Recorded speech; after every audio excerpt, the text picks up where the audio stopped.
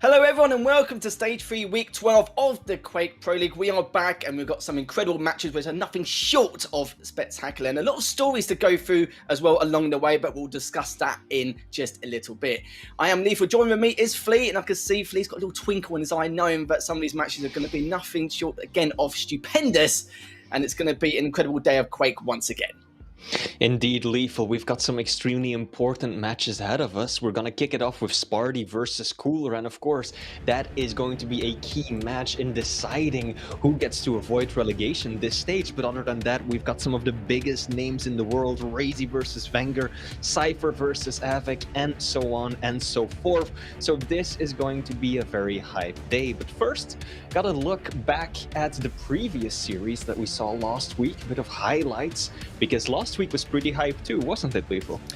It certainly was indeed, mate. It certainly was. Every match, or almost every match, went to 2-1. Garper, you can see there, just happy to get that last map in the series. He knows that he's pretty much done. He has to secure that relegation spot now if he can do it at the Stage 3 finals. But he was able to get that map 3 win considering how well Sparty did in the first two maps. But those two maps for Sparty was extremely important leading up into his match later on against Cooler. And Zanarka versus Effortless, opposite end of the spectrum there, as Effortless tried to put on a good effort, but Zanarka just continuing to do what he does best and just cause mayhem in the Americas region.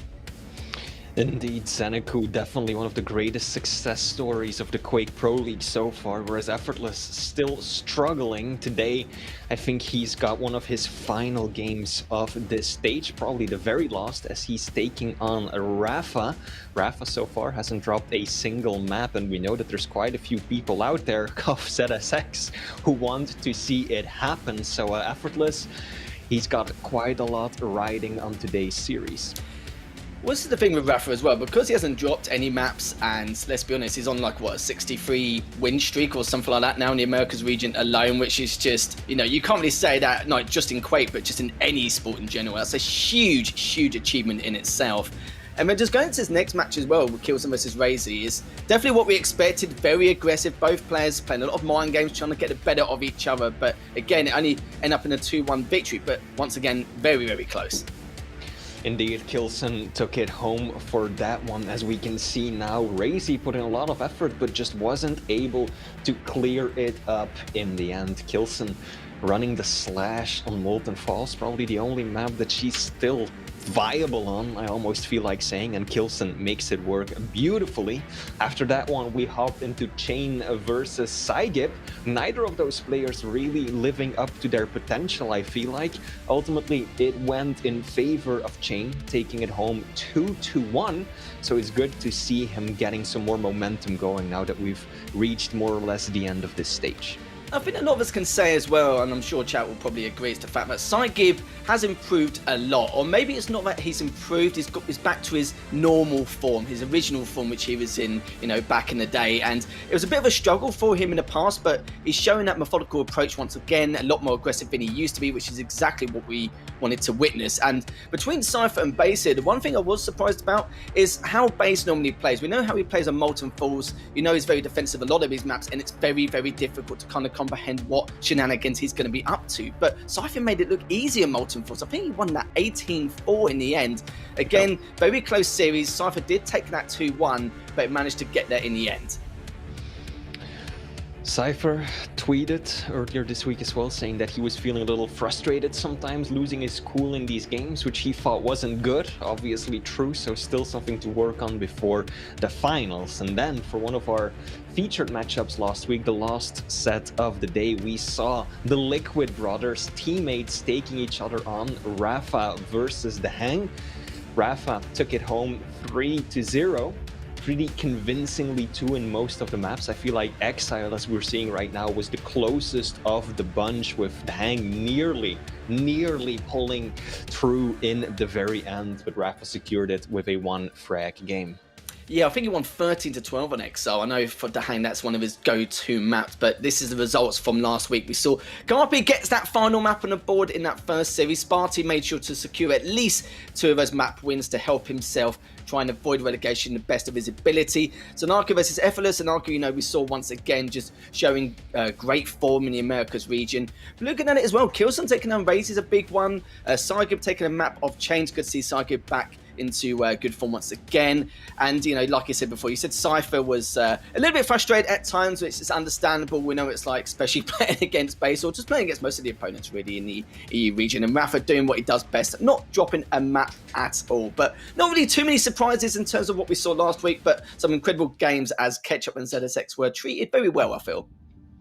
Indeed, but I think that we are in for an even bigger treat today. I do think we've got the matchups for today ready to go, and we can show them on stream as well. But we have got some top tier matches in store for you. First of all, we have got Sparty versus Cooler, followed up by Kilson versus CNZ, then Dramas Maxter, Rafa Effortless, Nosfa the Hang, and then our 2 featured matchups where we will be joined by DJ Weed will be Razy versus Wenger, and then Cypher and Avik to top it all off.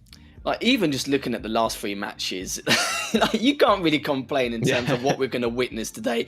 But yeah, you're right though. It's every single one of these matches are important. Like, for example, Sparty versus Cooler. Now, in the EU region alone, if you're just joining us or you're not too sure what's been going on in the Quake Pro League, of course, Garpy is already not relegated, but needs to secure his relegation spot later on in the Stage 3 finals at QuakeCon later on in August. But the problem is the fact that for Sparty versus Cooler, this is going to be technically the decider. Cooler does have a match or a game in hand, you could say. That'll be against Wenger next week. But for Sparty, this is his final matchup of the stage. So you feel like one of these two, if they try and take it 3-0, that will give him some leeway going forward. But, you know, this is the problem we see, because Cooler, he's been practicing a little bit more, Flea. We've been seeing him scrim here and there on stream. I think he did scrim against Cypher recently. So he's been putting a lot of effort to make sure he tries to secure this victory.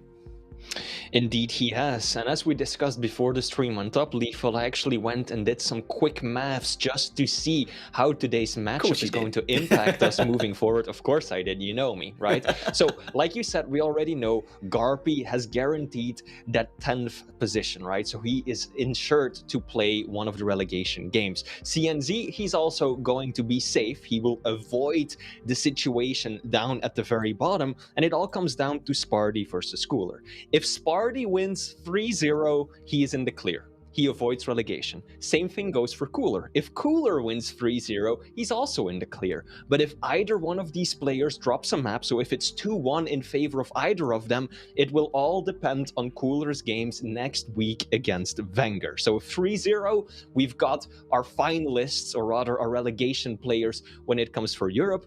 If it's not a 3-0 today, then it all comes down to that next week. And you've got to look at the top 4 as well. It's a bit of a juggle in the EU region. Still not decisive as to who's going to be able to bag one of those top 4 spots to give himself, you know, a bye into the winners bracket in terms of the stage 3 finals. But look at what happened so far. Rafa, pretty standard. 8 wins, 24 map wins in a row. He can't complain. There's Zanaku in that second place spot as well. But do remember that Maxter does have a match in hand as well. So even with the extra $450, if he does win at 3-0, will be $100 behind Zanaku. But yeah, bottom of the table, you can see Effortless. He's still not guaranteed, you know, being in relegation as of yet. But let's be honest, there's a very, very good chance he will be, though, because you have to literally almost win every single map in these last 3 remaining matches. Indeed, NA, or the Americas rather, isn't quite as set in stone as Europe will be after today, and that's got a lot to do with Dramas, the fact that he still has to make up quite a few series. That introduces too many variables in the equation to really say for certain who is bound for relegation at this point, so that remains to be seen. But nevertheless, these are some crucial matches today for quite a few players. Dramas versus Maxter, and of course, Rafa versus Effortless. I think now if we go into the first match and discuss it, just, you know, dig a little bit deeper here as to what we can expect. Now, let's say, for example, Cooler, he loses 3-0 against Wenger next week. That means there's a 100-point gap between these two. So if Cooler wins 2-1, he may, just may be able to solidify his spot in the Quake Pro League still, just due to the fact that he has more series wins overall, even though the map wins may be the same. But you know that Sparty probably does realise this and needs to try and guarantee himself a 3-0 victory in order to give himself a helping hand, because he doesn't want to give his fate to Kula, knowing that if Kula maybe just takes one map off Wenger next week, then that'll definitely give him a massive help in hand. So Sparty, he has been playing very, very well. We know that the stats don't reflect how he's been performing, but honestly, he has been performing very well indeed. But Kula, though, he's been practicing a little bit more than usual. We have witnessed it and seen him like in a lot more scrims compared to usual, so we can assume that Kula's going to be a lot more prepared compared to the previous weeks. Indeed, Cooler is definitely one of those players who has been ramping up his practice regimen. Same can be said for Kilson, who has been streaming almost every day, practicing duels against his fellow European professionals time and time again. So those are definitely players ramping up for the finals. But like you've said, both Sparty and Cooler are looking good. Sparty, yeah, the scores often don't really reflect the actual outcome of the games themselves, because Sparty is one of those black horses who almost always manages to secure at least one map, but then he can't push through all of the way. So that is one of those things that still plagues him. Very often gets off to a really good start, but then it kind of all starts falling apart. So I think that that is going to be a key part of Cooler's game plan today. Know that Sparty can be really aggressive and really powerful out of the gate. So Cooler is probably going to be playing more, of a long run game. He's playing for the end zone rather than those immediate frags. He did this in the previous stage where Kula had to win like 2 or 3 matches 3-0 in order to try and secure his spot in the Quake Pro League, and he actually managed to do it.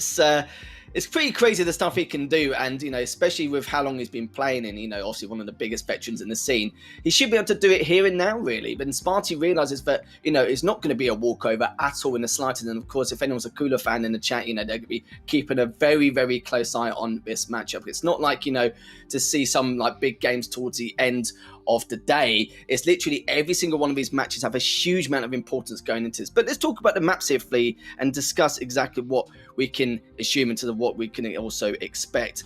As it looks like Sparty has actually banned Molten, which is a little bit of a surprise because Kula's been more advantageous on Ruins, on Corrupted Keep, on Woken, and Kula's actually banned Exile, and Sparty, is pretty, is one of his average kind of maps, you could say. So it might be the fact that both these players are just banning their, weaker maps, maps are not really too keen on, but we'll be starting off with Deep Embrace, Corrupted Keep, which is nice to see from Kula, because like I just mentioned, it is one of his go-to maps as well, and finish off will be on Ruins, and I think this is very standard. Both players are very good on Ruins. Corrupted Keep, in terms of what Kula has selected, he's quite keen on that as well, and Sparty is also quite keen on Deep Embrace as well. So I would say in terms of just maps alone, just not involving the champions, it's very even. I think both players are going to be very happy about that. Maybe a slight edge for Kula on Ruins, especially with the Eisen, with the ability to be able to prep a lot earlier than usual with that talent, but we'll have to see. And not seeing any kill as well on Deep Embrace is a little bit of a surprise.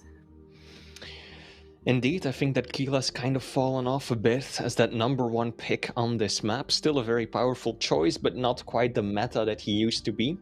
My eyes are mainly set on Corrupted Keep. I feel like those are the strangest champion picks out of the bunch.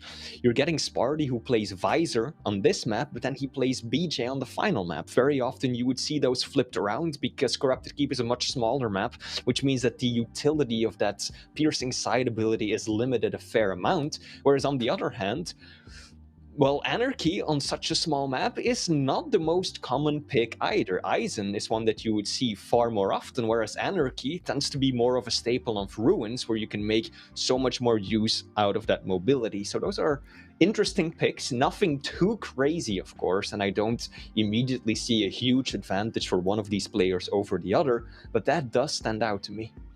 I would say the maps we're going to witness now, or what has been selected here in this first series, is exactly what we expected, but champions absolutely not. Like Visor, we see him used more to, again, prep for the items, to use that piercing sight to see what angle your opponent's probably taking. So we might see a more passive approach from Sparty in terms of how he wants to go about contesting these items. But then again, Kula has other ideas with the Anarchy. Of course, with the aggression and mobility of the Anarchy, he can recover a lot quicker, a lot faster, and be able to get away with getting himself out of a hole in a lot of situations. So this is going to be very, very very close. This first matchup is probably one of the biggest matchups of the day, just due to the fact that one of these two could end up, having to go into relegation, having to try and secure their spot once again in the Stage 3 finals.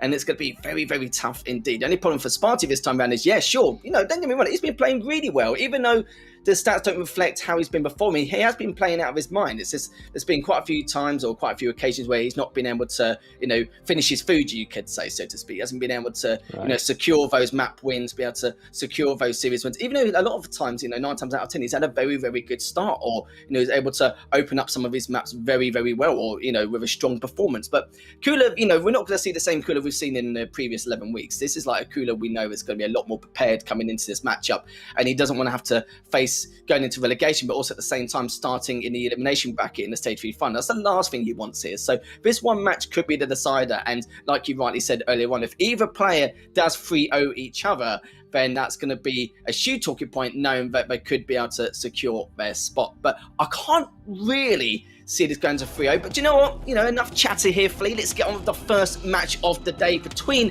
Kula and Sparty to see who's going to be able to secure their spot in the Quake Pro League, or who's going to have to battle it out in the relegation phase in just a few weeks' time. We are going to be kicking off from Sparty's POV. Indeed, Sparty will be taking and claiming the mega side of the map, securing that LG and now eyeing the railgun, but he's got to be careful, because Cooler now has some excellent weaponry to take this fight. There we go, Cooler patiently waiting on that railgun. Doesn't manage to deny it, but gets a little bit of exit damage nevertheless. And now both players have got the full arsenal, but it is Sparty who's got the better position. He's controlling both the center area of the map, as well as the mega behind him. Don't think he's got any idea of when heavy spawns. Both players are actually denying the item pickup, and I think that was actually really clever from Sparty. Sparty dropped down to make sure that Cooler heard the bounce pad. He's tricking his opponent into thinking that mega has already been taken, but he hasn't gone for it at all. Only now does he pick it up, and in doing so, he leaves an 8-second gap in the pickups that could give him the edge if he takes Cooler by surprise now. Also, Kula hasn't got any info on where Sparty could be, so he's just trying to bait out his position. He's found it now, hits that first rail, but Sparty has no one of his own. He's only on 79 HP, waiting for him to come through. Will he be able to take him out in time? He's literally so weak, 35 HP. He hasn't been able to clean him up as of yet, but does get away with the heavy as he finds Kula once again. As Kula's trying to back away for dear life. Only 90 seconds has passed, but it feels like a lot more than that, considering the mind games both these players are actually playing at the moment. Good rocket fair, does pick up the mega, but Kula still takes him down and gets that early lead. Sparty fumbling in the weapons and the movement a fair bit right there. Everything was going in his favor, but then he just hesitated, it felt like. Got the wrong weapon out, pushed into one of Cooler's rockets, even though everything was going his way. Now one more shot should be able to clean up his opponent. Cooler wisely leaves this fight for what it is going to drop mega as well. This is looking really good for Sparty. We know that railgun is one of his better weapons, and he is now back in control. He's got the item timing for both, which I think Cooler doesn't have, and he's got the stack advantage. If he can catch the Russian Prince by surprise, then this should be a frag. Now he knows Cooler screamingly low. Sparty will clean it up with a nice little cheeky rail from above. All tied up 1-1. That's a beautiful rail there. Sparty gonna try and clean him up once again. Cooler's so weak. Does take him down, left on 59 HP, and that's gonna give Sparty the lead the first time in this matchup. Does pick up the mega, will find Cooler underneath in the murder hole. Does get the first rail on though. Takes a tiny bit of damage there going across bottom mid, but it looks like Cooler does have that positional advantage on the heavy, but then it depends on how Sparty's going to approach this, but tanks another rail, and Sparty's so weak, and Cooler can easily use that mobility to come and go on the aggressive, and does clean up. Beautiful stuff there from Cooler. And now, would he go for the trade for once again? He's going to go for it, but Sparty does win that last engagement, only on 8 HP as he picks up the next mega. We started off with an extremely slow-paced matchup. No frags for the first minute and a half, and now all bets are off, it seems. Both players extremely aggressive, and Sparty making really good use out of that orb. Just flies on by, steals away the heavy. Cooler really low once more, and Sparty will clean it up beautifully. just in time for Mega as well. This is an excellent opportunity for the Swede if he can avoid taking too much damage right now. He's actually going to leave up the Mega. This is a risky play. Too risky, it seems. Cooler. So passive right now. Doesn't even want to go for the Mega right there because he knows that he doesn't have the exact timing and that if Sparty spawns over at LG, he could just be rushed down. So instead, he prioritizes heavy, plays a bit more of a slower, calculated game, which is somewhat what we predicted before going into this. And it pays off in the end as he lands a nice rail to tie it all up. Yeah, it makes perfect sense, and also Sparty ate a lot of those lights during that process, so he felt like just prioritizing the heavy makes a lot more sense as cooling out, just biding his time once again has tied things up. And Sparty was looking to be a little bit more aggressive than he would like to be, but has backed down, rightfully so. As Cooler did have that positional advantage waiting for him to approach towards that heavy, but both the items a little bit segregated, but at the same time it's going to be very difficult to try and contest both. But Cooler's looking very good. He's top mid, got a huge stack to work with, finds exactly where Sparty is, hits the first rail. Will he hit the second? Yes, he does. He's not going to go for the third, which is completely understandable, but he is not available, which means he can take a chance if he wants to, but he's not going to, as he's going to try and go for this Mega. As he actually, Sparty's been very aggressive with that orb, taking a huge amount of damage there. Oh, Cooler missed that one rail, but if he hits the next one, that should definitely help him gain the lead, but it's Sparty with the lead. And now he's going to try and add a little bit more aggression onto the spawn, and that's a huge amount of damage on the spawn of Cooler. I feel like Cooler has not been able to make any good use out of the abilities that his champion offers. The speed, the mobility hasn't given him the upper hand in most of these engagements.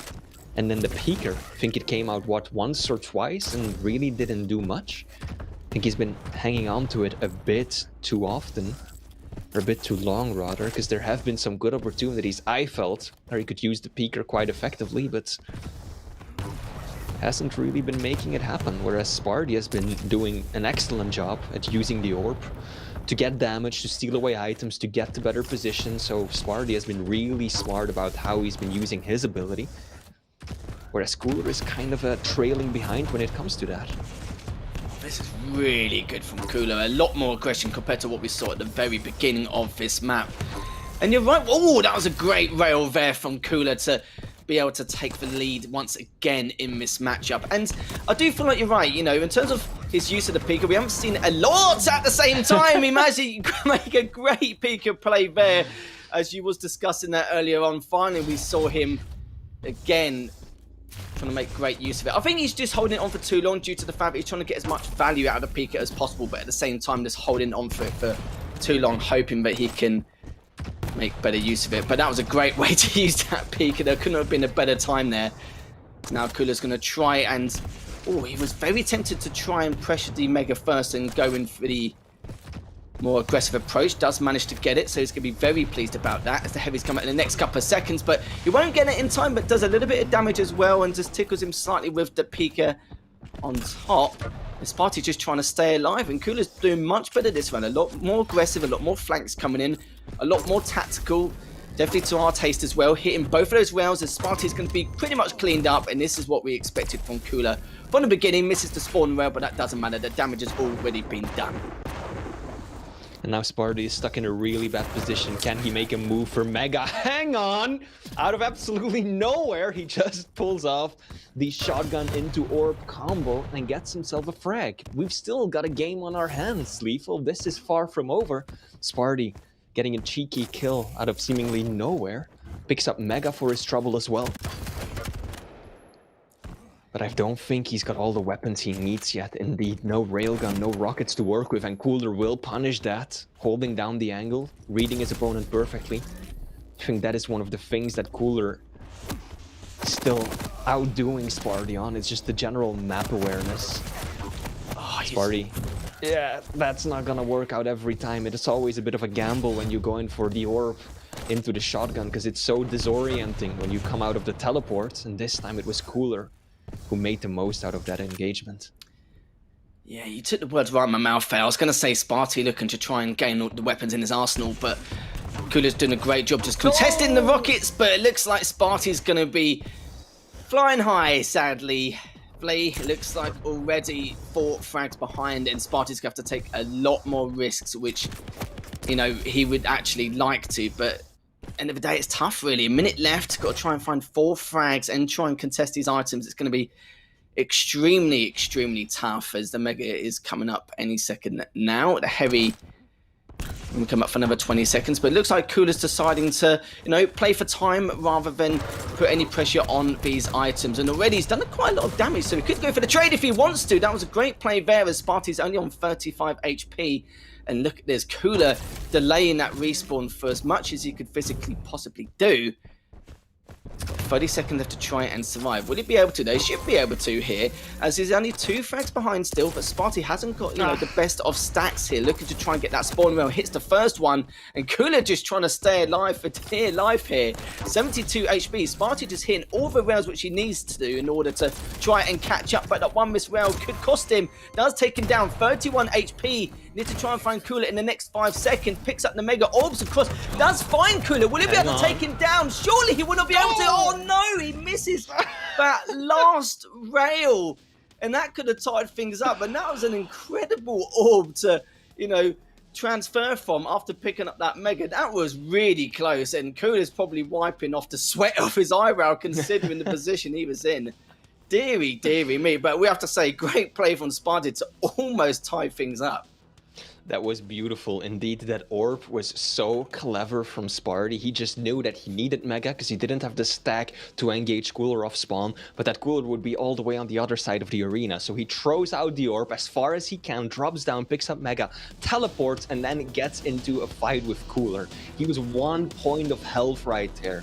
1 point of health, Lethal. If he had landed that close quarters rail, we would have had a match on our hands, but it will be Cooler who secures map 1. And that means that Sparty will not be safe today. No matter what happens, he is not guaranteed a position out of the danger zone until what happens next week. I cannot believe that. I'll be honest, I was surprised just due to the fact that with Cooler and the amount of damage he was doing, like at the very beginning of that 4 frag run which Sparty was trying to create, I was expecting Cooler to maybe try and go for a trade, just due to the fact that the amount of health he had. It makes a bit of sense. Maybe Cooler was unsure or a little bit uncertain of how much health he may have, so he didn't want to risk the trade and just prioritize just playing for time instead. But he's probably going to think back now and assume that maybe he should have just gone for the trade instead, because at least that way it would have been a safer bet, even if he was, you know, still quite weak from the last engagement. On the last bout he had, it would have been okay. But look at that though, 55% rail to the 49% from Sparty, and against a Strog, 49% is very, very good considering the shenanigans that Cooler was getting up to. But yeah, that was way, way too close to call. I think at one stage we were just making the assumption that after the ring out earlier on for the 10th frag for Cooler, we were just like, yeah, that's probably the tipping point for Sparty. But kept his head in the game, almost got that 4 frags back to back. Even like he was available for the majority of those 4 frags he was trying to gain in order to tie. It was like around what, 83 HP the entire time, but didn't even think twice about regaining or replenishing his health at all in the slightest. He wanted to make sure just to keep him on spawn, knowing that he has to rely on the MG the entire time. And yeah, that was very, very close. And like I said before, Cooler's probably, you know, a sigh of relief and a few sweats off the eyebrows being wiped off after that first map. Indeed. Now, coming up next will be map 2, Corrupted Keep. We'll be loading into that one shortly. It's going to be a very different battle altogether. We talked about it at the beginning, Lethal. Pretty odd champion picks for this one, right? We've got Sparty running the Visor versus Cooler on the Anarchy, and this is one of the smallest maps in the pool. It doesn't have a railgun, so that tends to limit, you know, the usefulness, the utility that you can get out of that piercing sight when you're playing as Visor. And on the other hand, Cooler is running Anarchy on a map where Super Shotgun dominates. That is a very risky pick. So these are strange champions, to say the least. They're not crazy by any means, they're not bad picks, but they are far from the established meta on this map. Yeah, we've seen Anarchy once in a blue moon on Corrupted Keep. Yeah, like you said, it's very, very rare. Same with Divisor as well. Like, normally I'd assume that Visor pick from Cooler. Like, we've seen him use it a few occasions on Awoken.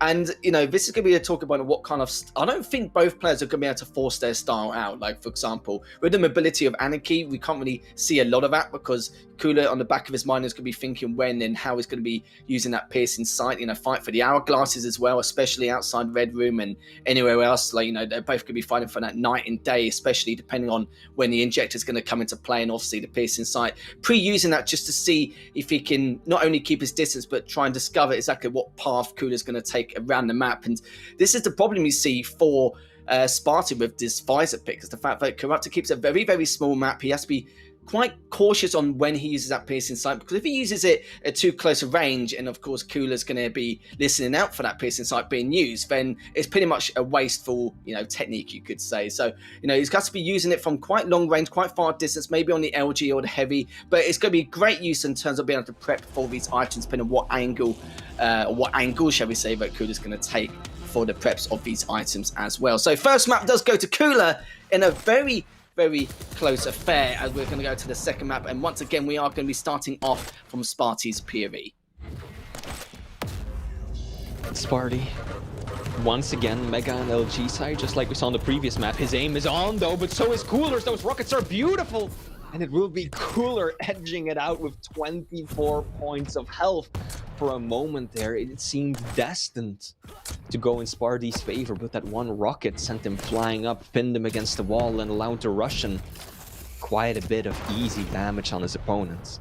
And Cooler immediately vacates the premises, doesn't want to stick around, gives up Mega, and will take Heavy. And that is, of course, the smart decision when you're playing as Anarchy, because you've got that overstack for health in your pocket. The injection can get you quite high in terms of health without even needing one of the major items. So clever play from Cooler. The aim's looking fine as well. Sparty dropping down perhaps a bit too eagerly. Cooler is not going to miss those shots by any means, as both of the items are now up at the same time. Yeah, we saw him as well in that last engagement for the LG. Cooler did not have the heavy machine gun in hand, so decided to go for a closer option with the LG. Great rockets once again, doing a huge amount of work as Cooler's had to back away on 80 HP, but Sparty will suicide so you can get that spawn into the Red Room. But the only problem is that Cooler has got that height advantage, and both items go coming up relatively the same time, as Cooler's looking to hopefully pick up the light and then go for the heavy. But the question is, where is Sparty going to go? It looks like he's just going to find out exactly what Cooler's going to be going for first, but it means the items will be heavily segregated once Sparty does go for that Mega. Cooler, again, still has that inject if he does need to use it, but he's preemptively using it quite a lot, which, you know, I don't mind really. It will give him a little bit of a helping hand later on, especially when he replenishes his health.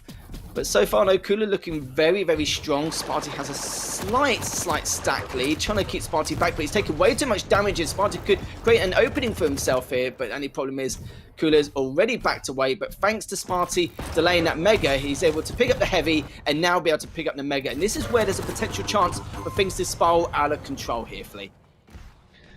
Good plays from Sparty. Out of the negatives. Now just one frag behind, applying a lot of pressure off spawn. Worked nicely the first time, not so much the second, because Cooler spawned on the nail gun, and he's been using nail gun expertly this map. Just look at the damage. Cooler's nail gun. What is going on? Tremendous amount of damage with just that weapon alone. But this should be going in Sparty's favor indeed. He gets the frag, he secures the lead, rushes out for Mega. Cooler, this is highly aggressive from the Russian player.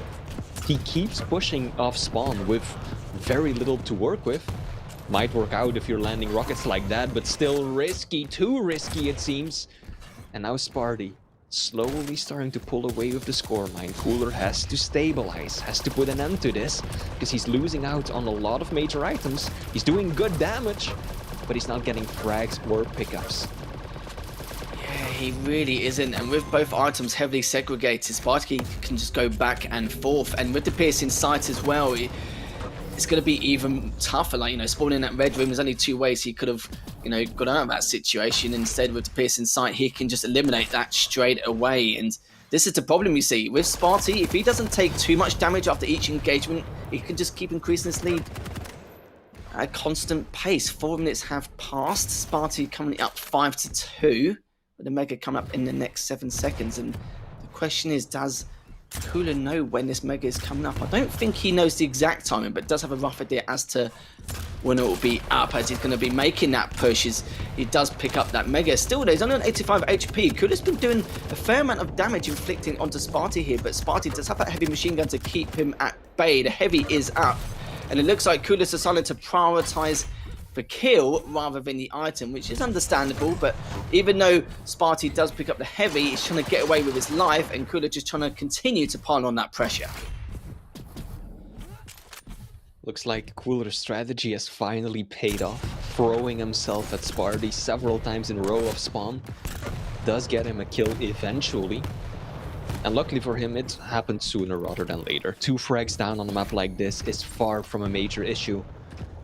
But it does worry me, that mindset.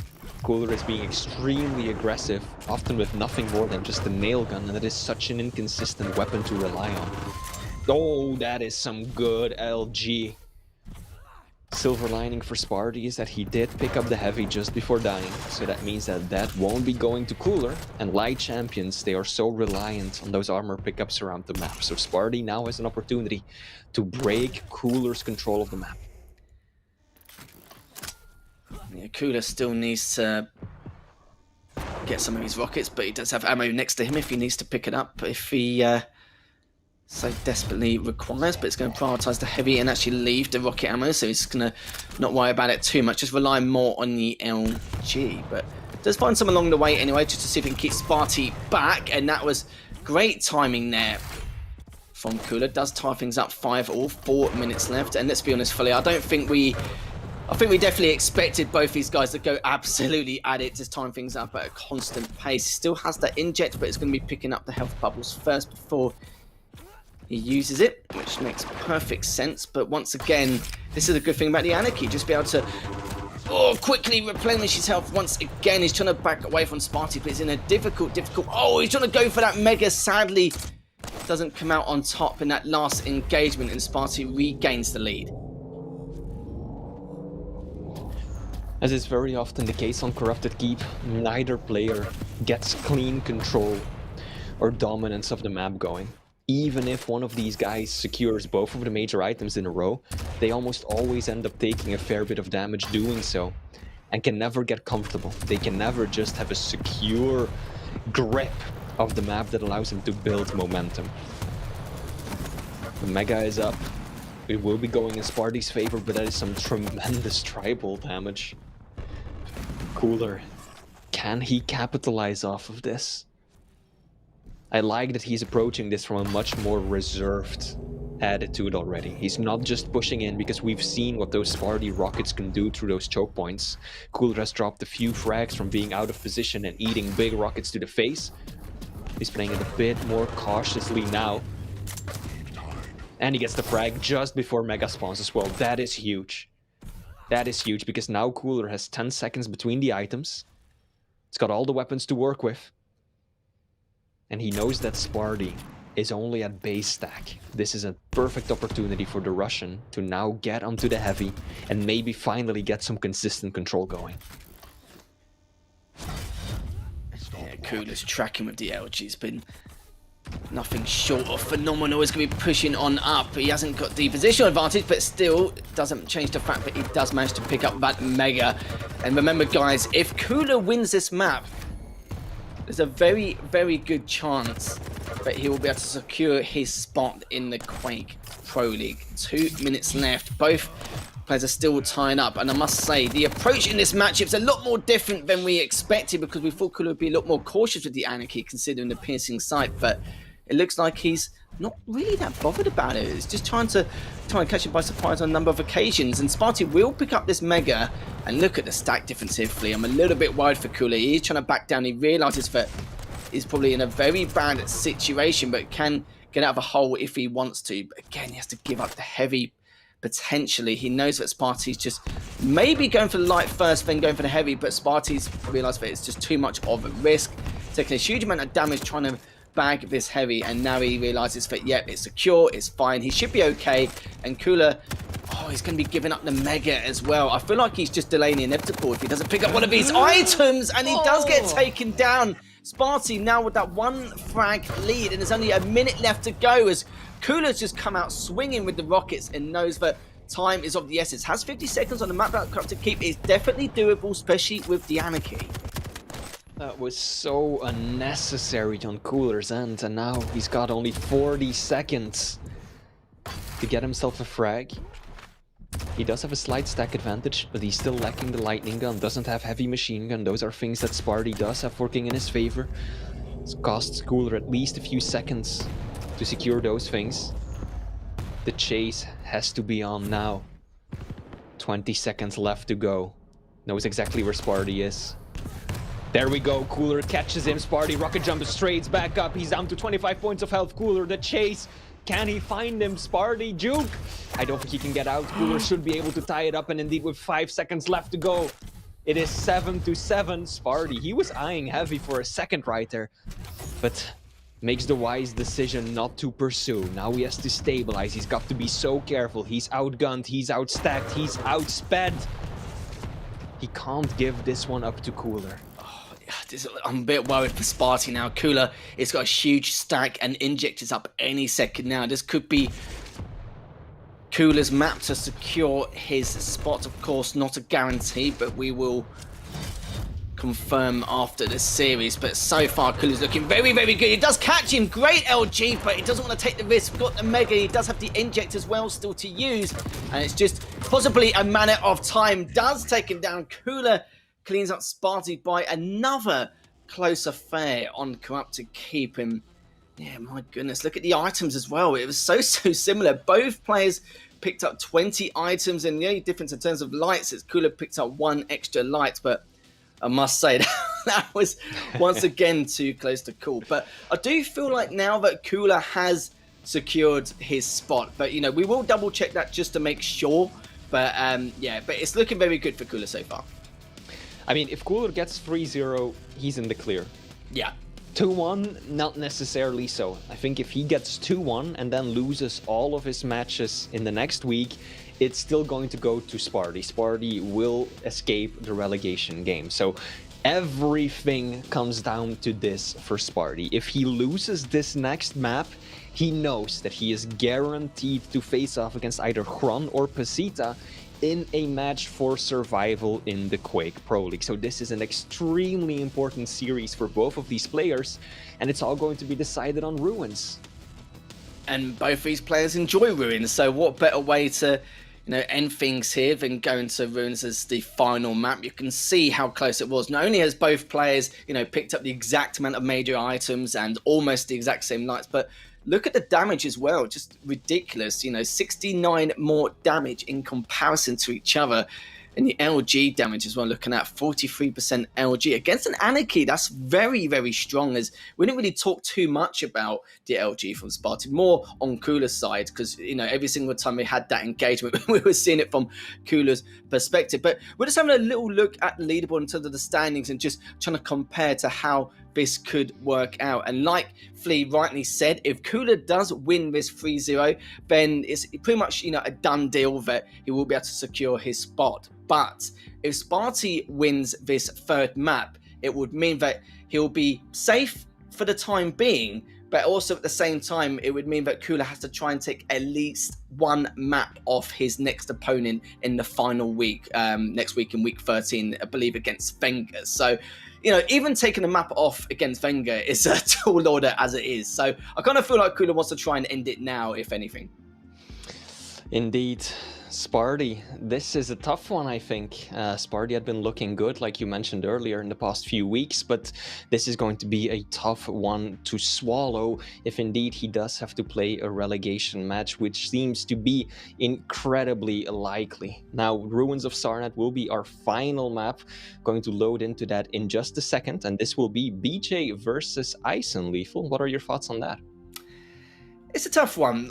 We've seen BJ once again, like once in a blue moon on the odd occasion. Normally you'd see a BJ pick on Corrupted Keep. You know, that's normally one of the go-to mounts for BJ. But we've seen him a couple of times from different players on Ruins as well, which is not something we see every day. But again, BJ's quite a champion which is not unique, but of course, you know, in terms of variable, in terms of uses with the dual wood and everything else, you can use him on any map pretty much. It's not something you can use, like, you know, in terms of one map in particular. Like Corrupted Keep, like I said, he is normally the go-to because of the amount of close range combat battles you have to put yourself in, which is understandable as to why BJ can be so effective on Corrupted Keep. But to see it on Ruins, I don't really see it as a bad thing, but it's not like a big thing anyway. And the only thing with the Eisen pick is, of course, he gets that early preparation for the heavy, depending on his turret placement. So here we go. Third map. Currently, Cooler up 2-0 in the series. But if Cooler wins this third and final map, then it's safe to say he's pretty much guaranteed his spot in the Quake Pro League. And Sparty will most probably have to play in the relegation. But if Sparty wins this map, it means that we'll have to go to the final week next week where Cooler will have to try and take at least one map off Wenger in the final week next week. But let's see what happens so far. So he's starting on Sparty's POV once again, dropping down to see if he can find Cooler. But he didn't actually realise that Cooler was down there, had his back turned, assuming that maybe he's coming from Mega or somewhere else. But this is a great start for Cooler if he does clean things up, but misses a couple of those rails, and Cooler will get that first frag on the board. Sparty once again relying on the close combat rails. Didn't quite pay off rather in that situation. And Schooler immediately gets a quick frag. Schooler, I think he's feeling the aggression, Lethal. I think it worked out quite nicely for him in the previous map. He wants to continue the same trend now for the final series on Ruins. Rails being exchanged, Sparty down to 25 points of health, even with the heavy. He's in a bad spot. Doesn't even need heavy. I think that was a really clever play by Sparty. Heavy was up, and I think Cooler was expecting him to just go for the item, but instead Sparty just absolutely pushed him up the stairs. Unexpected rocket to the face that will seal the deal. Make it another. Can he find the last one? Switches to LG indeed. That's all it takes to get that 1 point ahead. Yeah, you know, very, very understandable with what Sparty was trying to do. He knew that if he missed that one rail, the animation of switching to the LG is just going to not help him at all. And decided to be safe rather than sorry. But both players will re-engage once again off up the heavy jump pad, which means that Cooler does tie things up in the opening minutes of this game as Sparty's trapped in the LG room, having to deal with Timmy in the LG area as well. And Cooler does have another turret in his back pocket, so looking to drop down towards the heavy. And Sparty once again just a little bit unaware, 2 for 2 in terms of rails from Cooler to take down Sparty and also regain the lead. Sparty is just going bananas with the railgun. I don't know what's possessing this man right now, but he just grabs rail and he pushes in like it's no one business, even going for the dual railgun. Now he will add LG to his arsenal right there. Won't matter much in the end. This is tense for Sparty. Oh, he's just eating those rockets. Lethal, has he given up already? He just stood there and took it, the final bit of damage. Again, this is so careless, Sparty. Pushing in. Very little regard for his own safety or for his opponent's position. Yeah, I do agree to a certain extent, but the problem is Cooler's rockets have just been remarkable. Absolutely. Picks up the Mega as Cooler now up 8-2, and this is where things are going to get very tough. But we'd have to worry about speed or mobility or anything like that on this map, which, let's be real, Sparty's going to be pretty happy about. But Cooler now just needs to continue to pile on the pressure, try and recover if he can. If he picks up that light, it's going to definitely do wonders for him, as he probably makes the assumption that Sparty is just getting ready to contest that Mega, which he does, as Cooler now is going to make early preparation for the heavy with that turret. The question is Sparty going to try and contest it? He will, does hit the first rail. He is railable, but oh, that 69 damage from that rocket is not going to help Sparty at all, as Kula just gonna gain a little bit more momentum, push himself towards Sparty, but Sparty does get away, but he can't really waste too much time. Yes, sure, it's ruins. Yes, sure, he's got plenty of time on the clock, but yeah, Kula's just reading him like a book at this point. Indeed, and I think that Sparty has just come to terms with this being over. Even if he would have won this map, there was still a chance that they could end up being tied in points, but at that point it moves on down to who has the most wins, and that would have been Cooler regardless. So it is a settled deal by now. It will be Sparty and Garpy who will be playing the relegation games over on the European side of things. And Cooler will once again, by the skin of his teeth, avoid having to fight for his life in the Quake Pro League, and he will be safe and secure. 5-minute warning. Yeah, it's currently 11-2, we're only just at the halfway stage, and this is very anticlimactic, I think we have to say. We expect it to be a lot closer compared to what we saw in the previous matchups, but yeah, it's been completely different. Absolutely, as Cooler now just placing that turret underneath because he knows that Sparty's going to be pressuring the heavy as well as regaining the weapons in his arsenal. But yeah, it's just definitely not what we expected considering what we saw in those first two maps. But the rockets from Cooler have just been nothing short of spectacular. Indeed, Cooler's looking in top shape. We discussed this before the stream started, or rather at the beginning as well. Cooler is a player who has been practicing quite a bit more in the build-up to the finals, and it's clearly showing now. Although, let's be real for a second, Sparty is no longer putting up much of a fight. He knows what awaits him, either Kron or Pazita. And they are tough players to handle. Lethal, Kron, representing Maestro, looking to make his way back into the Quake Pro League. And then Pazita, who actually came in first in the European Challengers this time around. These are very solid competitors, so Sparty, he knows that he's in trouble. Yeah, he does. It's a bit of a shame, really, for Sparty's. You know, when it got to the 6-7 frag mark, everything Cooler was doing was just, yeah, again, like I said before, nothing you could complain about, really. Just putting so much pressure, like great rocket control, good projectile usage.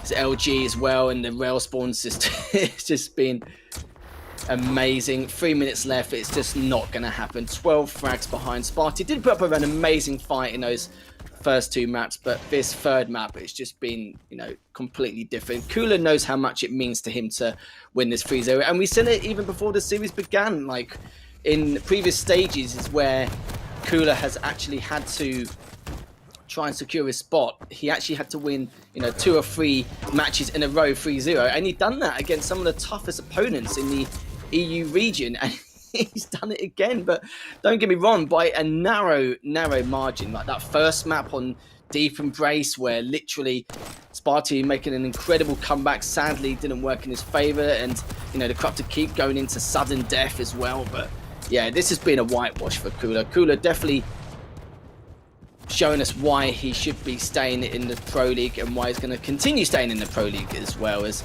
you know, for anyone who does play against Sparty in the relegation spot to try and secure a spot in the Quake Pro League, you know, for Pacita or Horon, I'd be interested to see how they do against them. Like, you know, Horon's a, you know, very, very good player, well established. We know how strong he was in the past. Depends how much he's been practicing. And Pacita, it's nice to see him finally have an opportunity. We see him compete in almost every single Challenger League final, or, you know, he could qualify for a spot in Challenger League, but he never had a real chance to try and secure his own spot in the Quake Pro League. So seeing how the Russian can do in a few weeks' time, because Pacita is, like, you know, a very good player, but just not had the opportunity to try and bag one of these spots. And do you know what? He could definitely do it. So could see a fresh face. We'll have to wait and see. Interesting outcome for today's series. I don't think we actually discussed it before the matches started, but last time these two played, Sparty was actually the one to win. 2-1, secured it with a 1 map advantage over his opponent. And those maps that they played back then were completely different from the ones that we saw today. So the players really not interested in repeating the same situation once more, going for an entirely different set of maps, and this time around it definitely paid off in favor of the Coolers, as he will be taking this one clean 3-0. So congratulations, Cooler. This is a done deal. I believe the predictions for Chad have already been called even. Well-deserved victory for Cooler. He is on fire.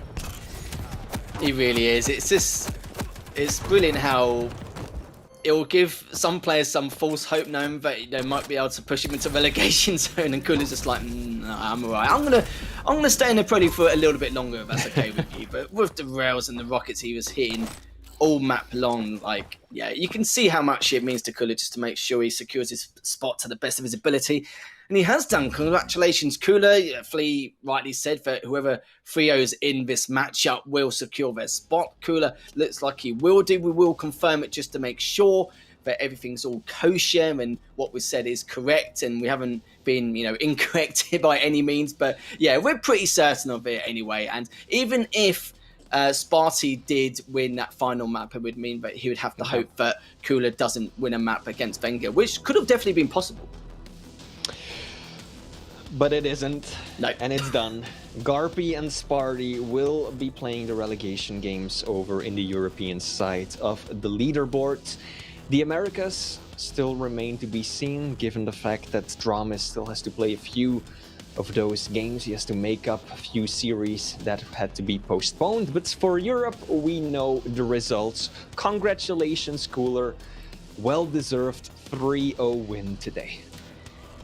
Yeah, he's going to be very happy about it. I don't think we expected anything else, considering his performance. Look at that. 2,112 damage more. 47% rail. And the rocket damage, well, let's be honest, Philippe.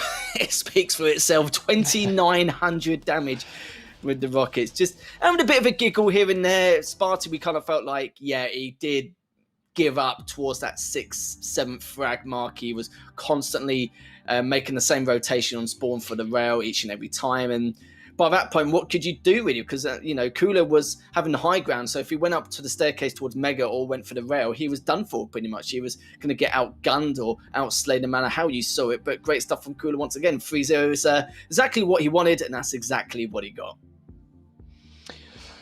But the day has only just begun, Lethal. This is only the first series of many more top players who are going to spring into action today. I think we're going to jump into a quick break for the time being, but don't go anywhere, because the Quake Pro League is going to be right back with Kilson versus CNZ.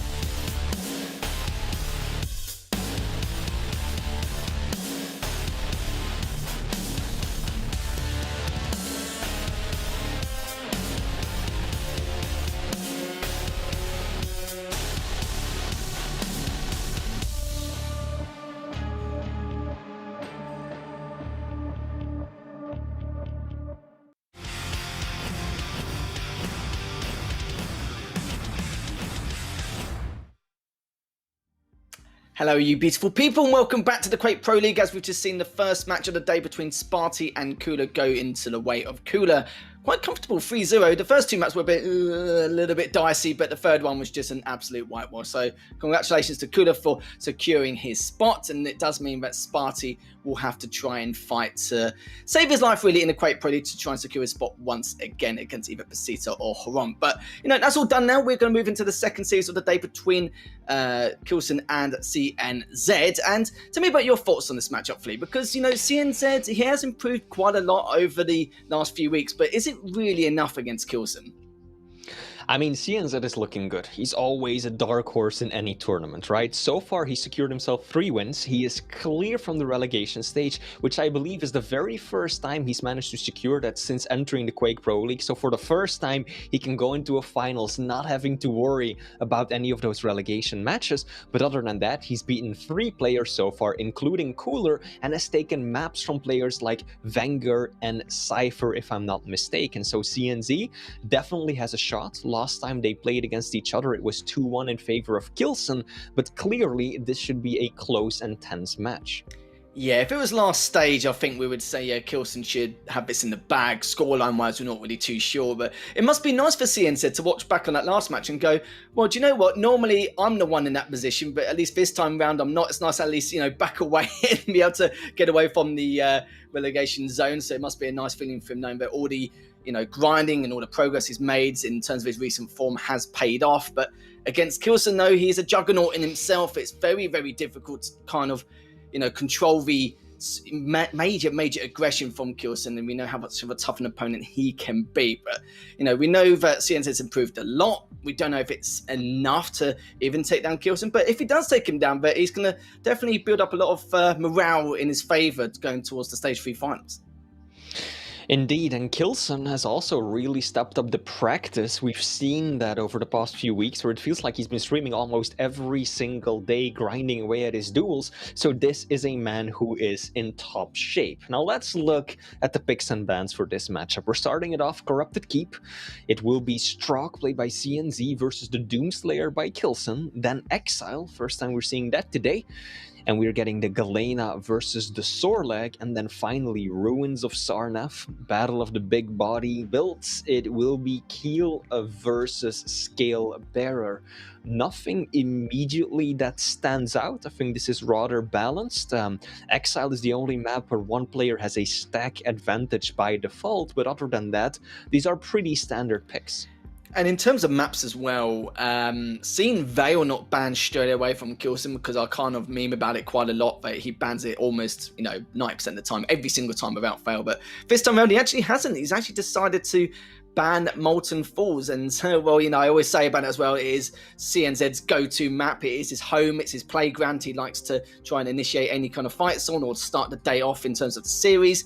But it looks like I won't be seeing it this time round. He's decided to ban Molten Falls and let Veil potentially come out to play, but there you see later on, he does ban Veil. So after the second opportunity, he does manage to ban it. I'm surprised it's not been selected, just due to the fact that with Veil, you'd assume that even though Kilson hasn't played it a lot in terms of in a tournament setting in the Pro League, that maybe CNZ may select it. But he's decided to go for his strengths rather than his opponent's weaknesses and gone with Corrupted Keep. And not something we'd normally see. I thought we may select Ruins first, but at least we get Ruins anyway as the final matchup. But, talk to me a little bit about the Keel versus Scale matchup, because, against a Scale, it's very, very difficult. We know you can use maybe like the Ison, for example, use a turret to, put the Bull Rush in its place, or use the, Ranger to, orb out of a bad scenario from the Bull Rush. But using a Keel can be also very good depending on how you're positioned. Like, for example, if you're up and tops in the Mega, you can use a few of the choke points to try and stop him from going towards the Mega. At the same time, with the Heavy as well, if he drops down to one of the staircases or the jump pad, you can also use those pineapples just to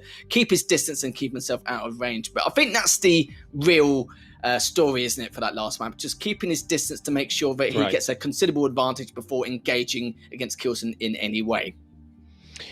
Indeed, but first of all, I think we are just about ready to load up map 1, which will be Corrupted Keep, Strog versus Doomslayer. Pretty common picks on this map. Strog, of course, is extremely popular because there is no railgun on this map, and no railgun means that there's no quick and easy way to take down the Peeker, the little drone that is capable of putting out a pretty significant amount of damage. So additionally, you've also got the crouch slide working in your favor, and that makes Strog an S-tier threat on this map. On the other hand, Doomslayer also works quite nicely because there's quite a few pretty clever jumps that you can do, mainly around the mega health, where you'd otherwise be stuck down below in that bowl of death and would be forced to go through the teleporter. Now there's a few ways you can just double jump straight on up. So both very solid champions, strong picks for this map. Generally, I would favor Strog slightly, but I don't think that Kilson is going into this one without preparation. Yeah, every time I see someone play against a Strog and Corrupted Keep, it's not that it's debatable. It's very tough to decide what the game plan is going to be. Like I said, with the Pika, no rails doesn't mean it's going to be no problem. It's going to be a lot tougher. It means you've got to waste a lot more ammo to take down the Pika, depending on the shots with the rocket or clean them up with the LG or point blank with the shotgun. Obviously, that by then it doesn't matter. But yeah, it's very, very tough to deal with, not just the mobility, but with the Pika as well. It's very, very tough indeed.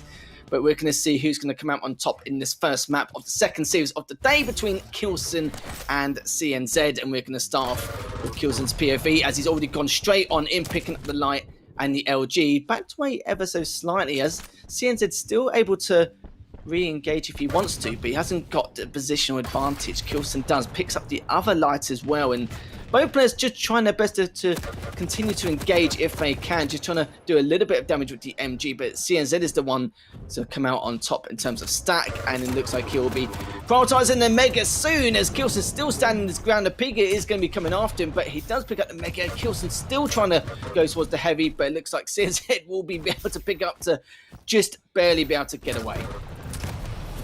Oh, Kilson! Bit of a fumble. I can see where he was coming from. Doom probably would have worked out nicely, but it's just that first rocket from CNZ completely killed his momentum and bounced him up stationary, pretty much allowing for so much damage to come through from his opponent. I think that Kilson was also perhaps a bit aggressive in that fight. He took a lot of damage in that machine gun battle because he didn't have heavy machine gun while his opponent did. And he wasn't passive enough to avoid just showing up with the next item.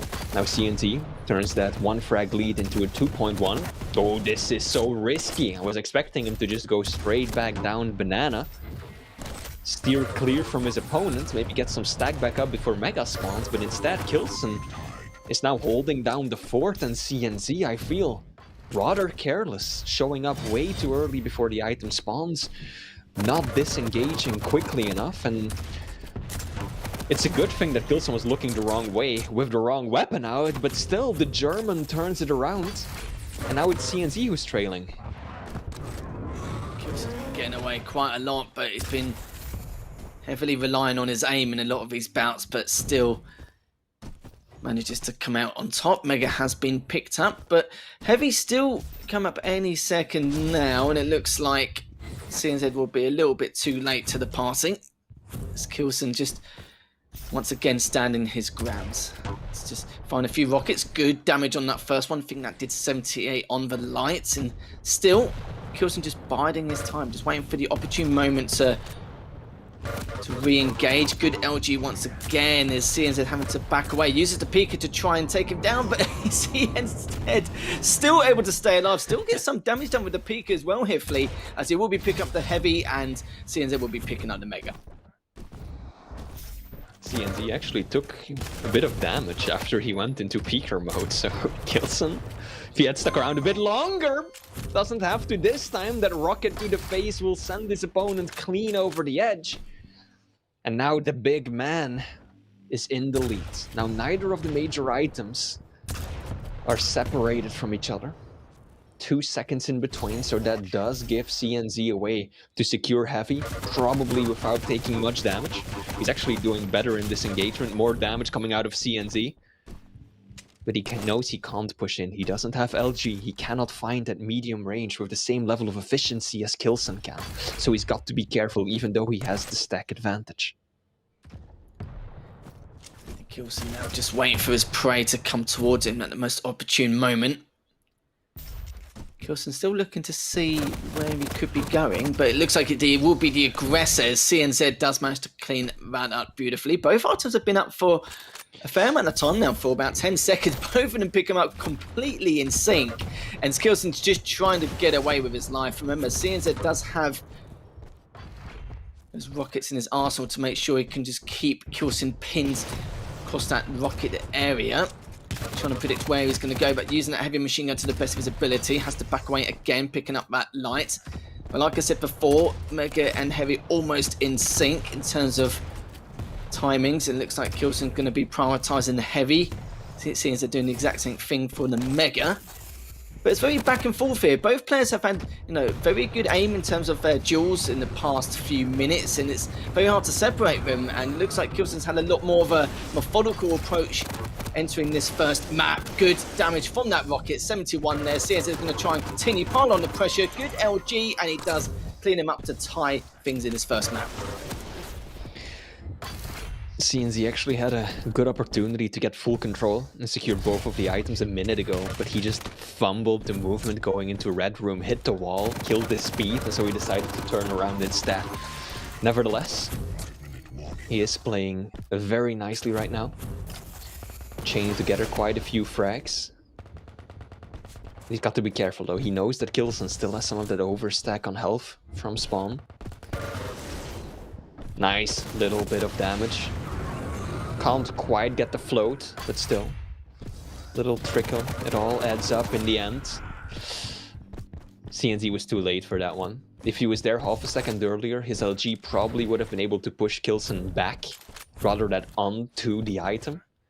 But unfortunately for the Estonian player, he was just a moment too late. And now Kilson is back with a vengeance. Beautiful flyby rocket. CNZ, can he even set up for Heavy right now? If Kilson pushes him, all he's got is the shotgun.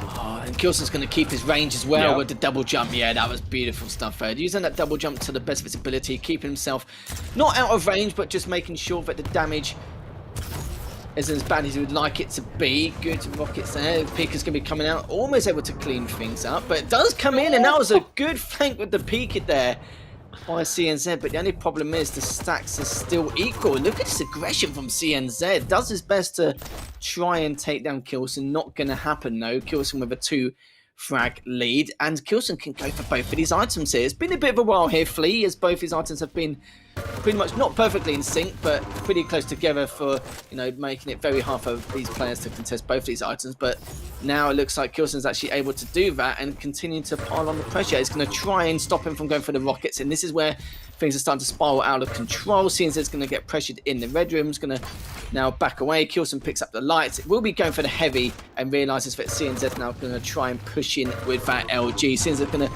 do his best. Not going to happen though. Probably not the best time to use the Pika, and now up by 5 frags with 3 minutes left. This is, or rather was, a key portion of the map for CNZ, and I don't think he played it the way that he wanted to. Once Kilson finally got a bit of momentum going, and he was able to secure both Mega and Heavy and put a delay between them, that's really the moment where CNZ needed to slam the brakes. He needed to stop giving up frags and slowly work his way back into the map, but instead he ended up giving up so many frags, and now he is just desperately pushing in, knowing that time is not his ally, not this time around. But all it's gotten him is 7 frags down on the scoreboard. This is really Kilson's game to lose by now. Big talking point is Kilson's defensive rockets to help extend his lead and be able to take a lot of his fights with not really too much pressure. But CNZ was a little bit predictable in terms of the path that he was going to take in order to re-engage with Kilson on a number of occasions, and that's not going to help at all. 100 damage with the super nail gun, cleans him up a little bit with the LG. Nice use of the machine gun as well. I must say, great weapon selection from Kilson, making sure he gets as much value as possible on the range he was at. And now this is going to be very tough to call for CNZ. Even if he picks up those 2 health bubbles, Kilson's still going to have to better stack. 13 to 5 now, Flea. Kilson has also been doing a very good job at taking care of the Peaker. He knows that by playing Doomslayer, he's not going to be using his ability much, if at all, and so that leaves up a lot of those hourglasses for his opponent, meaning that that ability is going to be up and available all the time for CNZ. And the way that Kilson's been dealing with it is just putting distance between himself and his opponent, and then waiting for the very last moment to use the shotgun and destroy the robot instantly. It's been working out quite nicely, and CNZ really hasn't been able to get the upper hand with the Peaker. There's been a few nice plays with the ability, but overall, Kilson has dealt with it expertly. Certainly has. Kilson just making sure to not take too much damage from the Peaker. 40 seconds left.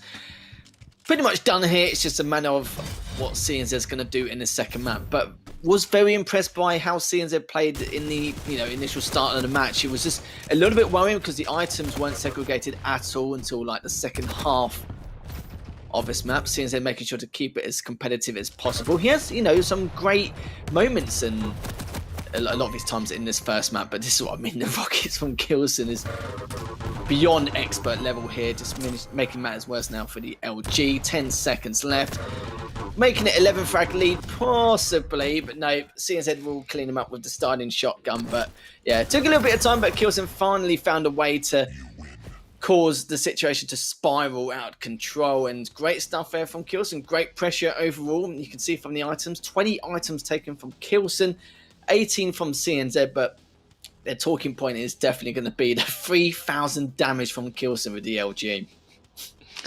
Absolutely massive.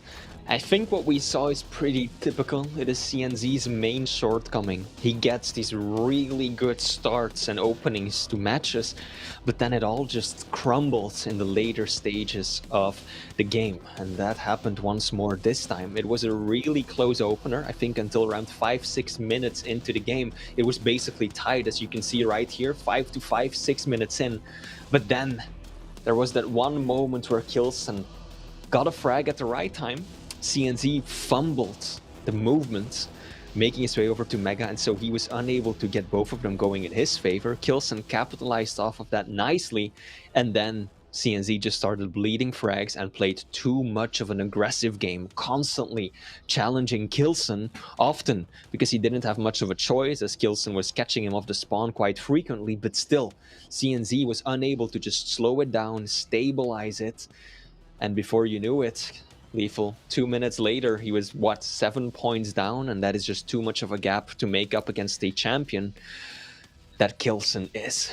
It really is indeed. 1,430 more damage, which is a large amount of damage difference in terms of like how that map normally plays out. It can happen sometimes when your opponent's got full item control, but yeah, that's a huge amount. But again, look at the LG damage, 47%, nearly 3,000 damage.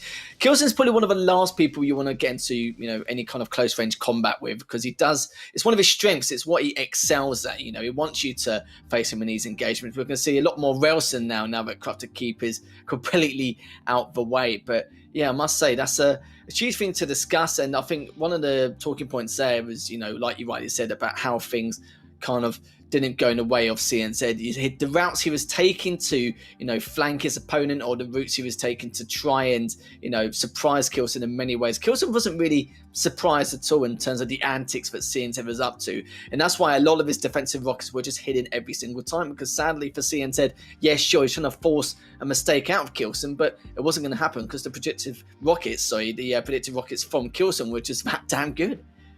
Indeed they were. Now map 2.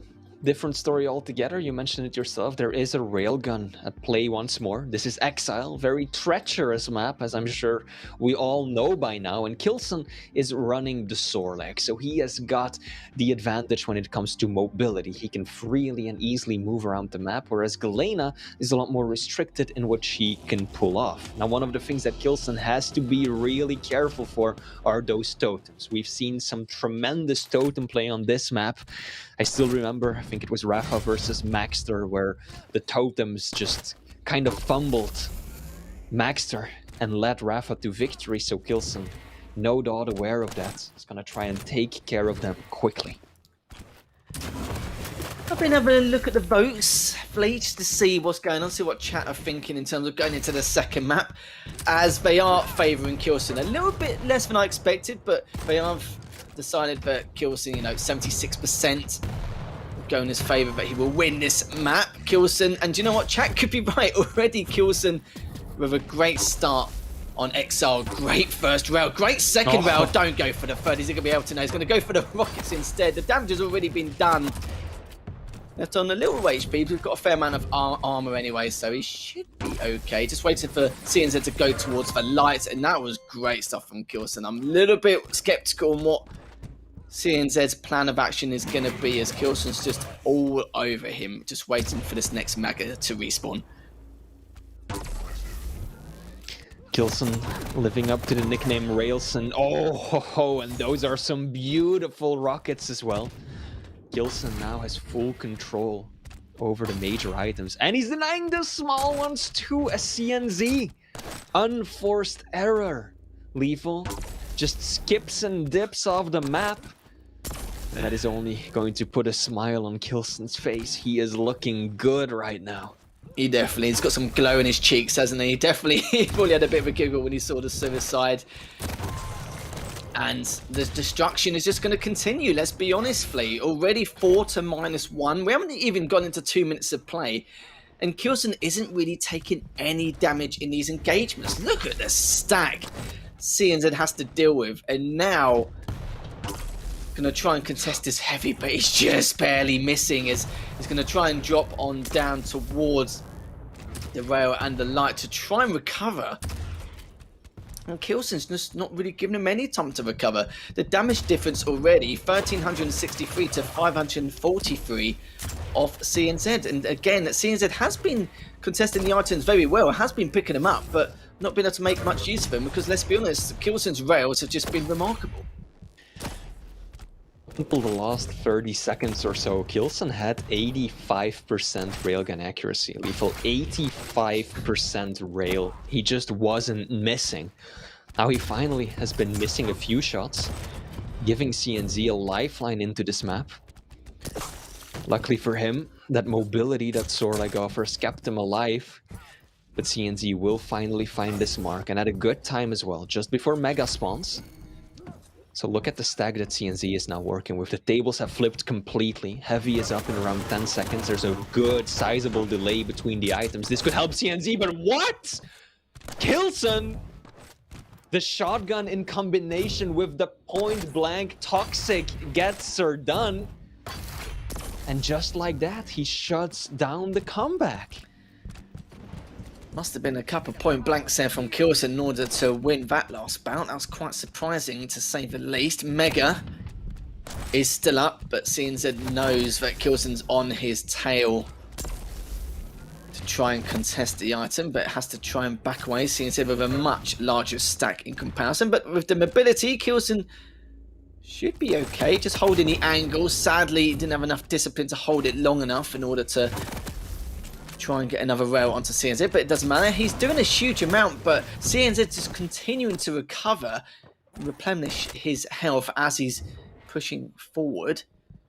But CNZ, though, just doing a great job, just making sure he can, like I said earlier, just continue to recover from a lot of these rails which Kilson's inflicting onto CNZ. It's only been 4 minutes, but the match has stabilized compared to the way Kilson was going about it. Good first rocket there. Kilson's actually backed away to get some height advantage. CNZ trying to track him down or try and trap him, but it looks like Kilson's just to be hovering around the top rocket area. Heavy's not coming up for a while yet. Not sure if Kilson knows this. He's having a little bit of a wonder to see where CNZ could be, but I think he knows where he is now. He's just biding his time to see if he does go for that heavy or not. Well, it looks like he will be, and Kilson, rightly so, doesn't decide to contest it.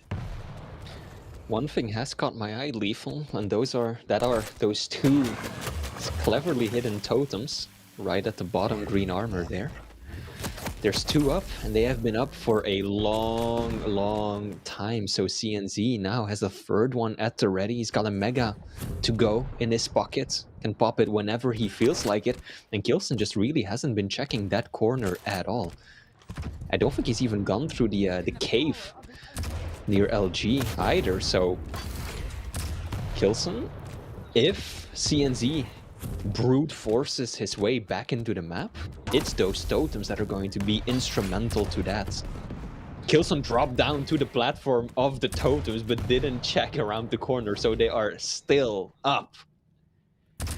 Oh no, the rocket engagement's going to occur, so is the LGs, but Kilson is not looking good. That's survive. Shaky aim from CNZ though. His LG has not been what it should have been. And I think he should have pushed that. Kilson literally had 5 points of health. You could hear the low health scream from Sorlag. But now, Kilson manages to survive. CNZ, the Dragonborn esports player, needed to shut that one down. He's playing it too passively. Lethal, he needs to just go and force a fight. He needed to be doing that for the past half a minute or so. And now Kilson just runs in and takes away the heavy. Oh, CNZ, this is what I was talking about, Lethal. Sometimes he gets these really good starts, but the second half of the game, it just all falls apart. Now, he didn't get a good start this time around, so that doesn't really count, but Kilson did manage to clear out those totems, and I don't know, he had an opportunity. All the totems were up. Kilson was down to 5 points of health, but he did nothing. Yeah, I'm not gonna lie to you, I was also very surprised.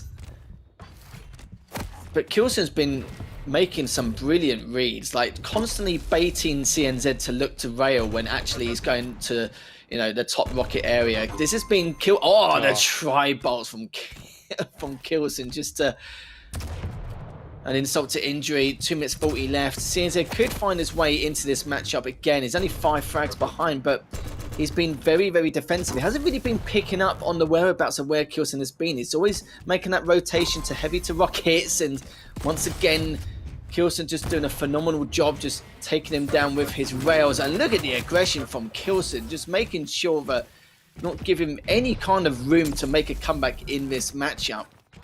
And I must say though, that's definitely one thing we've been talking about a lot. It's like CNZ, he's been, again, you know, Sinclair's going to approve of that one. 8-1 favourite of Kilson. But I must say, Kilson reads have been very good. Always assuming that CNZ's going to be looking in the rail to light area, assuming that CNZ's going to be thinking that he's going to try and recover using that light. But he hasn't done it every single time. Just definitely keeping CNZ busy, keeping him thinking, keeping him guessing. And against a Sorlag with his mobility, it's very, very tough. And this is why this 3-tier layer on this map, it's very tough to kind of, you know, trying to catch your opponent and trap him in a certain space. And look at that, the spit there was just, again, ridiculous from Kilson. And it also eats a rail. Kilson's going to come out with the LG. Will he take down CNZ? He's literally 2 HP. Yes, he does. Increases his lead once more, 10-2. I think that at this point we can safely say that this should be going in Kilson's favor. I think there's 2 main things that really stood out to me on this map that ensured Kilson's victory. First were those really good angles that he was holding for so much of the map. Kilson's map awareness was just obscenely good.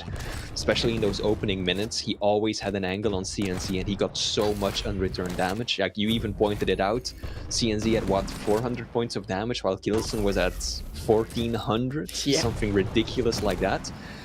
The rails were absolutely working in favor of the big player.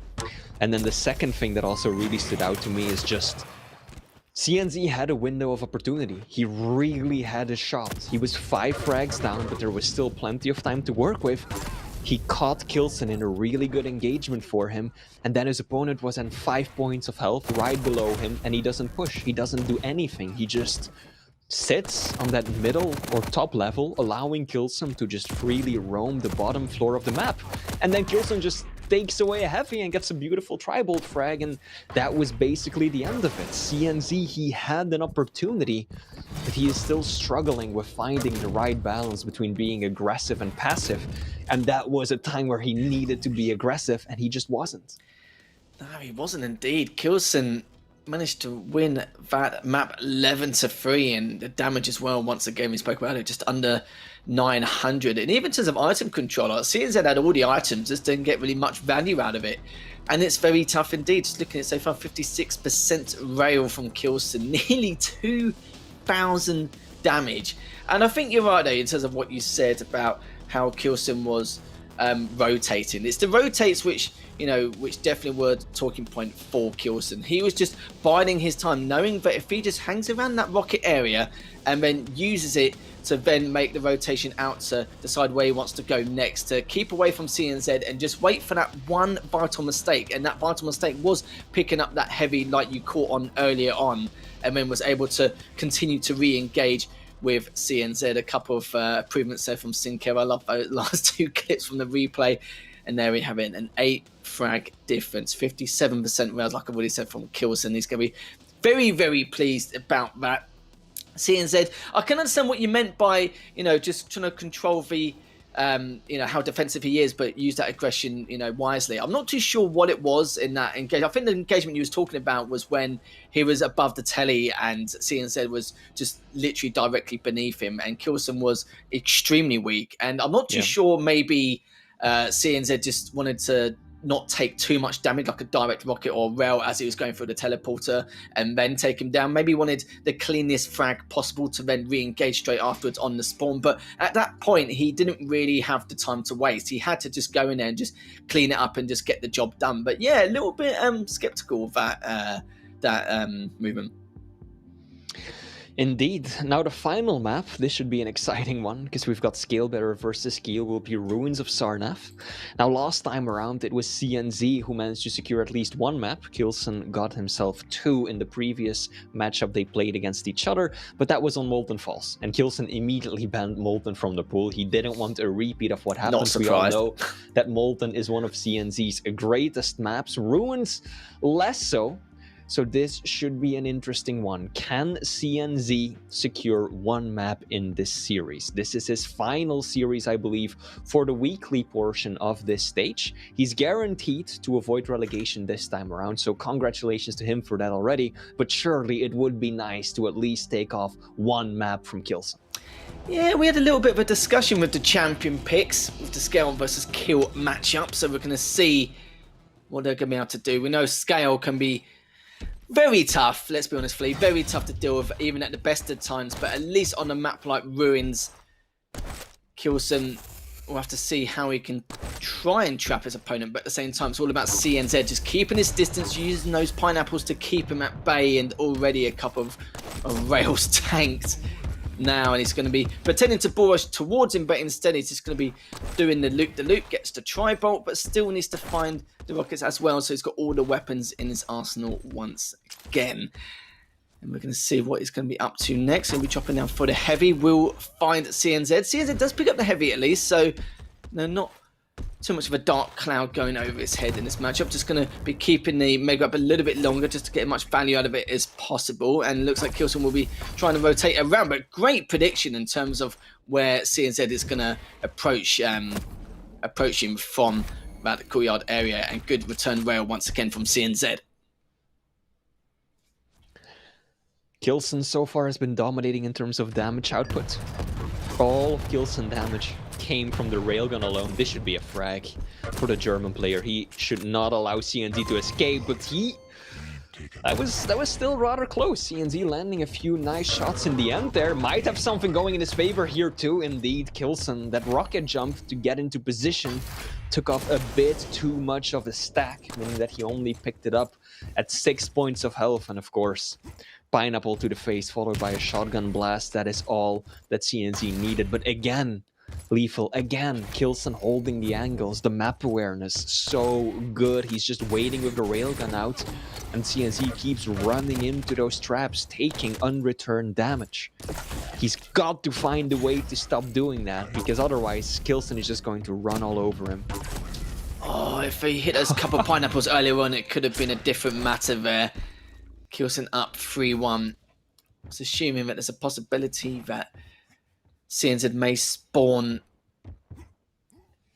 in that lights area, as Kilson was out of the spawn range, so he would have been able to get that first rail onto him, but he actually spawned elsewhere in the end. Kilson just trying to stay alive, ready for this mega, but he doesn't stay alive long enough. That's a huge pickup there for CNZ. The only problem is he's still outstacked. It just depends on where Kilson's going to go. We'll realise that he went for the light a little bit later as he's going back and forth to try and put CNZ off a little bit here as Kilson does win that next engagement. Heavy's up in the next second, but he wants to try and get one rail off before he goes for that approach. And I like this though, just trying to delay the Heavy as much as possible, but CNZ has realised this. Both players going 2 for 2 for the rails, and both of them will be going for this next mega. It is up now. Kilson will get there just beforehand. CNZ knows he's in a huge amount of trouble and needs to drop down. I love how Kilson has been moving just before or after picking up these major items. He's just going left, right, just to build up that speed as scale and also to make himself very difficult to hit for his opponent. And it's been working out quite nicely. Now what I like a little less is that CNZ still seems to be playing this rather carelessly. Once again giving up a lot of free angles to Kilson, and if that persists then I am worried about his ability to mount a comeback on this final map of the series. Yeah, you made a good point, you know. It's not every day you normally see someone using a scale bow using sharp turns to try and put their rail off. As CNZ now is just diving on in. Hasn't used any of the pineapple, just relying on his rockets to see if he can do any more damage. As CNZ, fair play to respect to him, just trying to do his best to contest that Heavy, but can really get a lot done. Just a few notches of damage here and there. CNZ though is in a great position, but not going to be able to contest that mega, just way too late. The problem is, CNZ rails have been very good, but Kilson just either responding with just even better rails. Good rocket there from CNZ and has to back away once again. CNZ forced to relegate himself to the outskirts of the map, waiting for the small armors to spawn. Can he get on the mega? Indeed he can. Kilson was a little tender after that one, but ultimately does find some resources to get his stag back up. And now CNZ is already setting up for the Heavy. He knows very well that he's got plenty of time to work with still. We're not even halfway through this map, 2 maps behind. Of course, it is a deficit, but it is absolutely not impossible to overcome. He just has to stop taking these rails. Lethal, he is taking too many rails. I keep saying it. He's giving up free angles, free damage time and time again. And of course it is due to Kilson's mastery of the railgun as a weapon and his incredible map awareness as well. CNZ is struggling so much. Now he's gonna have to give up the Heavy once again. He needs to find 3 railgun shots of his own. This is risky. The stack is so much against him, but Kilson! CNZ got so lucky right there that Kilson messed up the movement and ran into the wall. Otherwise he would have been dead for sure. Kilson still got the best out of that engagement, but that should have been a frag for him. It really should have done. When I saw the bull rush, I was like, oh, okay. Well, at least he's still got plenty of stat to work with, even if CNZ picks up the mega. But CNZ just trying to work around, you know, Kilson's weaknesses, like you saw earlier on when Kilson was going for the mega. Of course, CNZ was going to get the item, but I was hoping maybe to abuse the verticality, like being underneath and be able to hit rails from below and make it harder for Kilson to hit some of his shots with the rail. But he hit both of them each and every time, and CNZ's probably thinking, well, like, what do I have to do to try and outrail my opponent? And look at the stack from Kilson. It's just, it's again extremely tough for CNZ to comprehend what he needs to do. And if Kilson catches him, and if he has his bull rush as well, which he does, as it's not going to work well. But it's like we said, CNZ's game plan, he needs to keep his distance, get a couple of rails in, a couple of rail advantages, not trade rails, and then he'll be able to get that next frag on the board. But he hasn't had that because Kilson's been responding beautifully every time. Once again, you can see early preparation from Kilson to pick up these heavies. He doesn't know what else to do, and great stuff there from Kilson's going with the bull rush. That is surely going to be it. CNZ, fair play to him, does a fair amount of damage even after taking all that from the bull rush, but it's just not going to work out for him. Kilson gets the first initial rail on spawn. barely misses the second, picks up the Mega, and the Heavies come up in the next 7 seconds. Kilson just chooses his time wisely to make that push for it. He knows that CNZ already down there. He's not going to go for it this time round. And do you know what? Why should he here, Flea? He's got 2.5 minutes left. He can time waste all he wants. And it's going to be Kilson who's going to try and keep his distance.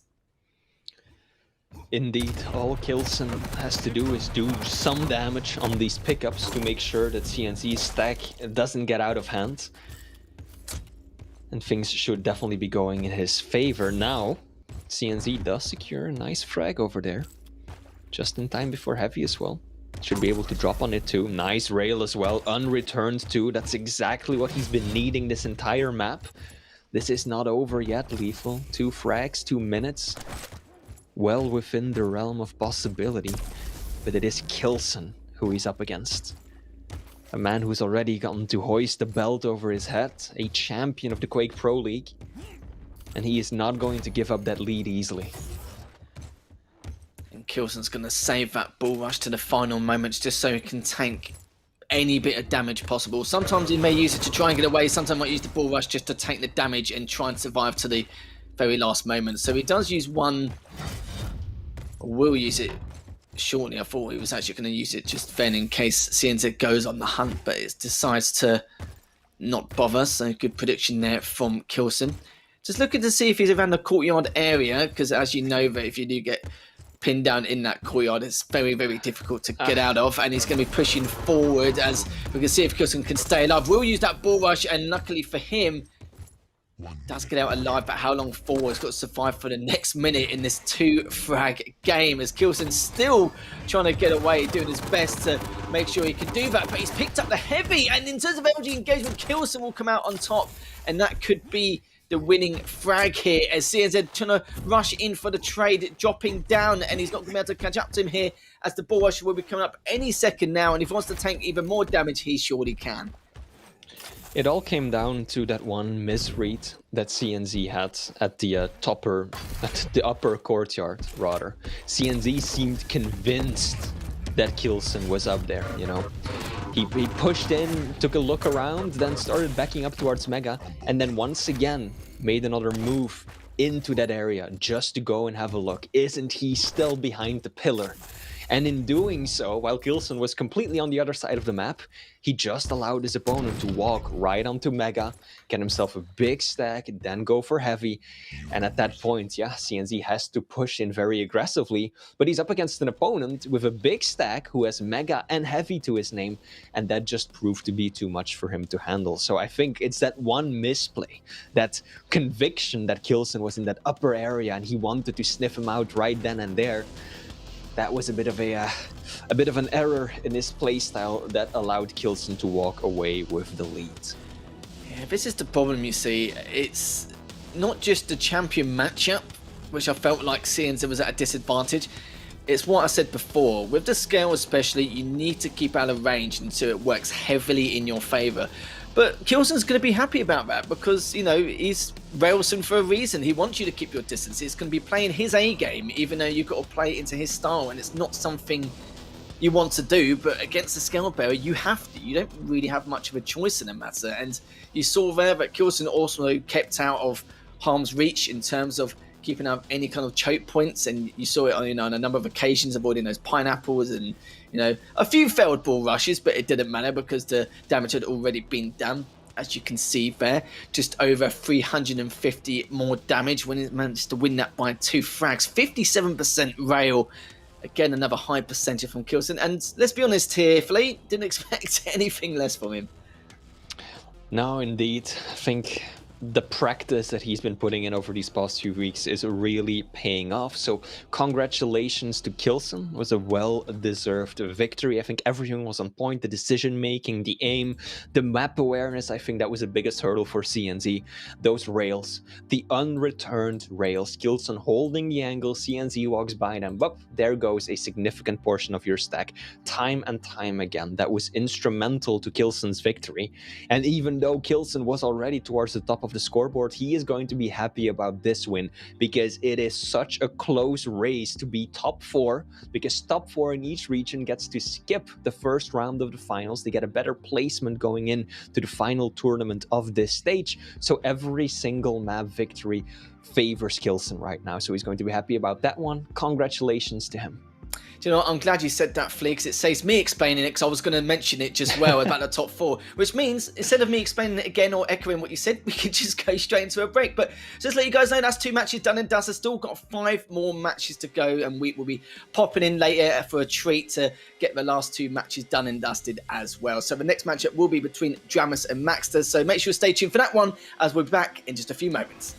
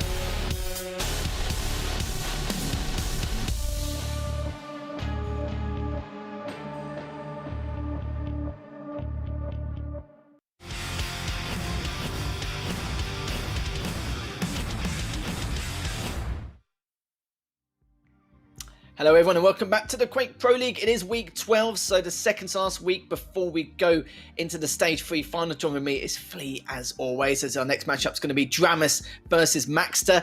It's going to be pretty tough, I would say. Maxter, I think, did actually beat Dramus last time they played against each other 3-0, but again, scores don't reflect. Each map went by 1 or 2 frags, just due to the fact that the styles, in terms of how they approach this matchup, is very, very different in comparison to some of the other players. But we'll have to see how it goes, especially with the picks and bans later on. But what do you think of how this matchup's going to pan out, Flea? I mean, this is an interesting one, right? You already pointed it out last time. It was a convincing victory from Maxter, and I think he's also looking to take this one home today. Maxter currently is on a 5-map win streak, or a 5-series win streak. He first lost to Rafa and Nosfa in the first 2 weeks of play, but afterwards he hasn't lost to a single player, whereas Dramus is still kind of getting back into the swing of things. But it looks like we've already got the picks and bans available to us, so Exile will be the first one, followed by Ruins, and then finally it will be Veil, and that's pretty much a carbon copy of last time they played, only now it's Exile instead of Awoken. So on Exile we're getting Ranger versus the Death Knight, then we're getting Galena versus Slash on Ruins, or Galena, what am I saying? Slash, yep, indeed, coming out to play, and then finally Veil of Nav, we're getting BJ versus Scale. I don't know about you, Flea. I'm a little bit surprised that Exile was able to slip in, because that is Maxter's probably one of the best maps he has in his map pool, and Dramus has let it slide and actually banned Corrupted Keep instead.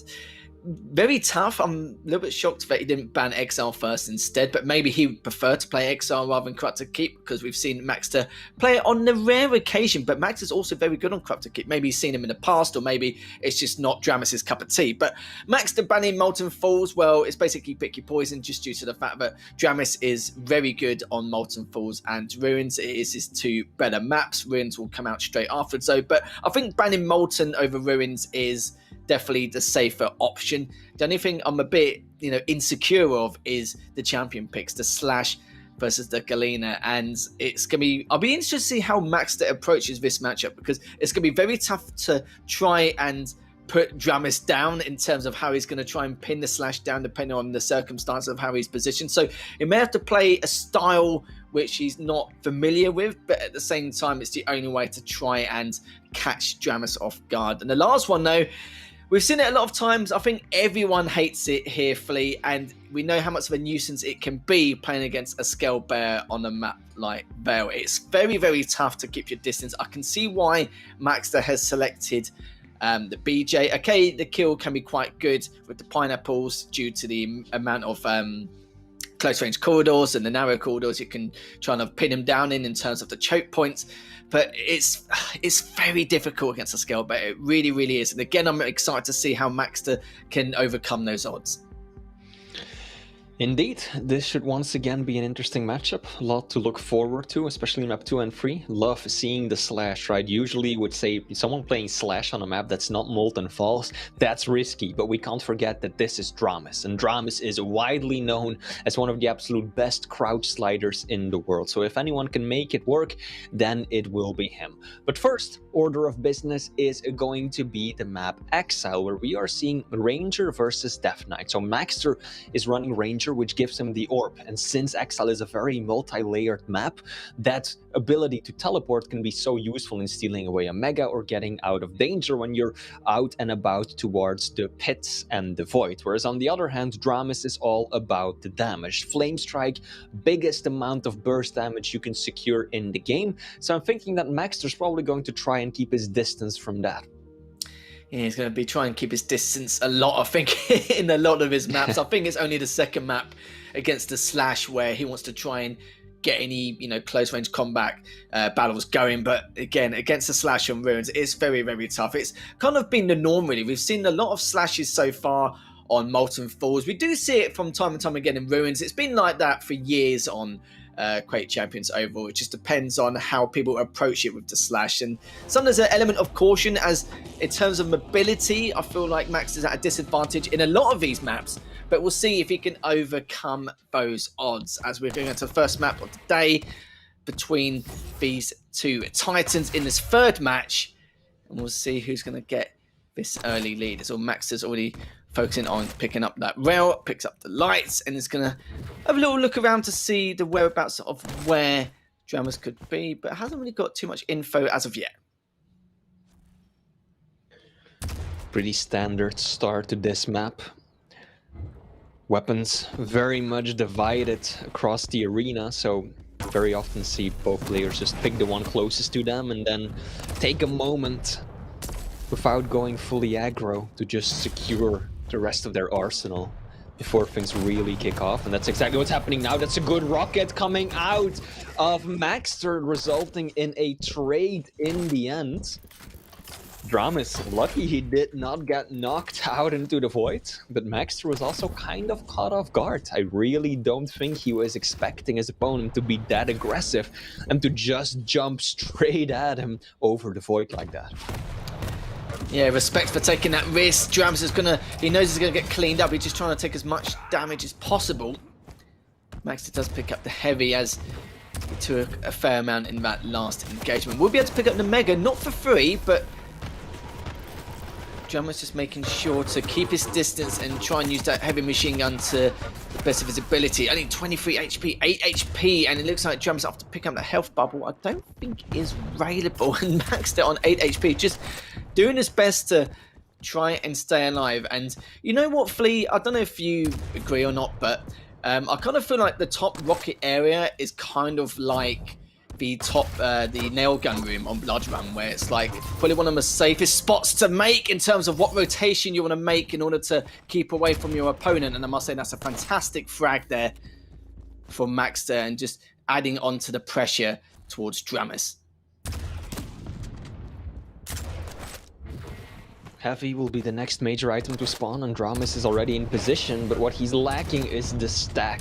Rockets raining down from above, but Maxter so far unable to really do the damage he wanted. But Dramas just sticking around. He had an opportunity to leave the area, but I think he just wanted to stick it to the man. I was expecting indeed Maxter to drop down for a fair bit of damage, but unfortunately that last shotgun blast just wasn't enough to bring it home. And now Maxter slowly starting to extend his lead. And Dramas now in top control. Mega is going to be spawning shortly. I think he's gonna be looking for an angle, hopefully trying to protect his weapon as his opponent barges into the room. Maxter gets caught looking completely the wrong direction, but that is what we talked about, the ability to steal with the orb. Mega just disappears. Oh, so risky, both players exchanging rails. Dramas survives, but Maxter gets the read, knows exactly where he's going, realizes that that small armor was just too tempting to ignore, and catches him out. This is not looking good for Dramas right now. It certainly isn't. As he will tank another rail, will tank seconds.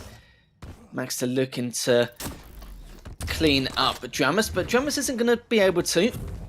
Dramas does respond with a great rail of his own, but the rocket from Maxter will finish up Dramas in the end, as Maxter just waiting to pick up this next heavy, which he has done. In terms of item control, actually, we're just having a look. Dramas has picked up 4, and Maxter has picked up 11, so has had the majority by a mile. Maxter just trying to see what he can do from this predicament. He did try and pick up the Mega first a little bit earlier, but didn't expect Dramas to come in so aggressively. Does pick up the rail and then now picks up the light to give himself a little bit of help. But I must say, Dramas is, in terms of like, you know, minor areas, like he didn't really have a rail for the first 3 minutes of this game. He does now, but it's why he struggled quite a lot. Like, couldn't really retaliate from any kind of range apart from the heavy machine gun. And he's having some good rails so far. Does hit one, misses the second. The flame strike comes out, but it's not going to change the fact that Maxter is going to be able to survive. Picks up his rail and just needs to work on a little bit of his ammo management. But apart from that, he's going to be okay. He was going to pick up the light, but sadly he did fall as he hits the first rail onto Dramas just to keep him away from that heavy. So good stuff from Maxter, just adding pressure to make sure he gets that item control. Item timings are still segregated by a fair amount, which means that Max has got plenty of time to try and go for this, but Dramas hit 2 for 2, misses the third, and Max is just having to back away to see if he can replenish his health. It's good that Dramas is finally managing to secure more of the major items consistently, because in terms of damage, Dramus has actually dealt more pain than Maxter has, but it's mainly the items that have been going in favor of the Argentinian player. And that is what Dramus has been struggling with. Maxter has been so good at his positional plays, using that orb to just get an advantage when you wouldn't expect it, and that has helped him a lot in securing the items.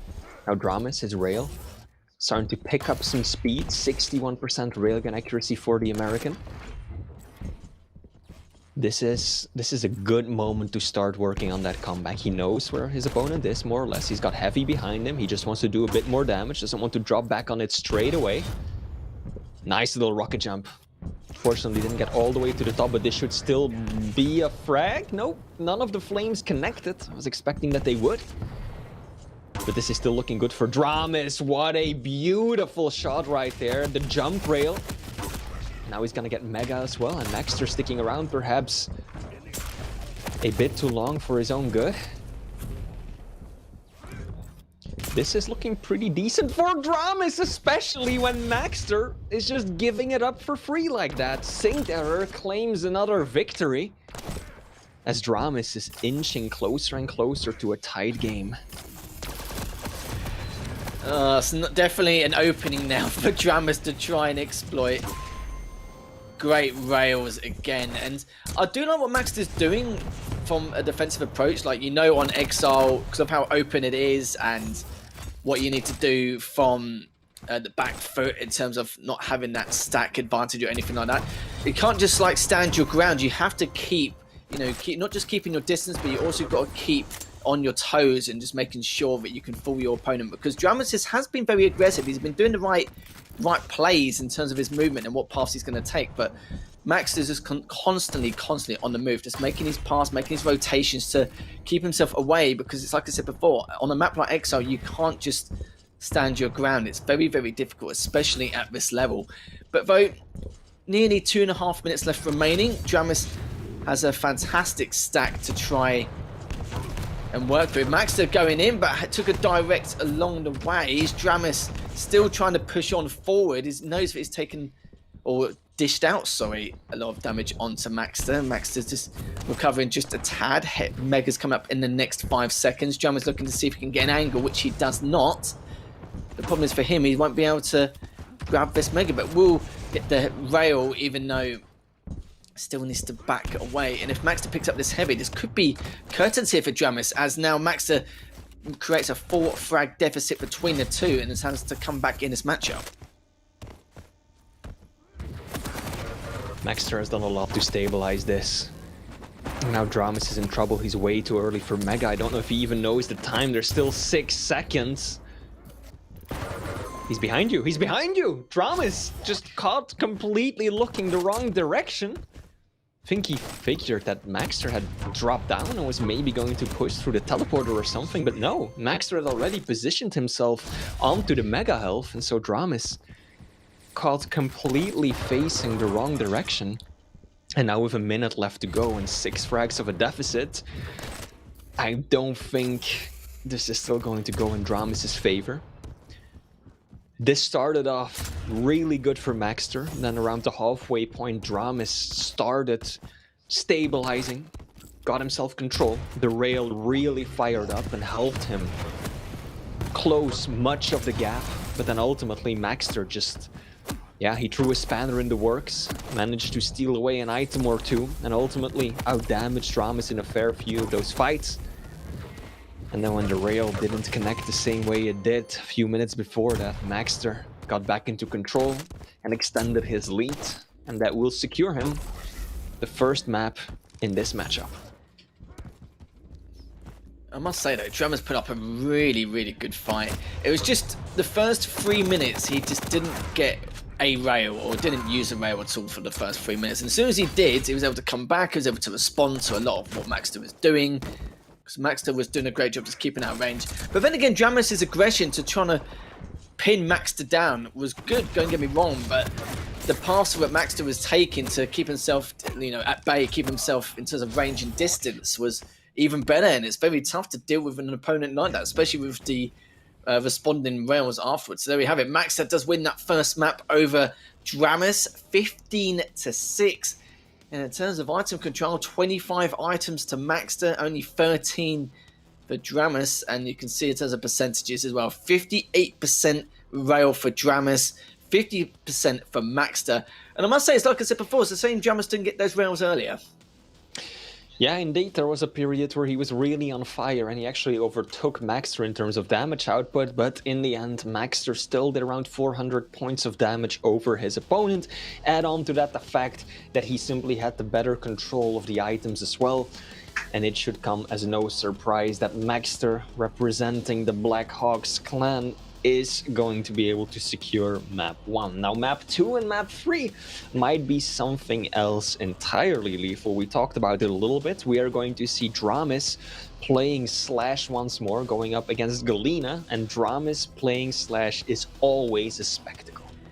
Yeah, Dramus' Slash is just, it's a real treat, isn't it? Let's be honest, Flea. Like every time we actually see Dramus play Slash, we've seen him use her on Woken on a couple of occasions, which is not something you normally see. We've seen them use Slash a lot on Molten, but you know, Ruins, we don't see it as much anymore, which is a bit of a shame. You may see it on Ladder, but you don't see it in the Pro League as often, but it's nice to see a bit more Slash now coming into it, because you don't know what to expect, and the problem is no mobility in favour of Dramus, in terms of Maxter, because he will be whipping out the Galena, but it does mean that Dramus will have to be on his toes to keep those totems in check. And you know what? He will be on his toes everywhere across the board, making sure to keep those items in his favour or to bully them as best of his ability. But yeah, we'll have to see. I expect a lot more from Dramus this time around. From what we saw in that matchup, I know it was 15-6, but Dramus still put on a very good showing considering the scenarios he had to be, you know, he did put himself in on a lot of those occasions. But for the Slashers Galena matchup, you would say that I'd feel like Dramus could come out on top considering the champion picks, but again, it is very tough because I don't know how Maxter's going to be able to deal with the speed of the Slash.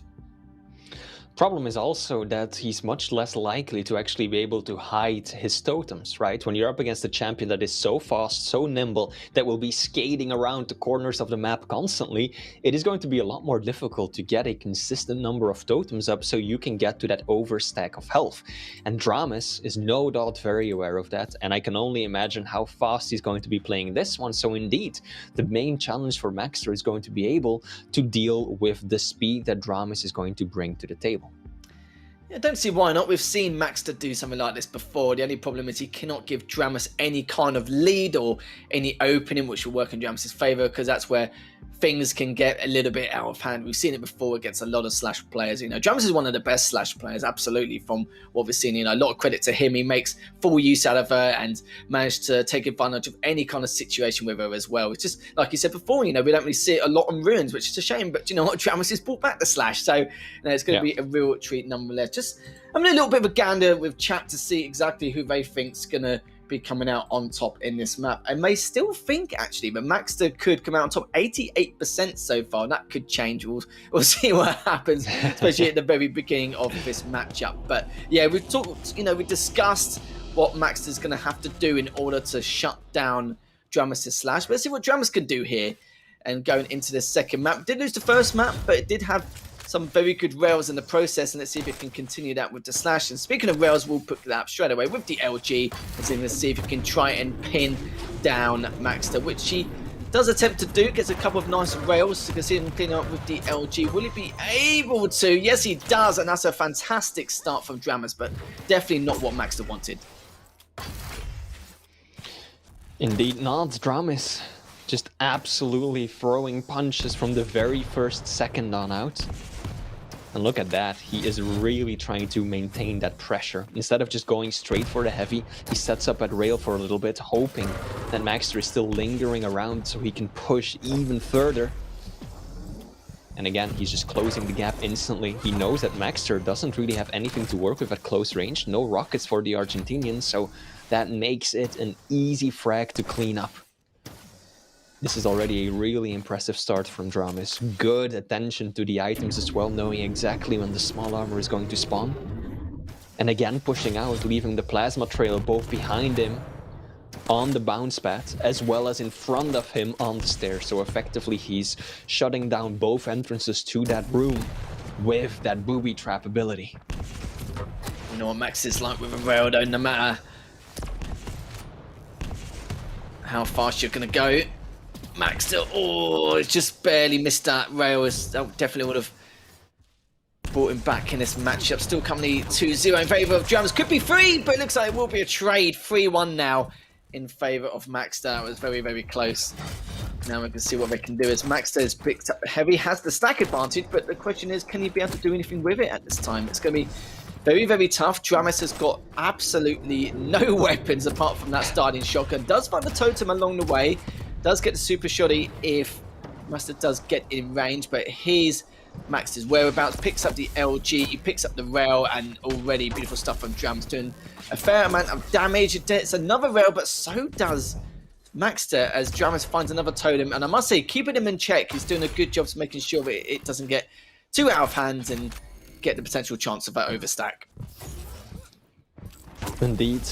There haven't been 3 totems up even once this map so far. Those are some beautiful rails though from Maxter. The flicks are on point.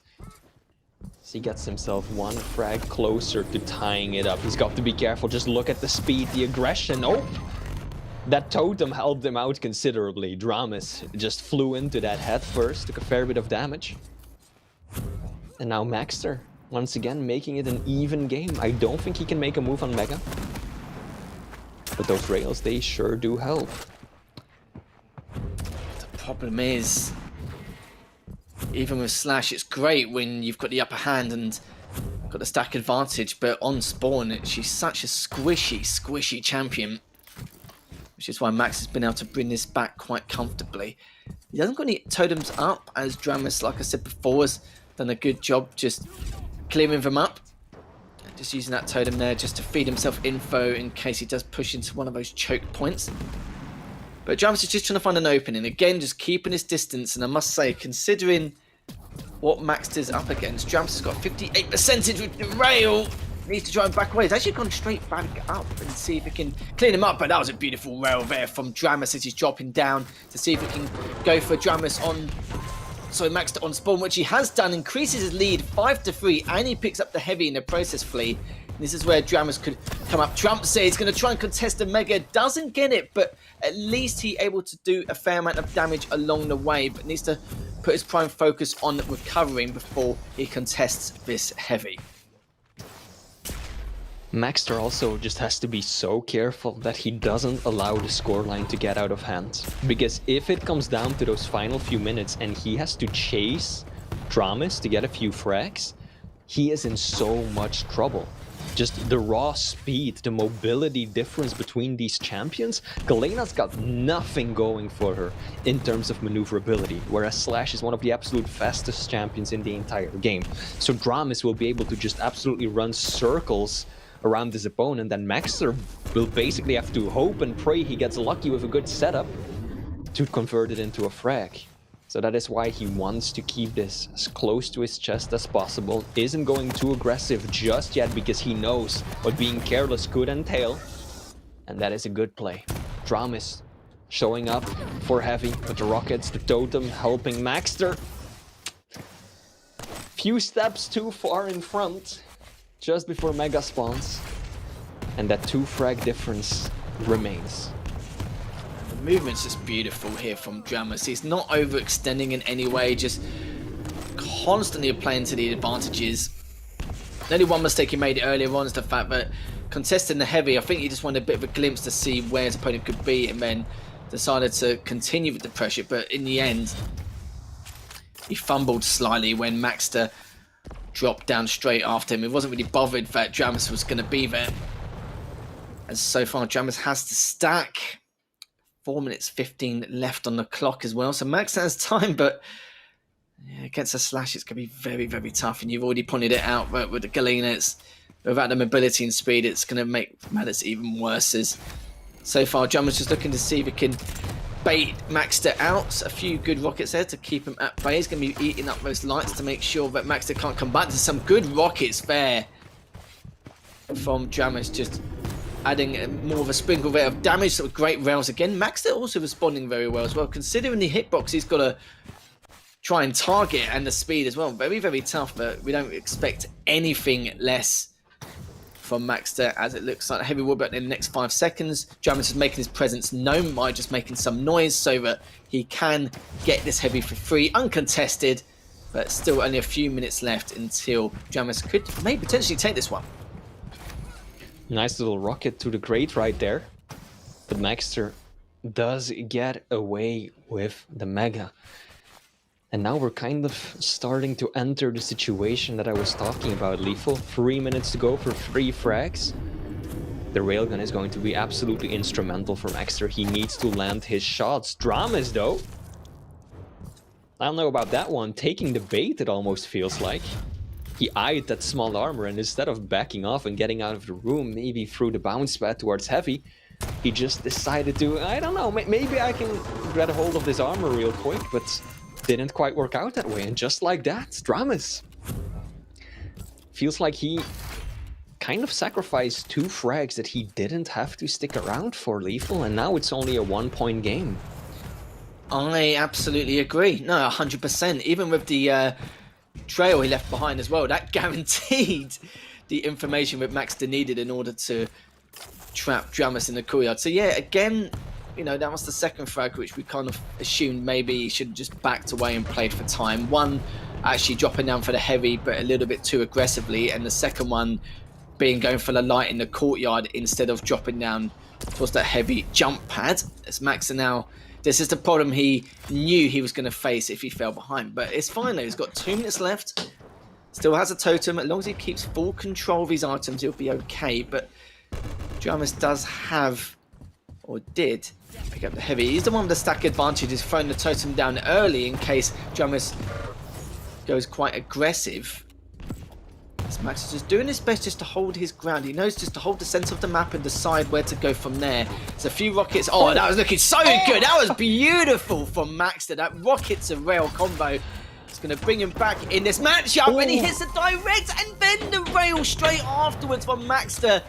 Oh, dearie me. Dramus can't play for time anymore. And that was exactly what Maxter was after. Probably tapped my desk a little too loudly right there, but man, was that an exciting frag. Those were frag moving material back to back from Maxter, and now he's 1 frag in the lead. And now the tables have turned. Dramus, yes, he is still more mobile, still has the better opportunity to get after his opponent and lock him down. But if Maxter secures this heavy, oh, this is going to be so difficult for the American player. He's got 45 seconds left to work with, but he's outgunned, he's outstacked. Especially if he loses out on Mega this time around. He makes a blind push for it. He does get it. Rockets need to be good. He actually has the better positioning. Will it work out? No. He should be able to get it. 1 point of health, and indeed, he ties it up. I think that was a pretty huge overextension from Maxter. I understand going for the Mega, but then the moment the Dramus is just hard committed to it, I think he should have left the room and not tried to force a fight. And he fell down on the stairs, gave up the high ground, and rest was history. It all comes down to this. Lethal, 1 final frag to decide this map.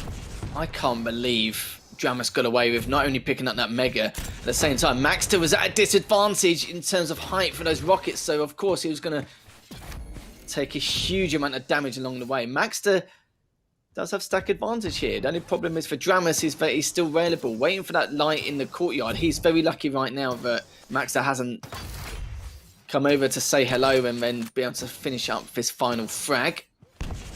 Still in sudden death, and he just started. We'll take that first rail. Heavy's come up in the next 15 seconds. And this is the problem I feel that Dramus is going to have here, Flea. Time segregation is huge, as Maxter, he can get both of these items as he sees fit. And Dramus hasn't even got any armor. He's just waiting for the light once again, and he's going to have to try and back away once again with the trail and still can't find anything. We'll pick up at least the first lights, and Maxter just biding his time. He is trying to flank around after him, don't get me wrong, but at the same time, he's actually lost the Mega in the process, trying to prioritize the kill rather than the item. And now this is going to help Dramus a little bit more, picking up the next light, and now Dramus is going to be pretty happy considering the position he was in 30 seconds ago. Maxter now is to be a little bit more reserved, but I don't think we're going to get that. Now, indeed, he does leave the room. Actually comes right back in, but he's got to be so careful. That's a lot of damage coming out. And just like that, control has flipped. as I was going to say, Maxter in giving up the Mega Health and then allowing Dramis to get both of the small armors uncontested, all of a sudden changed things. Things went sour. One more rail will do it. Can he find the shot? Oh, he switches to Rocket! Railgun would have given him a kill, I feel like. That was not the most difficult shot by any means, but I don't think he was expecting Dramis to go for the escape that quickly. And now the American is still alive, 5 seconds before Mega spawns. Maxter, are you going to make a move? Can he find the shot? Ooh, No, he he's misses gonna push again! it! This should be the kill for Dramis. It will be Maxter taking his own life, and that is tragic, lethal, as Dramis ties it right back up 1-1.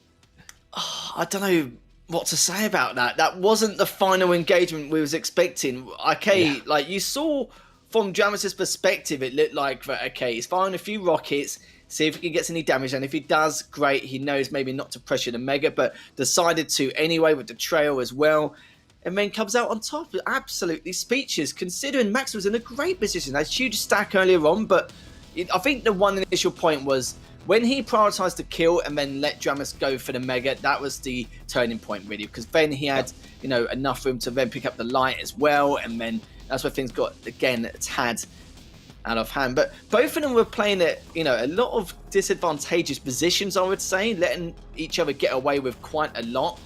And you saw with Dramis as well, there was 2 frags where he was very lucky, or not very lucky actually, no, he probably shouldn't have overextended on some of those situations, but one of the lucky ones, picking up this Mega, as you said, he actually committed, managed to put Maxter down below and then finished him up, which was going to be the turning point and actually gets that tie. But you couldn't make up some of those bits and pieces even if you tried. And look, you can see there that Dramis' health was just way too high. Even there, look, you can see Dramis is going absolutely mad. And he's happy with that performance indeed. Ties things up 1-1, and even the damage difference, look at that. Barely anything at all. Literally 47 damage between the two. And I must say, Max, they put up a very good fight considering the scoreline at the beginning. It's very, very hard to come back as the Galena, but Dramis keeping the totals in check, putting on a huge amount of pressure, and was just buying this time for those items. So I must say, some good rail action as well from Max there. Would have loved to have some audio for for Dramis' cam in those final few seconds. Although I don't know if they would be entirely stream appropriate. PG stream this.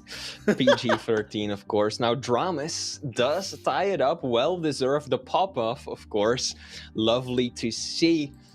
Maxter still has an opportunity to take this one home, but I think this is really telling of the shape that Dramis is in, right? He kind of had to sit out most of the stage because of health issues, problems with his wrist, but now he is back, and clearly he isn't letting that injury hold him back any longer. This was a beautiful match against one of the absolute best players, not just in the Americas, but also in the entire world. So Dramis, he is back and he is kicking it right now. I'm surprised that Dramis has come out swinging as much as he has done in the last few weeks, because like I said, he had quite a long break, and you know, with the injury he had to take a fair amount of time off. It's not like that, you know, he still was playing Quake here and there. He couldn't physically play at all. So, you know, the fact that he was able to come back and be as strong as he was before, maybe even better actually, considering his performance in the last few weeks, has been nothing but, you know, absolute class. But let's go into the third map now. It will be on Vale, as it is 1-1, we're all tied up between Maxter and Dramis. And this is where I was a little bit worried with the fact that, again, Maxter playing a little bit of a disadvantage against the scale built on Vale. And it's very tough to really keep your distance to play against as well. But with the BJ, with the dual, maybe there's some hope here for Maxter. Let's see what he can do as we're going to start off from Dramis' POV. Indeed, this is going to be tricky for Maxter. Yes, he's got the dual wheel to counter with, but if scale catches you in a bad spot, the damage reduction, you know, it's so powerful even against, say, dual LG. And now Maxter, already a bit of a painful fumble right there, just kind of dropped right on by the pillar. So he misses out on heavy. Temporarily survives because Dramis messed up that initial rocket jump. Now it is 1-0 in favor of Dramis. Here we go, the dual tribal. You rarely see it, but you'll love it when it's out. and that will be a trade in midair. Both players rushing for the rockets, and I think Drama is coming out on top. He's got the superior stack from the get-go, and his aim is also absolutely on point. Good use of the choke point right there, though, by Maxter just backing off just far away and then denying entrance. That should get him the Mega for free. Those rockets from Maxter definitely kept him in this matchup. Good rocket again, hitting that 54 as Dramus gets away with the tail between his legs. This is now looking to see what's going on with the heavies, to find out what the situation is. Realises that he has to give it to Maxter, even though he hit that first rail. But the bull rush comes in. Maxter was expecting it and still stood his ground and did a huge amount of damage. I must say, Maxter's doing a great job. This is textbook stuff on how to try and deal with a scale bearer on this map. It's very, very tough. The bull rush plays a huge element, especially trying to force out those close range bounce, but Max are making sure to use a lot of predictive rockets, a lot of defensive rockets to keep himself, well, to keep having that positional advantage and keep the item control. And Max is just making sure he can continue that. Finally picks up a rail.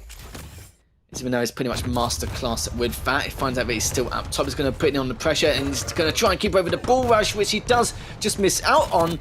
And even after all that, Maxter's still looking quite good. Wait for him to go through the telly, which he does not. And this is what I'm talking about with the scale bearer. It's so tough to respond to the bull rush, even with a huge stack. And you saw there, Dramus hits Maxter with that rail and has a nice, comfortable lead 3-1.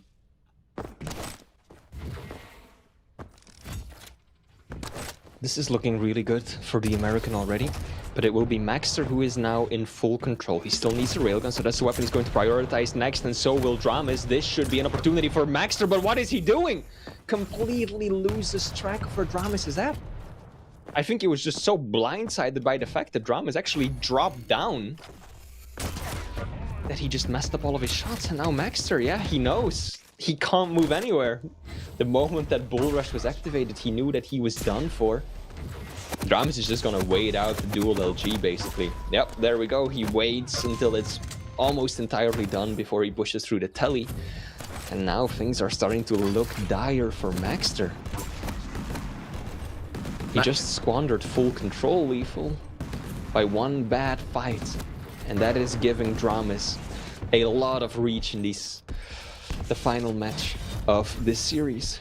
Yeah, Maxter, it's ruined his confidence a little bit, losing that engagement earlier on with a huge stack. And this is what I mean, the scale is extremely difficult to counter on this map, no matter who you are. But Maxter was doing a good job. He knows just to rely on his defensive rockets, making sure to keep Dramus at bay. But there's only so much you can do. If you miss a few here and there, it's going to cost you. And now Dramus just doing absolute work with the rail. 2 for 2. Putting him down in bottom rail. Dramus may not get the heavy, as Maxter now can help himself, give a little bit of leeway here. He's hitting with the rail again, coming in with the bull rush. Oh, misses the rocket, which is a bit uncharacteristic of Dramus, as Maxter does win that last engagement and will be able to help himself a little bit with that Mega too. Good push from Maxter, but sloppy. I think that's the right word. A lot of these engagements that Maxter is forcing are just sloppy. He takes way more damage than he should. In that previous fight, he just completely lost track of his opponent, was blindsided by Dramus' aggression, and so even when he does get the frag, it's nowhere near clean enough to just get comfortable and start a good rotation. Now he does get a frag here. Gets the better spawn as well. All the weapons available to him, as well as the mega health. So this is looking really good for Maxter. He should be able to make a play right here for the heavy as well. I don't think Dramus has LG, so he can drop down safely. Doesn't even have to wait it out. The rail will get the job done. This is Maxter's window of opportunity to make a comeback happen. He still has plenty of time, right? We've seen Rafa versus Chain make some incredible comebacks happen on this very map, so it's absolutely possible. There should be another frag going his way. He just needs to play this slowly and steadily. He certainly does. Has plenty of time as well to work with. But very impressed by Dramus. He's been playing it out of his skull throughout the entire series. suffocating Maxter to no end. Maxter just biding his time, using the dual wield now to come on out, but so does the Bull Rush. He's going to be standing clear of that. Good rail from Dramus. He's looking for a second. He's going to decide to switch to the LG instead, but just barely misses it under the bridge. Dramus comes out on top with the nail gun, and now he's just waiting to see if Maxter approaches the rockets on spawn, which he does not.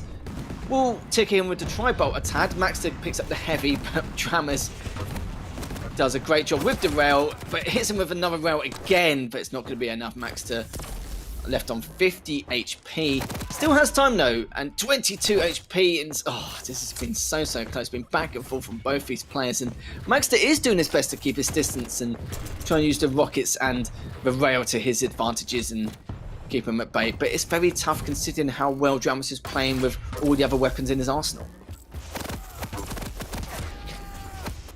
Maxter just isn't finding that consistency. He really had an opportunity, but Dramus is shutting him down. Just look at these rails. My goodness, Dramus. What did this man eat for breakfast today? 52% rail. Now Maxter is at 70% rail against a much larger target, of course, but still. Dramus, despite losing out on a majority of the major items on the map, he is out-damaging Maxter by a significant amount. And is completely shutting down the Argentinians' efforts of getting back into this. And now, time is really starting to run out. This is like the desperation time for Maxter. And I don't think Dramus is even going to allow him to despair. He's going to continue this onslaught and run it home till the end. Against someone like Maxter, you kind of have to, really, don't you, Flea? In all fairness, for the comebacks we've seen. Oh my god, Dramus just continuing to do work. It's gonna do some damage onto Maxter whilst he picks up the heavy. Gauntlet comes out, not gonna do enough though. A minute and 45 left on the clock, and you know, 15-7, Dramus is gonna be really happy about that. And I do feel like in this series, Dramus did come out on top in terms of champion picks, but it's not just about the champion picks overall for Dramus. He just played the game extremely well, I feel, Flea. This is indeed a triumph for our man Dramus. Very well deserved. He's had a difficult stage, some health issues preventing him from playing and competing as much as he would like. We saw him struggle previous stage finals as well, or at least it's a pretty common theme to see Dramus struggle at the beginning of a stage, right? But then towards the end he really kicks it into higher gear. We've seen that, I think, quite a few times by now. So this is so deserved. Maxter is getting a few more frags on the board, but it's over and done. The deficit is too sizable to overcome, and this will mean that Dramus secures a 2-1 victory, breaking the 3-0 cycle we've seen today. I am excited to see what Dramus can bring in the finals. I certainly am indeed. Max is going to be wiping this series away from his memory bank, and I wouldn't blame him. His Veil, it's been very hit and miss for Maxter. Sometimes he plays out of his mind and plays, defeats, the best of opponents. Like he's defeated Rafa once before on this map and has lost to Dramus this time round. But it's like I said, it's not just about champion picks. It's the fact that, yeah, sure, he may have been counted a little bit, but at the same time, Dramus just playing absolutely out of his skull, just putting a phenomenal performance. And this is what you like to see from Dramus. We normally see this from Dramus quite a lot, especially leading to any kind of final, but leading up to QuakeCon with the Stage 3 finals, this is kind of how we pictured it here. But 623 more damage in favour of Dramus, as we clearly saw. And even though Maxter had slight item control, Dramus was just basically eating up the lights. And a lot of the frags wasn't heavily taken by the Bull Rush. It's the rails which Dramus was hitting across the board was nothing short of spectacular once again. That's exactly what we want to see from Dramus, and very, very excited to see what he can do not only next week, but when we go to Stage 3 finals, as well as Maxter. I think this is the first real upset we've seen today. Sparty versus Cooler. I think most people would have expected Cooler to take it, perhaps not 3-0 the fashion that he did. Same Kilson, expected to beat CNZ as well, but now for the third map of the day. we're actually getting Dramis taking down Maxter, and that is something that most people not expecting, especially if you look at the predictions that chat made for the series. So Maxter, he was on a 5-win streak. I mentioned it before we got into the games today. But Dramis will be the one to put an end to that, and he is looking good, he is looking confident, so just like you, Lethal, I am hyped to see what he can bring to the table next.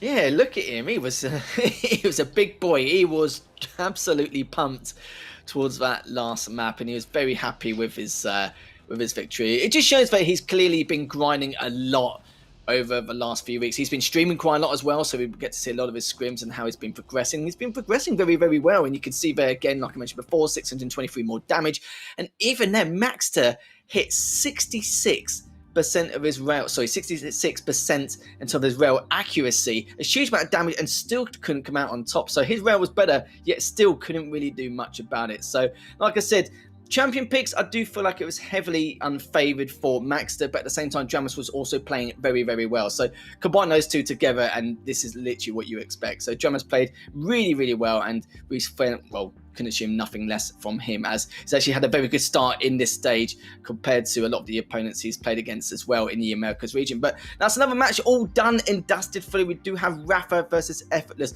coming up very soon, so make sure you guys buckle your seatbelts. We've still got a fair few matches to go, so stay tuned. We'll see you in just a few moments.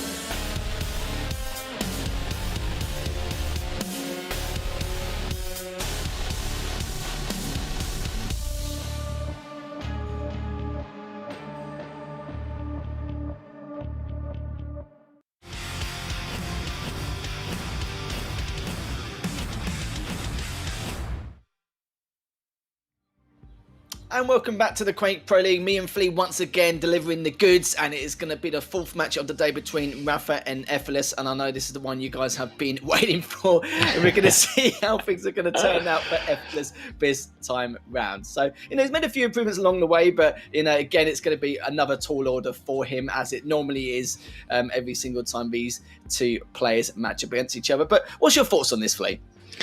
I mean, you couldn't have a match involving more polar opposites, right? On the one hand, you have Rafa, a player who has yet to drop a single map this entire stage.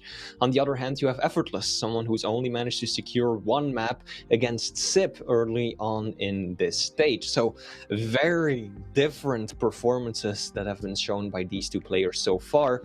But nevertheless, I think that there's a lot of people who are cheering for Effortless in this one. One of them being, of course, ZSX, one of our very own casters, who has been very vocal about Rafa not being able to get another flawless run this stage. So today, Effortless is going to be the last hope of stopping Rafa from steamrolling the Americas as he has done in the past. And I also love that Effortless made a cheeky little tweet last week saying that he will take a map away from the Professor. So let us hope and see if he can do that today.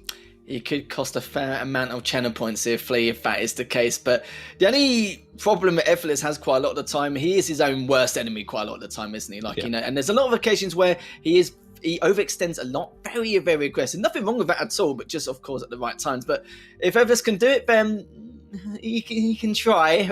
I don't know about that, though. It's still, that's definitely a debate we can discuss for, a later date. But I think we can discuss it now, knowing that it is going to be tough, no matter, what wing conditions you can use in order to take down Rafa, even if it's just one map at this point. Because, like I said before, he pretty much is the blueprint of Quake over the last few years, or to be fair, over the last decade, really. But for the last couple of years, it's just been a standing point. The last 12 months has been nothing short of spectacular once again.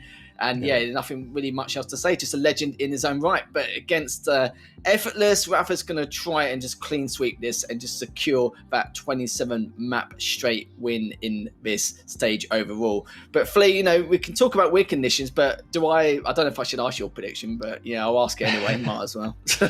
I mean, the hard one's Effortless to take a map. I love Rafa, but you gotta want an upset like this after such a dominant stage. But the brain says that this is going to be a 3-0 for the Liquid player once again.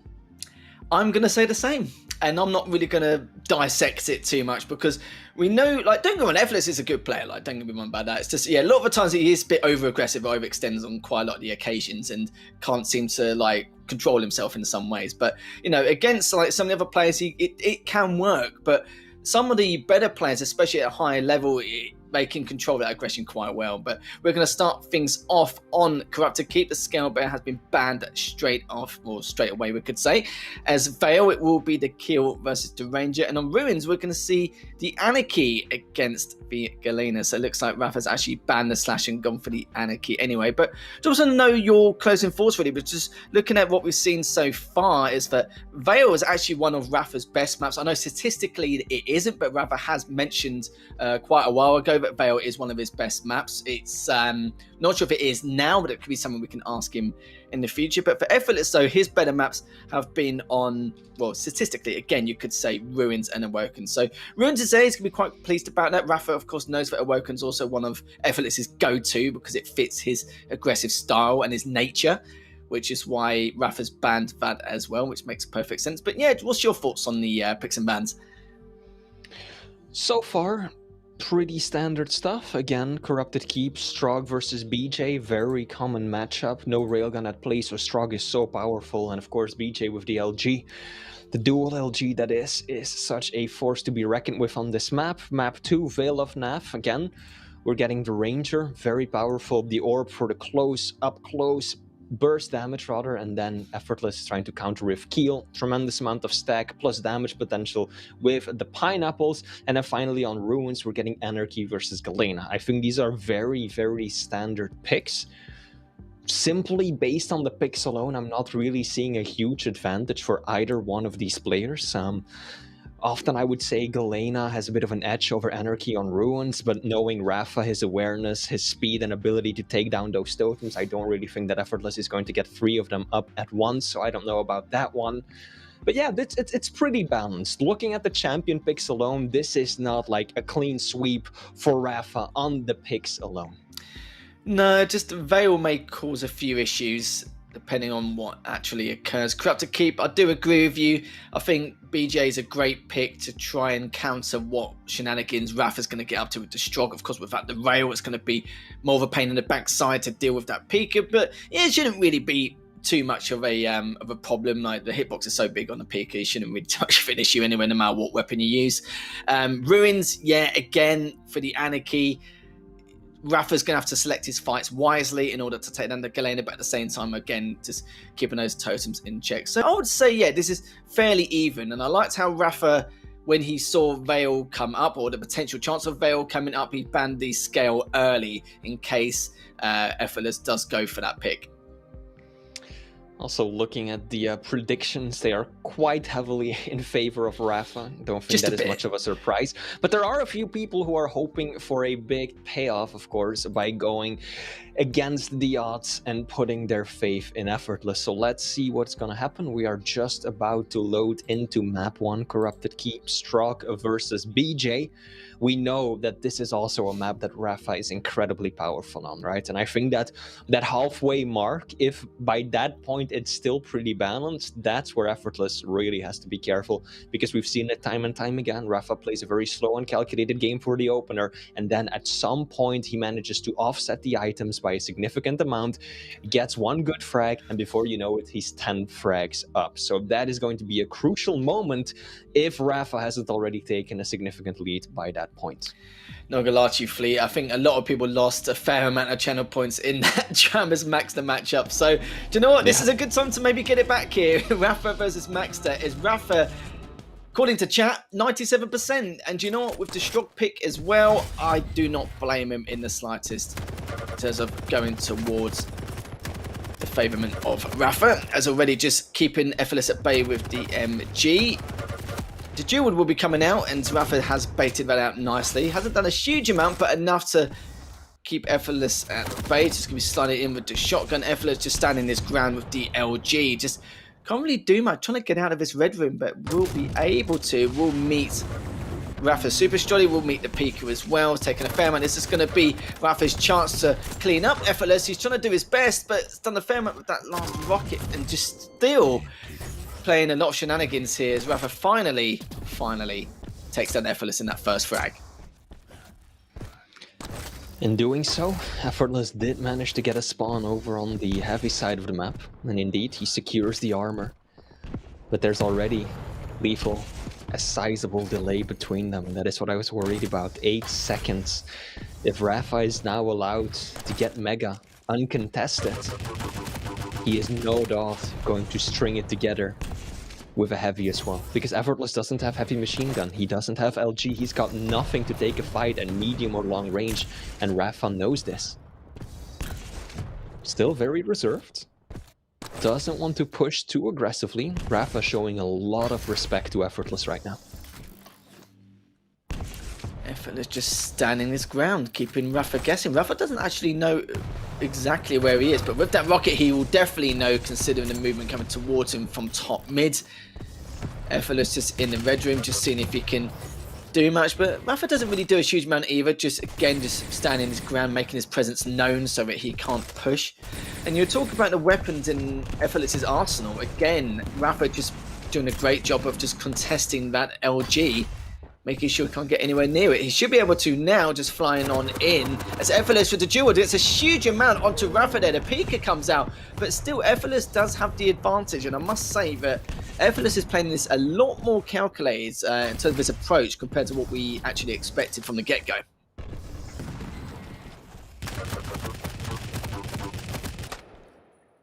I like what Rafa did there. Leaving up heavy behind him to first take the fight, knowing that he was likely to take some damage, but then he has the heavy to fall back on. And now he's actually forced Effortless out of the room, and he's still chasing Effortless. I think he tried to go for a rocket jump there. But unfortunately for him, he already took too much damage from the shotgun in the back. So he ended up claiming his own life, and Rafa's LG superior in that engagement. There's no other word for it. Oof, effortless. Think a little lucky that that rocket took down the peaker coming up. Otherwise, he would have incurred quite a lot of damage. But in dropping down, he still gave up the frag. And now Rafa has got everything he needs in terms of weapons, stack, rotation. It's all working in his favor. Effortless going to need to be able to catch him by surprise like he did earlier with the dual LG. But can he even find the opportunity to make that happen? Yeah, I was going to say, at the very beginning, Effortless had a very well-placed and methodical approach in this matchup, but looks like things have gone back to normal, Flea. Normality has been restored. Rafa's up 5-1. So it's just another day in life of Rafa. Almost slid off. Almost, but he's going to be okay for now. Just looking to regain his strength ready for the next fight with the heavy machine gun. It's definitely going to be a nice, easy frag for Rafa once again. This is definitely been a turn of a tide, hasn't it, Flea? Considering what we saw from Effortless, I was like, okay, I like this. And then, boom, already 7 to -1.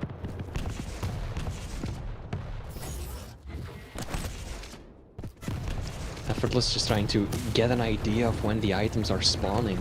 Oh, can he get some rockets? He actually can. He actually can do a fair bit of damage. Unfortunately for him, he didn't find that angle early enough.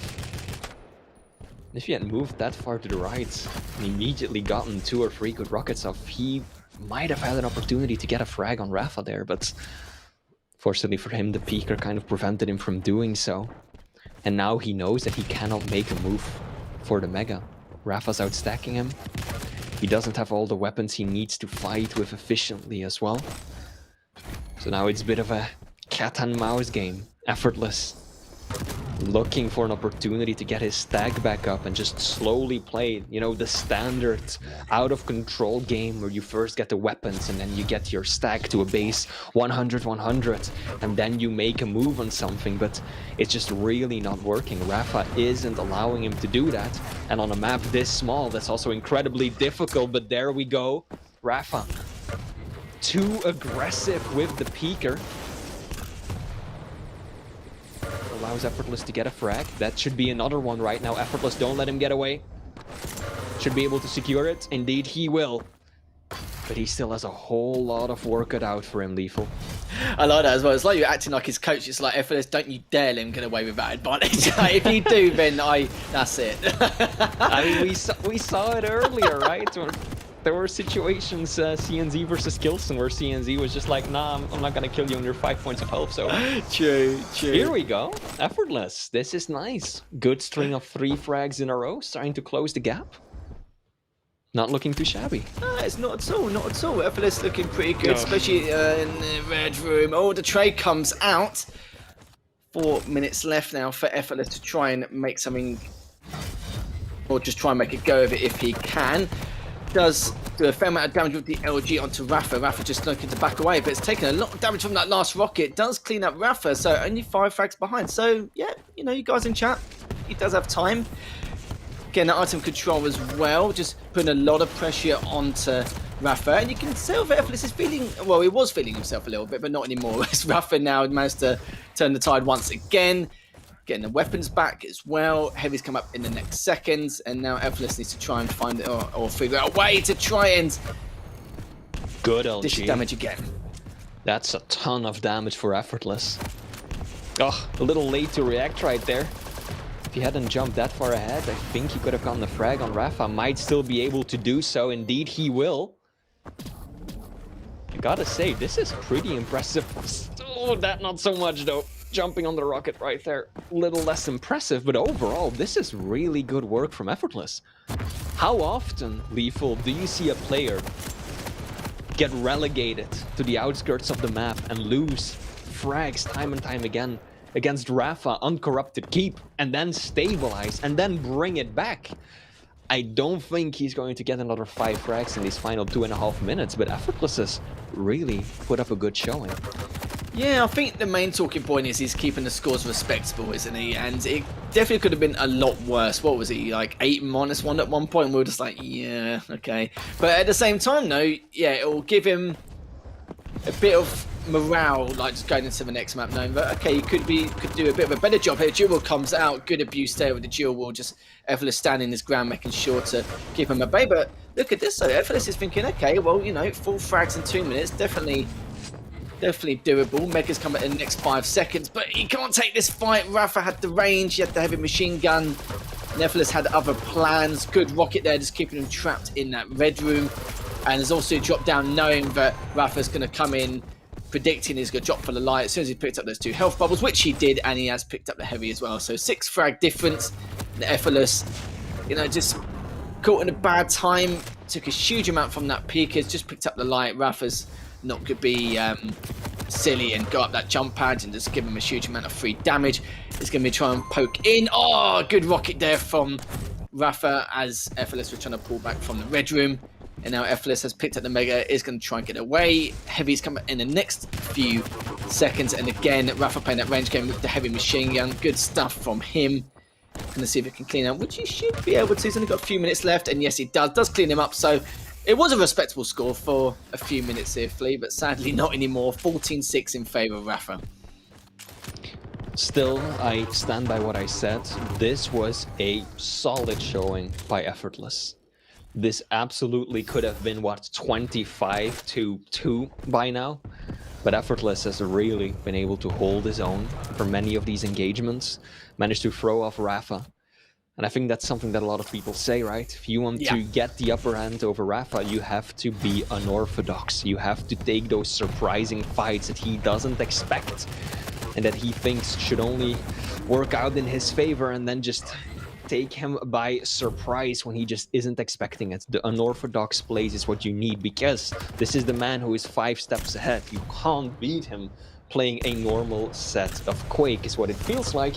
And I think that Effortless definitely showed that Rafa isn't getting this one for free. He's working for it.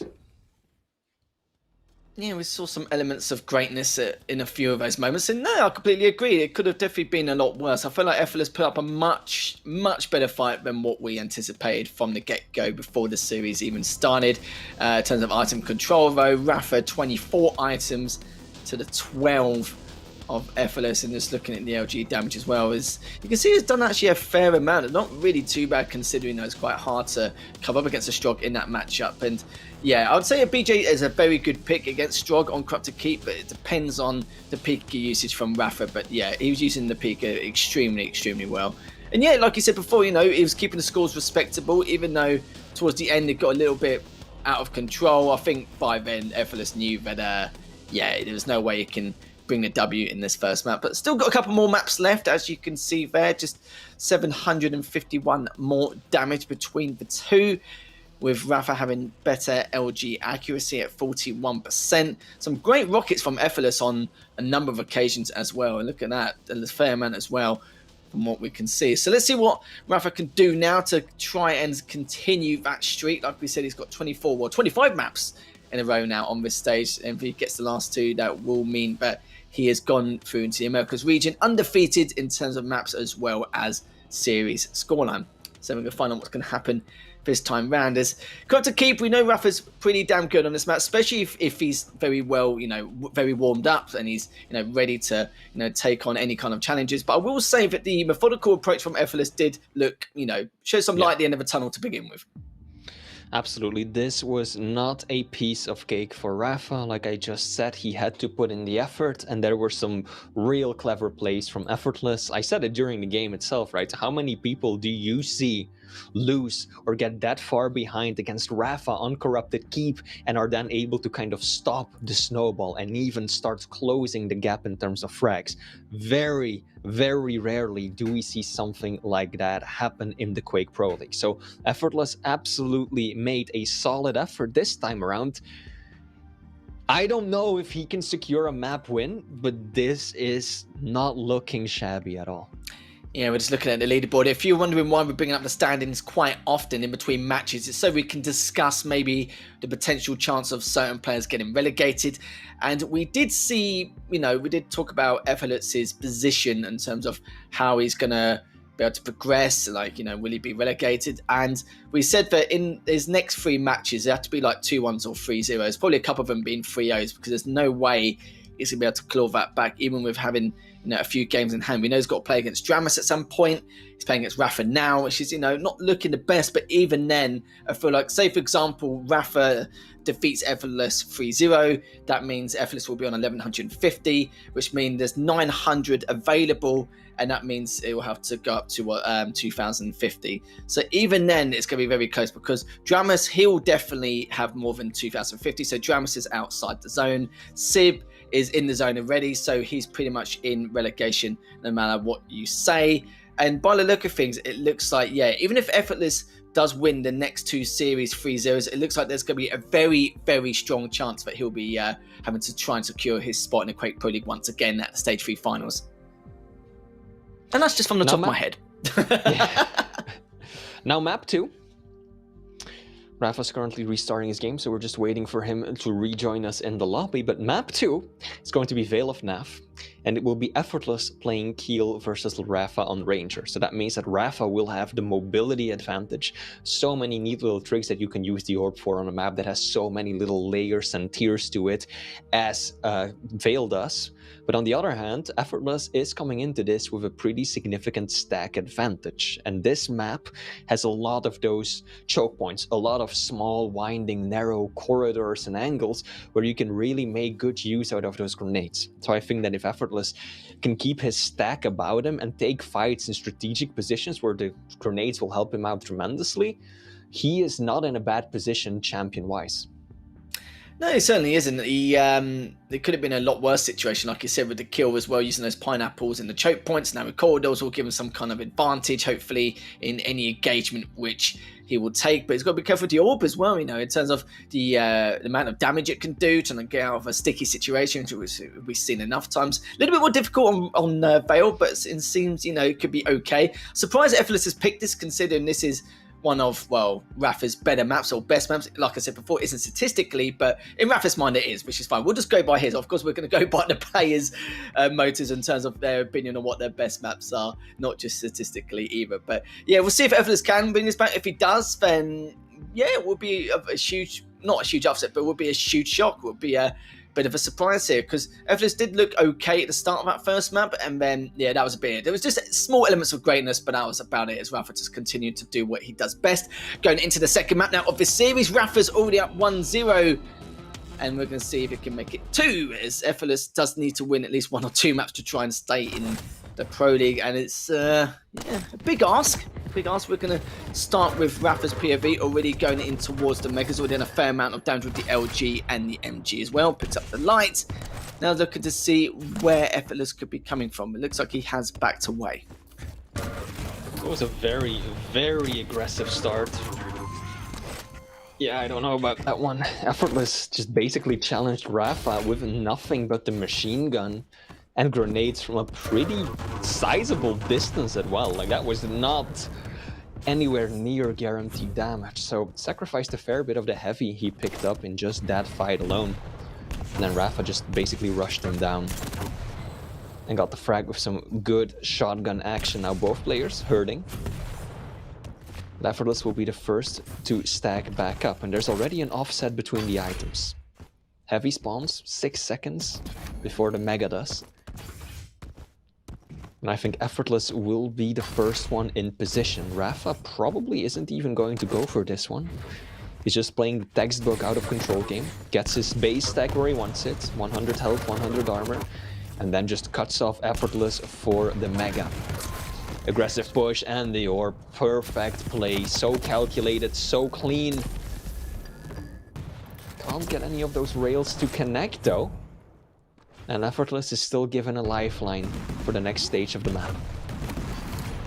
Rafa just standing his ground. Yeah, you're right though. It's a shame he did miss a few of those rails, but doesn't matter. It happens. It happens to the best of us here. Fleet is already just looking to try and add some extra pressure onto the Mega spawn. Rafa though needs to back away. Very, very weak. Left on 22 HP. Heavy's come up in the next 15 seconds, but you can see Rafa's kept his distance well. He's got time to try and recover before Effortless tries to re-engage. Effortless does get the first frag, which means also he could be able to pick up this Heavy. Doesn't want to take the chances as of yet. It's still railable, but it doesn't matter though. Rafa orbs up to pick up the Heavy. Good rail from Rafa. And now looking to try and collect all the weapons in this arsenal again. Good rail from both players. Rafa collecting that Mega now. 2.5 minutes into it. Rafa looking very solid. Definitely on the hunt to try and do some more damage on Effortless. He knows how weak he is. Hasn't really restacked properly yet, especially after hitting that next rail. It's going to be a tough ride here for Effortless. Especially after taking that kind of damage as well. And now full control should be going in Rafa's favor. Oh. Effortless at least managed to get one free rail off right there, but then gets caught out making a push for the rockets. And now we're getting that liquid diesel engine kicking into gear. Rafa knows all of the item timings. I don't think Effortless has an exact idea of when the Mega or the Heavy are spawning. And he is struggling. The damage significantly favoring Rafa already. 700 points of damage in favor of the Liquid player. And Effortless just seems to be getting caught out time and time again in these really inopportune situations, making rather predictable plays, just spawning and running straight for the rocket when Mega's about to spawn and Rafa is just going to sit there and hold down the angle. So this is already looking pretty dire. Oh, fake little rocket jump from Rafa. I like that, I like that. Was hoping that Effortless was sitting maybe at that second level, catch him by surprise. But Effortless does manage to hang on to this life, at least for now. Oh, nice little jump shot, headshot by Rafa. And the pain train just continues. That is too early, Effortless. Didn't do enough damage to challenge that off spawn. Yeah, he's done it a couple of times now. As soon as he gets that heavy spawn, just diving in straight for those rockets rather than maybe diverting towards rail or anything else. But there's only so much you can do, really. Maybe delay it, but even then, you're just giving that weapon control even further to Rafa. Rafa now up 7-1. Does take that first rail, but it doesn't matter. He does retaliate with a rail of his own. Now up 8-1. Effortless spawns in that rail room. Picks up the light. Rafa actually misses that first rail, just waiting for him to claw up towards that staircase to do a huge amount of LDG damage, and Ben finishes him up with a fantastic rail straight afterwards. So it looks like this time round on spawn is going to go towards the heavy instead, does not get it, or sorry, it does get it, but doesn't go for the weapons instead, which is perfectly understandable. And Rafa, even though he's got that positional disadvantage, Effortless still has a bit of a stack to try and work with to maybe take him down, but hits the first rail, doesn't hit the seconds. Now it's back on the way to try and recover from that last fight.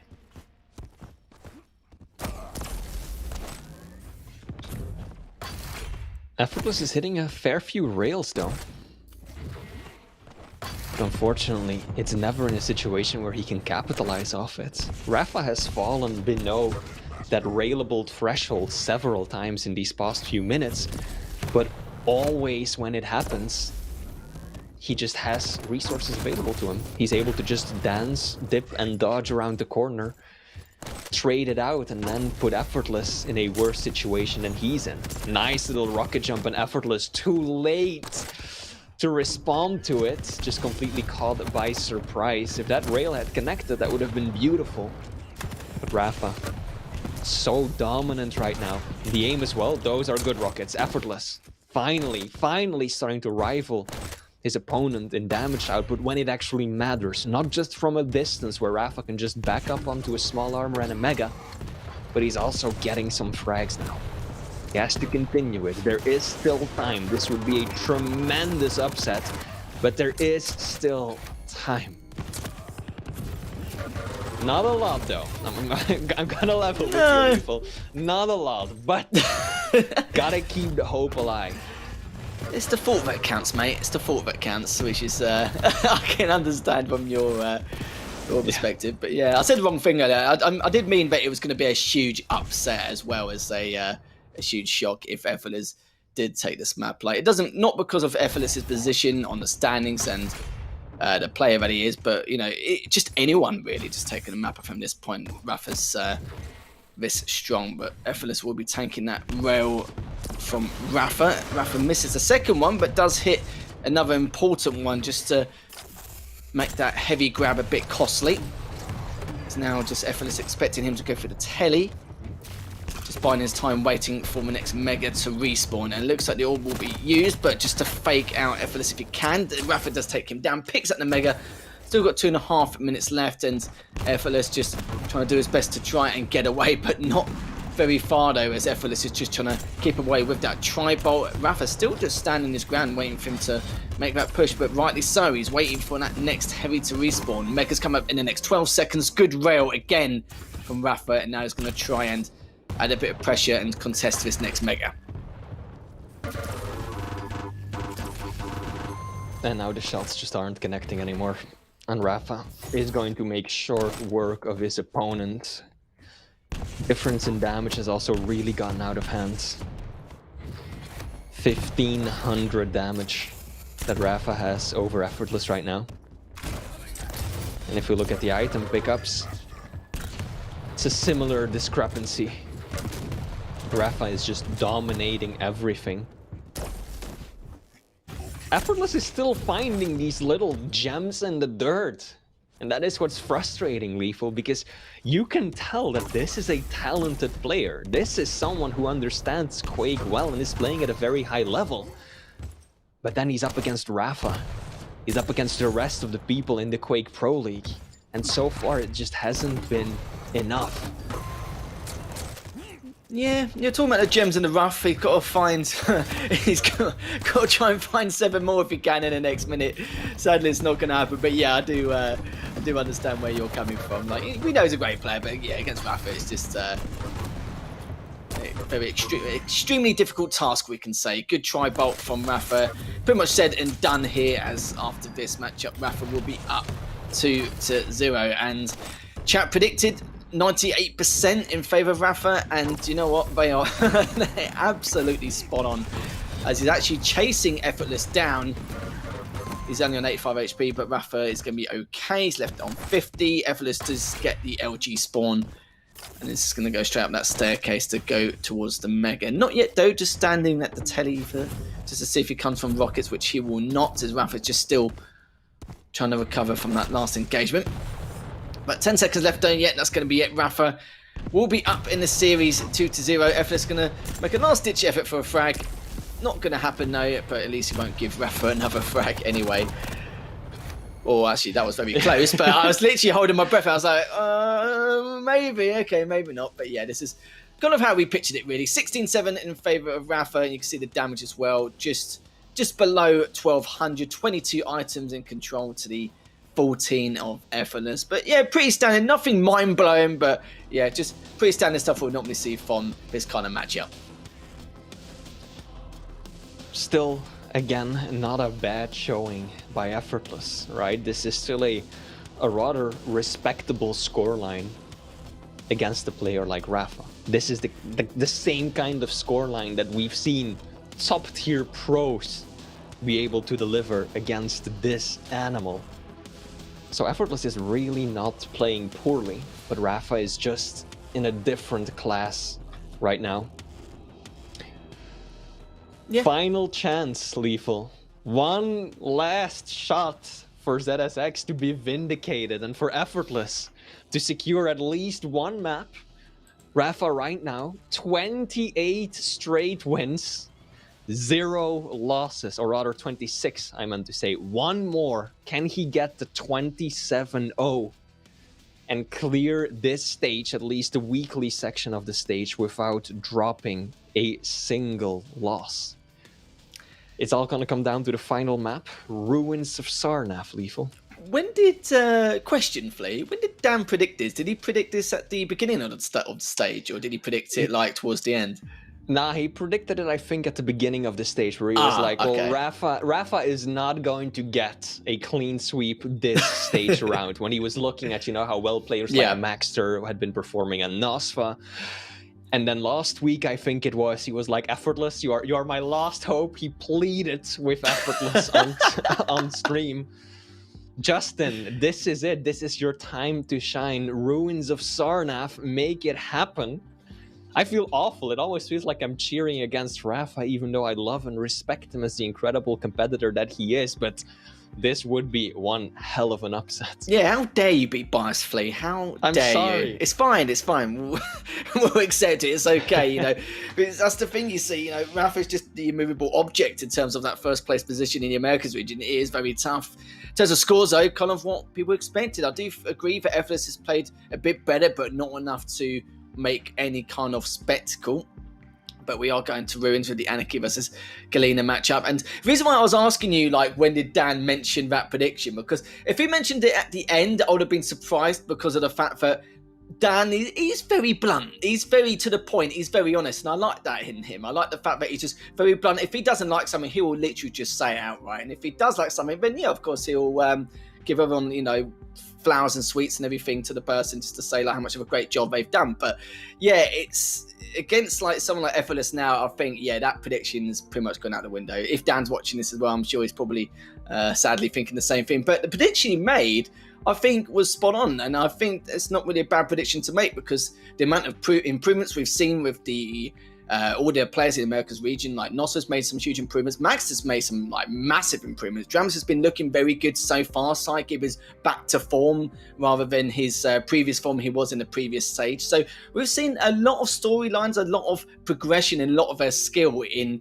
the Americas overall. So I can understand why a lot of people, well, maybe Dan especially, probably thought, oh, okay, maybe a map could be dropped here, but no, it's just this Rafa could just continue in this his path of destruction, we'll say, Flea. Now the final map, Ruins of Sarnath. Rafa will be playing the Anarchy. A lot of speed, a lot of mobility with that air control, and of course the injection to get you in or out of sticky situations. And Effortless is going to try and counter that by using the Galena. Now I am a little bit worried about the Galena pick. I mentioned it at the beginning. I don't think that many of those totems are going to survive a long time. Rafa is going to hunting them like no other. So let's see if Effortless can still make good use of his ability, and whether or not he can continue playing the way he has, and maybe edge out this one victory against Rafa.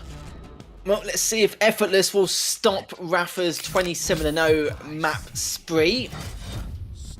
Because Rafa has been on an absolute tear, but, you know, we feel like broken records, really, because, you know, he's on a tear every stage for the last couple of years. So, but, you know, what more can we say about him, really? You know, it's understandable why we have to repeat ourselves again and again. And now Rafa, we will be starting for his POV to see if he can secure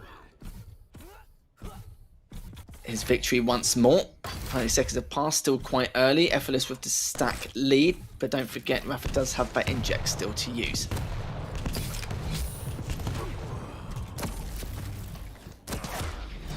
Nice rails. Good start from Effortless. Rafa takes two in the back, actually gets caught out. That was some really solid plays by Effortless right there. Rafa was not expecting that at all. First the two rails in the back, and then Effortless reading his trajectory perfectly. Dropping on him from above and cleaning up the frag.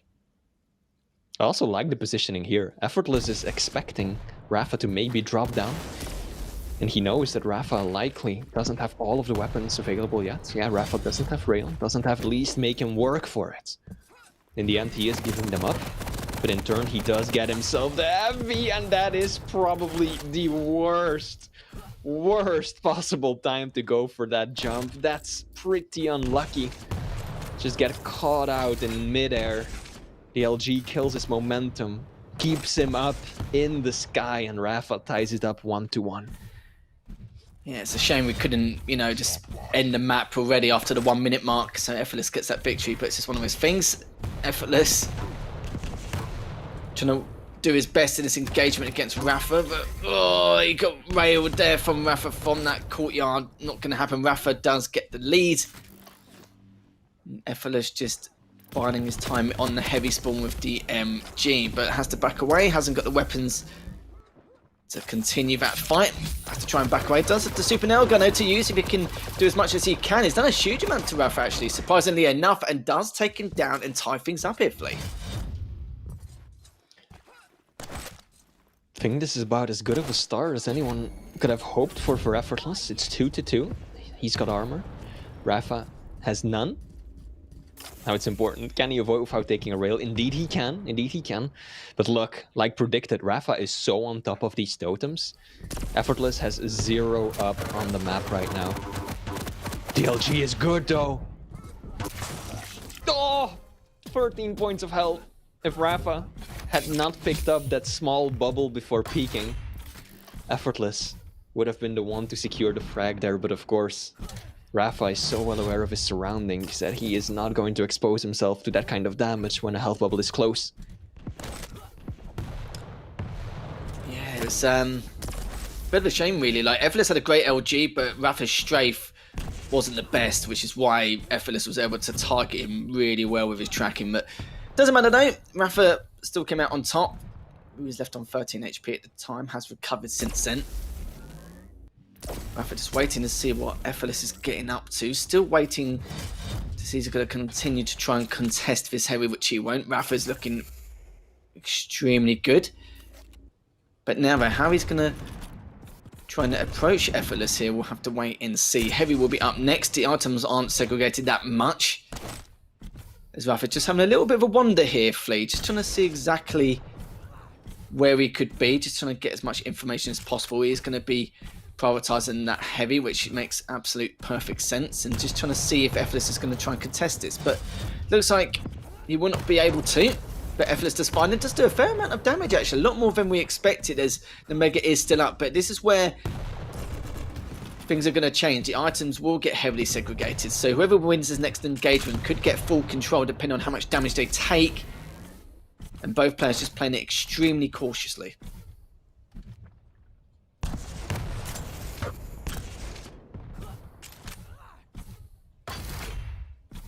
Effortless with a pretty sizable stack advantage, at least for a moment there. But Rafa is so quick to stack back up for those small armors around the map, and Effortless is nowhere in sight to make a move on the Mega. There we go, one rail. Can he find another? Oh, I love the foresight by Rafa to back up in that situation. He was so ready for Effortless to just push up with the tribal, and that's exactly what he did. It was beautiful. Beautiful positional play by the Liquid player right there. And now neither one of them really has control. Effortless is the one picking up heavy, and Rafa is the one securing Mega. Rafa, of course, has that one frag advantage, so the pressure does fall on Effortless, but this is a remarkably balanced game. And Rafa continuing to find these totems along the way. Effortless still has one up.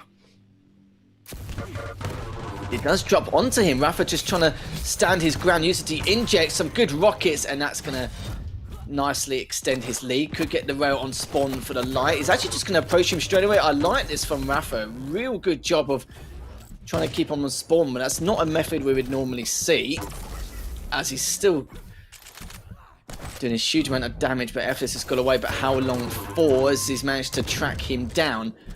But yeah, not something you normally see there, Flea. Normally people just, you know, once again, like I said before, stand their ground, will get the first rail off, and then whatever happens, happens, depending on where your opponent goes. But to take that little route instead, knowing that you've got a fair amount of weapons into your arsenal, it's a nice little flavour he added there.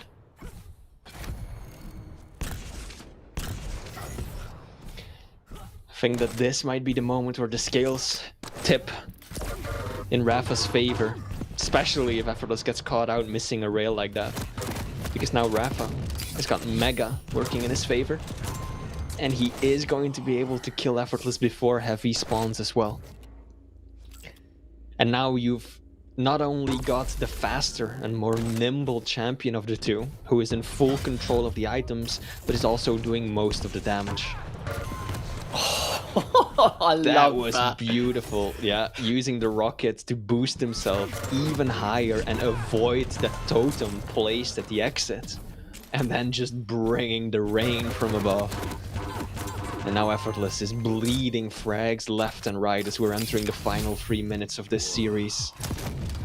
Nothing wrong having a bit of style points there. Comes out with the gauntlet as well to try and do a fair amount of damage to start with in that next fight, but not going to happen. Rafa still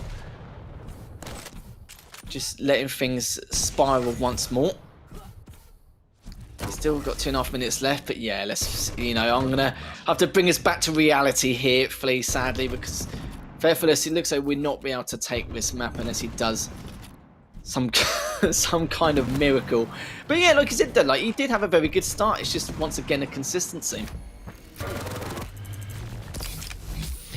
I think that's really been the general narrative of this final matchup, Although, one of the things that I can't help but wonder is, where is this Effortless during the rest of the weeklies?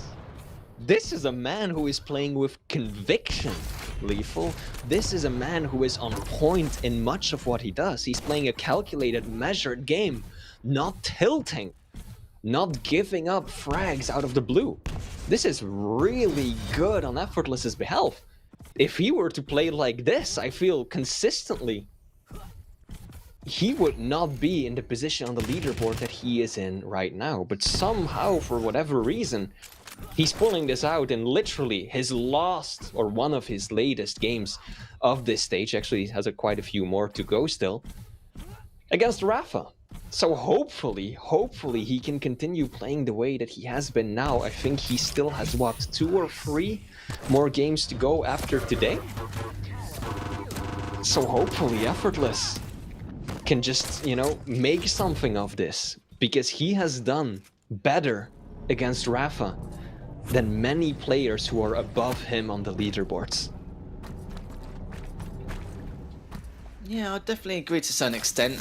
40 seconds left now, just waiting for Rafa to finish his job, get it all done, going for that 27 win streak, which, do you know what? It's funny that we say we're not surprised that this guy gets 27 maps in a row. This is absolutely balmy, but he's going to try and keep him at bay. Rafa's going to be able to take him down, got caught in a corner slightly. But yeah, if Effortless does drop down into relegation, he will have to deal with the likes of Waz and Davis, who are the 2 players which secured their spots in challenges to try and make it into the Quake Pro League. We'll be witnessing Waz again, and be great to see how Davis does as well, in terms of, trying to secure that spot, because we know he's been grinding a huge amount leading into the Stage 3 finals as well. So there we have it. Rafa, surprise. I know it's a bit of a shock to you guys at home, but Rafa does take that 3-0 and does get a 27 map win streak, which he's going to be very pleased with, to how to end things in terms of momentum going into the Stage 3 finals. 23 items picked up, and the other side, I missed it because Effortless probably had about 10 or something like that. But then again, yeah, I do agree with what you said. A bit more of a methodical approach from Effortless at the beginning. It's just a consistency of what to do on the counter attack when you're on the back foot, which you just need to try and work on a little bit. But shame, but never mind, but it's what we expected. Indeed, congratulations to Rafa. He finishes this stage, at least the weekly portion of it, without losing a single map. Effortless, on the other hand, he does incur yet another loss, but he made his opponent work for it. He did better, like I said, than I've seen many other players do against Rafa. This was calculated, this was controlled, he didn't tilt. Good showing on his behalf. If you look at the stats, 700 points of damage in between them, and like you mentioned, the items once again went squarely in Rafa's favor. But playing against Rafa as Anarchy on a map like Ruins of Sarnath could have been a whole lot worse. So Effortless, I do hope that he continues putting in some effort for the remainder of this stage, because I could absolutely see him get some more map wins, maybe even a series win before Stage 3 is over. Yeah, even if he feels like that now relegation is inevitable, there's no way he can come out of it, just use these next 2 matches just to be prepped for when you do have to go and try and secure that spot once again. He's done it once before and he did it with ease, and it's just a question if he can do it again. You saw as well in that matchup, 51% accuracy with the LG for Rafa. I think he did like nearly 1900 damage, which is Yeah, we've just pretty much got used to it now, haven't we, to that extent. But guys, we've still got 3 more matches left to go. We're just past the halfway stage here. We've got Nosfer versus Dahane coming up next, which should be a slobber knocker in itself. We have Razy versus Wenger, the 2 Maestro men going at it straight afterwards. And then the final match of the evening, both players, you know them well, very good friends as well. Cypher versus Arik will be the final match of the evening later on. So guys, do not go anywhere, as we'll see you in just a few minutes.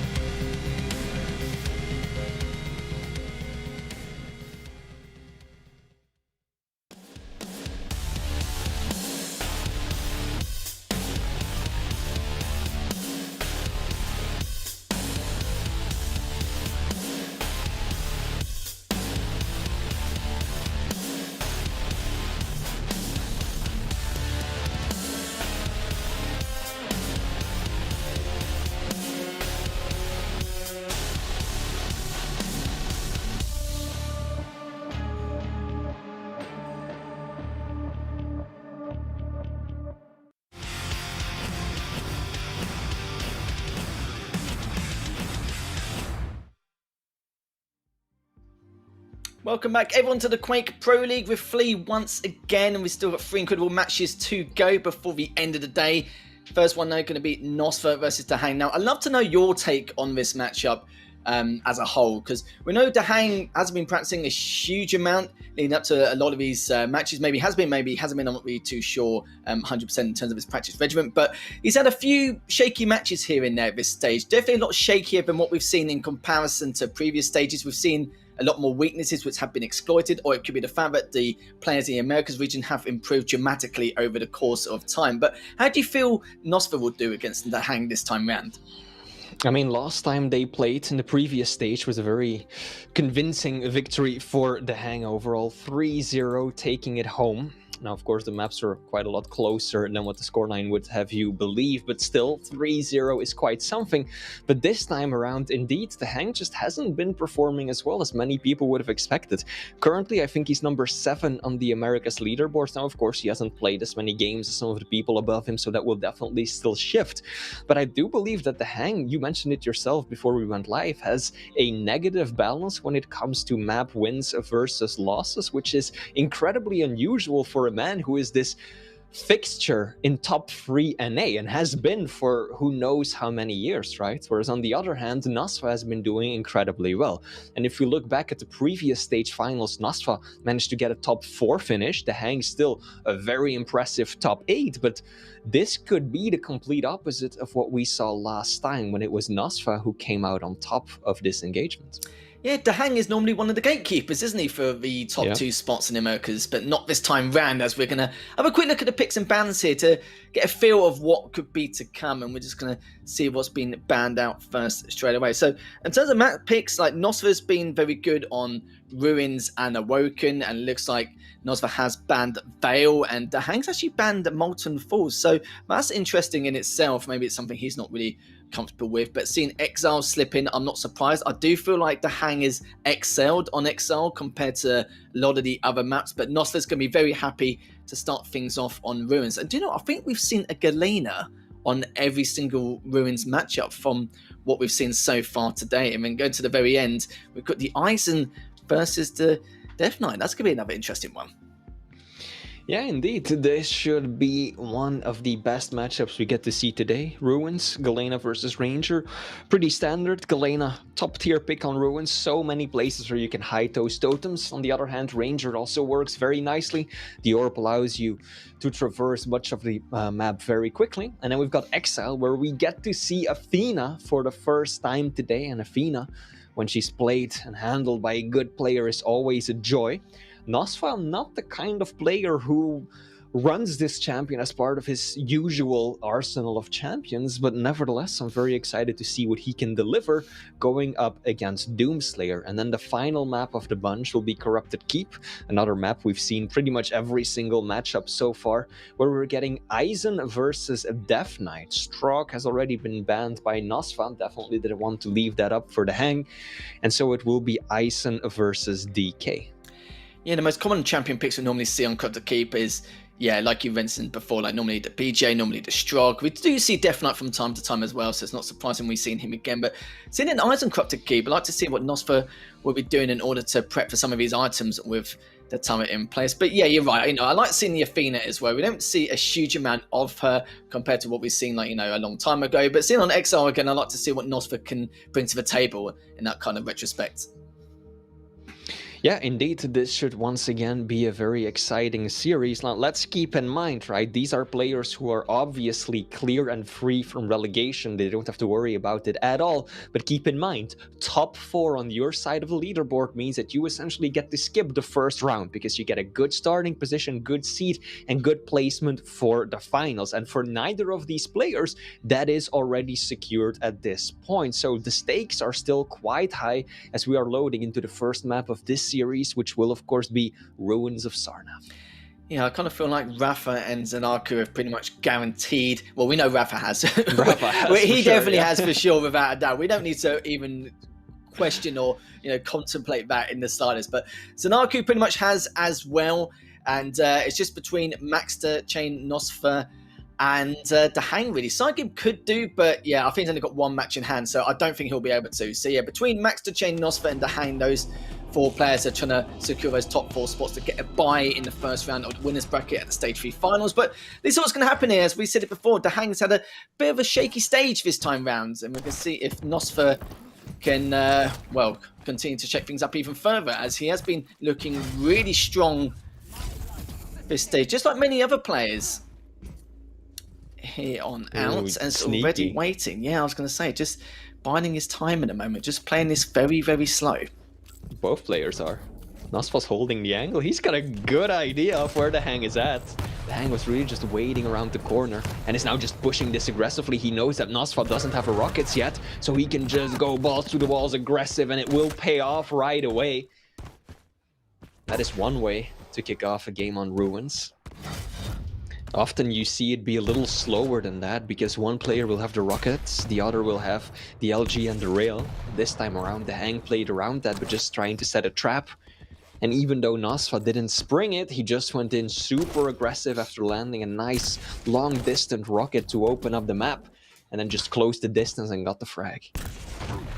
Very slow approach from Nosfa, but took a direct in the process. It looks like Dahang looking to clean up, which he does.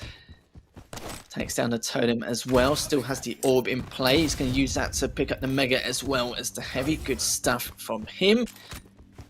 Huge stack. So he's got everything he needs now. It's just a matter of trying to pin down his opponent. Hits the first rail, waiting to see where he's going to go next. But good return rail from Nosfa. If he missed that, it probably would have been curtains for him. So already 90 seconds of play. Dahang already up 2-0. Nosfa just trying to continue to add a bit more aggression, but with the sneaky tactics here from Dahang, it's kind of getting caught off guard on a few occasions.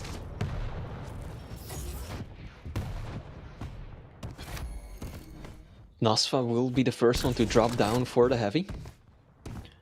So Dahang, even though he's 2 frags up, has been unable to get full control of the map. It's a good play by Nosfa to deny that. And Dahang knows that he cannot just bully his opponent around right now. Nosfa has a pretty decent stack. He's got 2 totems up on the map as well. And he's got good position for the heavy. Looks like he can actually make it 3 just before the heavy spawns. That's a really good play by Nosfa.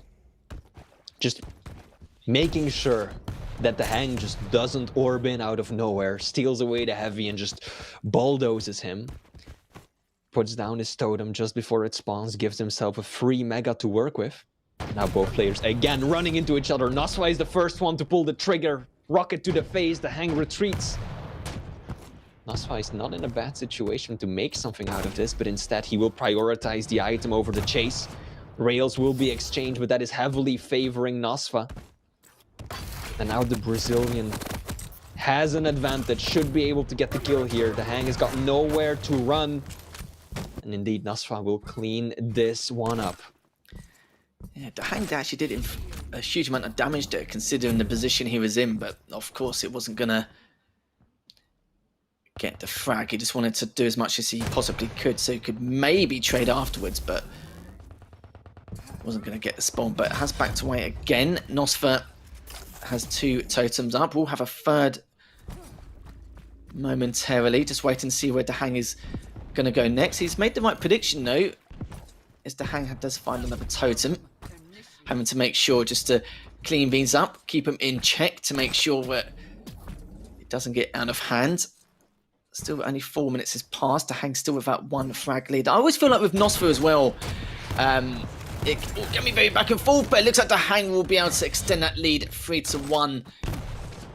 And now he's going to try and trap Nosfa again if he can. Nosfa knows what he's going to be up to, but still able to corner him. Good stuff here from Dahang, just inflicting so much damage onto Nosfa. Does manage to be able to clean up. Will he be? Yeah, he does. Okay, that was a little bit of caution there, but looks like he does manage to finish him up. Beautiful stuff from Dahang again. But yeah, go back to what I was saying. I kind of feel like Nosfa, there's some opponents that Nosfa can take down which Dahang can't, and vice versa. Like, for example, Dahang would, struggle against Zanaku and Maxter, but Nosfa seems to have like Maxter's number, etc., etc. It's a lot of that on the just due to the different players' styles. It's Nosfa now just trying to stand his ground in that choke point, trying to contest this mega. As you can see, Dahang's just on the staircase trying to do as much as he can. And he just manages to pick up that Mega. He definitely would have been taken down if he did not pick that up. As Dahang just trying to keep on, stay on his toes to try and keep track on Nosfer's whereabouts. But he's just going to try and recover for now. As Dahang at the halfway stage is up 5-2. At least Nosfa has somewhat managed to stabilize and has secured a stack advantage now. Dahang has been unable to really run away with the scoreline. That's a good rocket. Make it 2! The American is going to be happy about that exchange. I don't think Nosfa landed a single nail.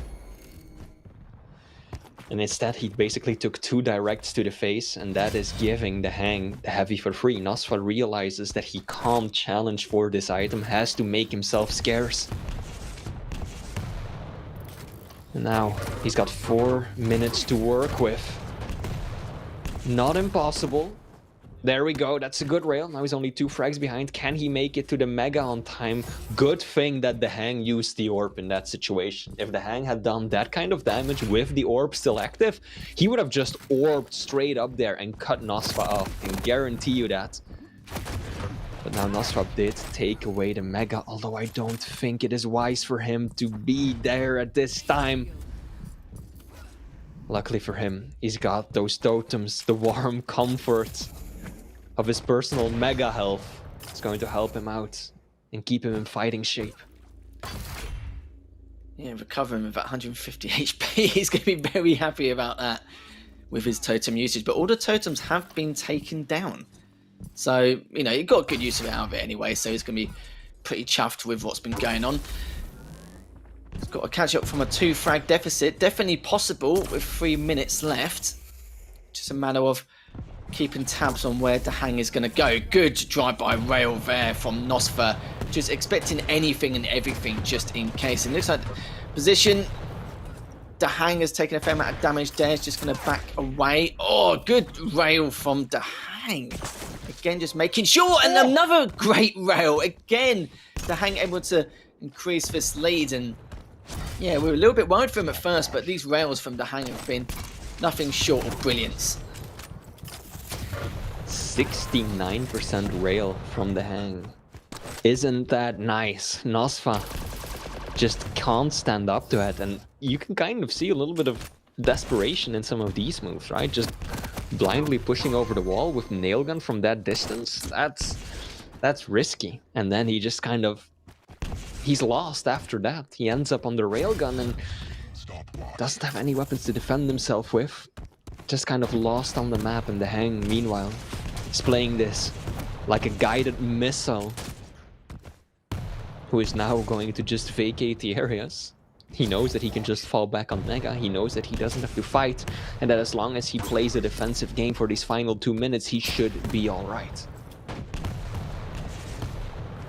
He's been doing a good job so far. Putting a lot of pressure onto Nosfa. Currently up 8-3. Huge stack. Minute 40 left. Things are looking very bleak for Nosfa. Not really much he can do. As you can see so far, Dahang just keeping the high ground. Just making sure to keep Nosfa guessing. Good rails from Nosfa though. Must hit 2 for 2. In that last fight, does drop down to go and prioritise the heavy. Waiting to see if Dahang's going to creep on up from above, which he will do. Misses a couple of rockets to rails on Nosfa have been good, but it's just a shame that just too little too late. Good rocket there from Dahang. He's going to be backing away to go for the light and just try and hold his ground in the courtyard. And I love this all play. Oh, that was beautiful from Dahang. Misses that last rail. He's still got a second chance. Does hit it, but Nosfa's going to be the one who comes out on top. Has to find 4 frags in 50 seconds, and he's got to try and recover. It's going to be extremely, extremely tough. Yeah, I really don't see it as a possibility anymore. Dahang is just going to play the plus back game, and Nosfa playing Galena just doesn't has the mobility to catch up with him anymore. It's a common problem. Talked about it earlier as well. We saw Galena versus Slash, I believe it was Dramis versus Maxter. At some point when you have to try and chase down your opponent, and they are They have the orb, they have something to work with in terms of mobility, and you don't have a thing. It's basically a done deal. So the Hang, looking pretty snazzy. Glad to see the fire is still alive and burning. Will take away map 1 versus Nasfa. Yeah, he's going to be pretty chuffed about that. I think I saw the rail percentage as well from Dahang, 61%. That was just great stuff from Dahang. 23 items compared to the 13 of Nosfa. It's like I said, it's like a rock, paper, scissors kind of thing with a lot of these players in the Americas region. Like, you know, Dahang has struggled against Zanaku and Maxter, but seems to be able to take on Nosfa quite well. More suits to his needs in terms of style. But then, you know, Nosfa can, you know, pretty much has Maxter's number every time they match against each other. So a bit strange, really. But at the same time, you know, this could be Dahang stepping his game up, knowing that stage 3 finals are just around the corner. So what better time to prepare now than, you know, at this moment in time. And I must say that Nosfa did use the Galena well. He got a lot of use out of those totems, a lot of value on a number of occasions, but it just wasn't going to be enough. And you can see the stats saying, like I just said, 62% with the rail, 41% with the LG. Yeah, it's going to be very pleased about that. 1,213 more damage. It's just going to make Dahang a happy man going into the second map. Indeed, it will. Now map 2. It's going to be something else entirely. This is Exile. Nasfa will be playing Athena. First time today we're getting to see that champion in action, and the Hang is going to try and counter with the Doomslayer. Now, one of the key things of Athena is that she is very capable of denying hourglasses and making sure that your opponent doesn't have his ability. However, this time around, that won't matter. The Hang doesn't use his ability to begin with when you're playing as Doomslayer, except not in any way that is common or frequent. So that advantage that Nasfa has is kind of invalidated to begin with, simply because of the champion matchup. However, he is still vastly faster than the Hang Spig and can easily maneuver through the verticality that Exile offers. But on the other hand, the Hang has a bit of an advantage mid-fight by being able to avoid a lot of rocket damage with that double jump. So this should be a very interesting matchup, and I'm extremely curious to see just how well Nasfa has mastered Athena. Yeah, it's not something you normally see every day. Yeah, you're right, you know, don't really see Athena often on this map either, so it'll be interesting to see what Nosfa's going to do, what his plan of action is going to be going in this matchup. And yeah, an early lead will be, you know, it's something Nosfa needs to start things off here. But it's just, again, yeah, like I said with the rock, paper, scissors thing, it's a shame that, or just a bit strange that how Nosfa struggles against Dahang, but against everyone else Dahang's lost to, Nosfa's been, you know, okay. It's been pretty much all right considering the circumstances. But this time round, it will be on, I think it's going to be on the SA server here. So Dahang may struggle a little bit in terms of ping. So in terms of close range combat, it's going to have to be a bit more cautious in some of these bouts. But we'll find out as we're going to go into the second map of this series. This is the 4th series of the day, if you're just joining us. And we're going to start off with Nosfa's POV. We'll be picking up the light straight away, as well as the LG, and heading straight towards that heavy.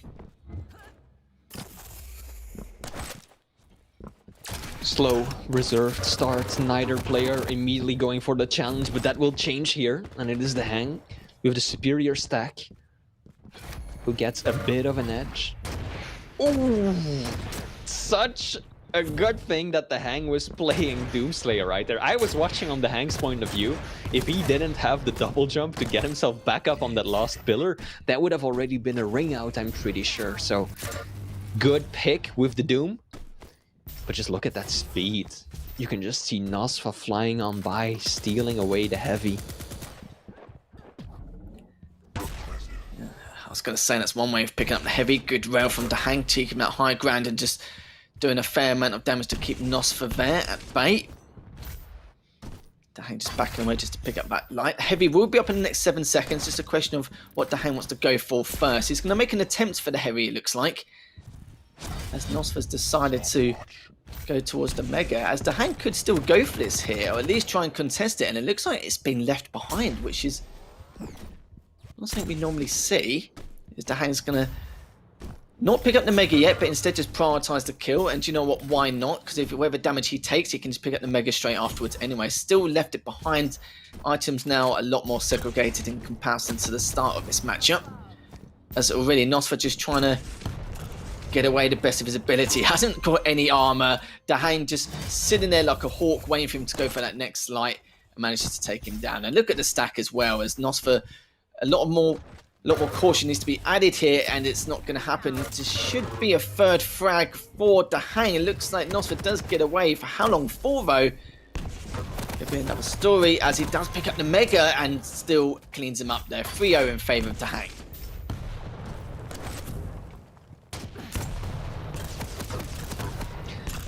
Nosfer has a bit of an opportunity there, but takes such a bad rocket. All he can do is just push with the machine gun in those situations. Hope for the best. Now he does get heavy to work with, but just look at that stack, Lethal. Even after picking up heavy, Nosfer's armor is already just decreased to, well, 75 points. That's all that he's got to work with now. Now Dahang has to be even more careful, because even though he's got more of the weapons, he is outstacked. I like how Nos was playing this though. Like, he didn't need to push that situation, and he didn't. He just fell right back onto heavy, knowing exactly where his opponent is. Oh my no! As if he got away with that. No! How weak was Dahang? He was super weak. Literally, you could tickle him and he would be taken down. And he still manages to clean him up with the berserk. And he was on his head, wasn't he, pretty much? And yeah, he could have been in a better position. He really could not have done. That was probably one of the clutchest frags we're going to see today, but we've still got a couple more matches. Nosfer does bring it back though, does get that first frag on the board. It took a fair amount of time, but finally got there in the end. He's going to be looking for the second, and he does have to stack to work with. Still got a fair amount of stack actually to try and force out a third fight if he wants to. But yeah, what a way to clutch that full frag. 20 HP, Dahang is just standing on Nosfer's head, walking backwards with him, punching him in the back of the skull until he just brutalizes his way out of that situation. Now Nosfer does get a frag. It's still only a 1-point game, so this could easily still go in the Brazilians' favor, especially with rails like that, all tied up once more. And now Nosfer is keeping control of that center top area of the map. In position to run away with Mega. Oh, messing up the drop down. The LG is good, but it's not good enough. Wow, that's painful. Nosfer, he wanted to drop down and take away that small armor before running for heavy, but instead, the float, the LG, it just wasn't powerful enough, and Dahang still beat him out in the LG match. Yeah, real shame indeed. 3 ticks of damage would have done it for Nosfer. Dahang regains the lead. As Nosfer just been very patient, but the rails from Dahang is keeping him in this matchup and kept him in the last one as well.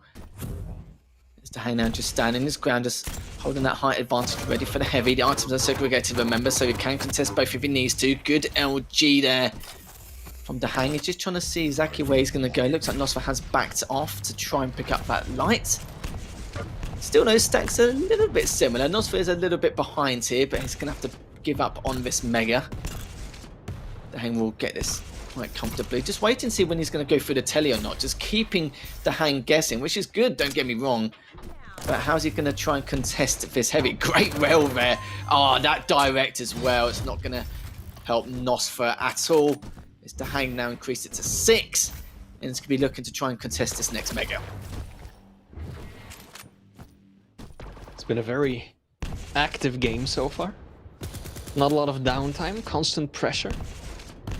Nos was making good use of the Athena. Seen it several times just earlier near Mega when he took a bad rail, dropped down to a very low stack, but still, before Dahang could even recharge and fire another shot, Nosfer had just grappled onto the Mega.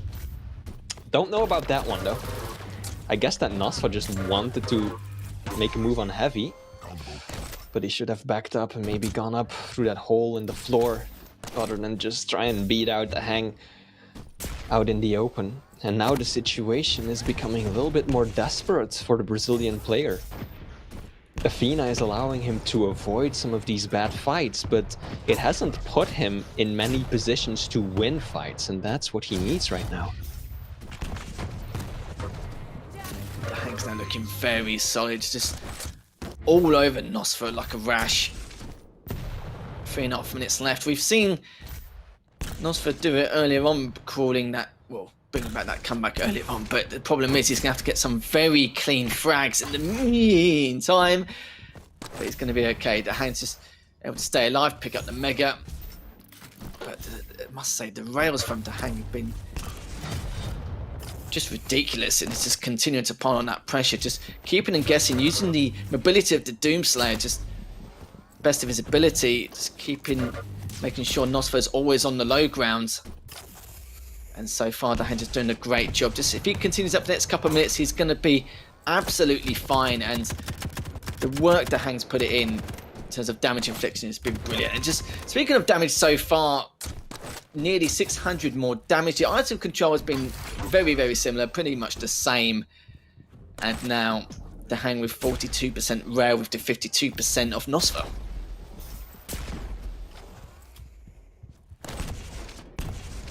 I think we're getting close to the point of the map where we might be writing this one off lethal. Yeah. I mean, Nosfa needs a superhuman effort to bring this one back from the brink of defeat. But we know that the Hang is so good at that defensive play. Like, look at this again. The Hang could have stuck around on top, picked more of a fight for Mega, but he was just like, no, I know that I am now in a position where I can take a rail and not land one in return, so I'm not gonna go for this anymore. He just backs up, picks himself up the heavy, and then charges to meet Nosfa halfway in a position where he knows that he is guaranteed to do LG damage of his own, relying on that better stack of his. And that's just the key to success. He is playing such a clever defensive game that I really don't see anything that Nosfa could still do. We've got 1 minute left, 8 frags. I think it is clear that the Hang will be the one to take away the win on map 2. Yeah, absolutely. Good rail from Nosfer, but just too little too late. 7 frags behind, just a minute left. Yeah, I must say, the Hang looking much, much better. It's been a little aim star here, playing compared to what we've seen in previous weeks, which is what we love to see. But Nosfer, though, it's just a bit of a shame for him. Like, he didn't contest the items as well as he should have done. Like, there was a couple of times where he either mistimed or just didn't have to stack to contest it by any means.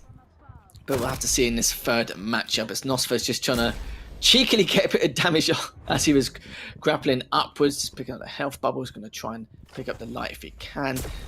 But the Hang knows exactly where he is. One more rail should do it. Will he be able to finish him up? No, he doesn't, but Nosfer will be the one who retaliates with some great rails of his own.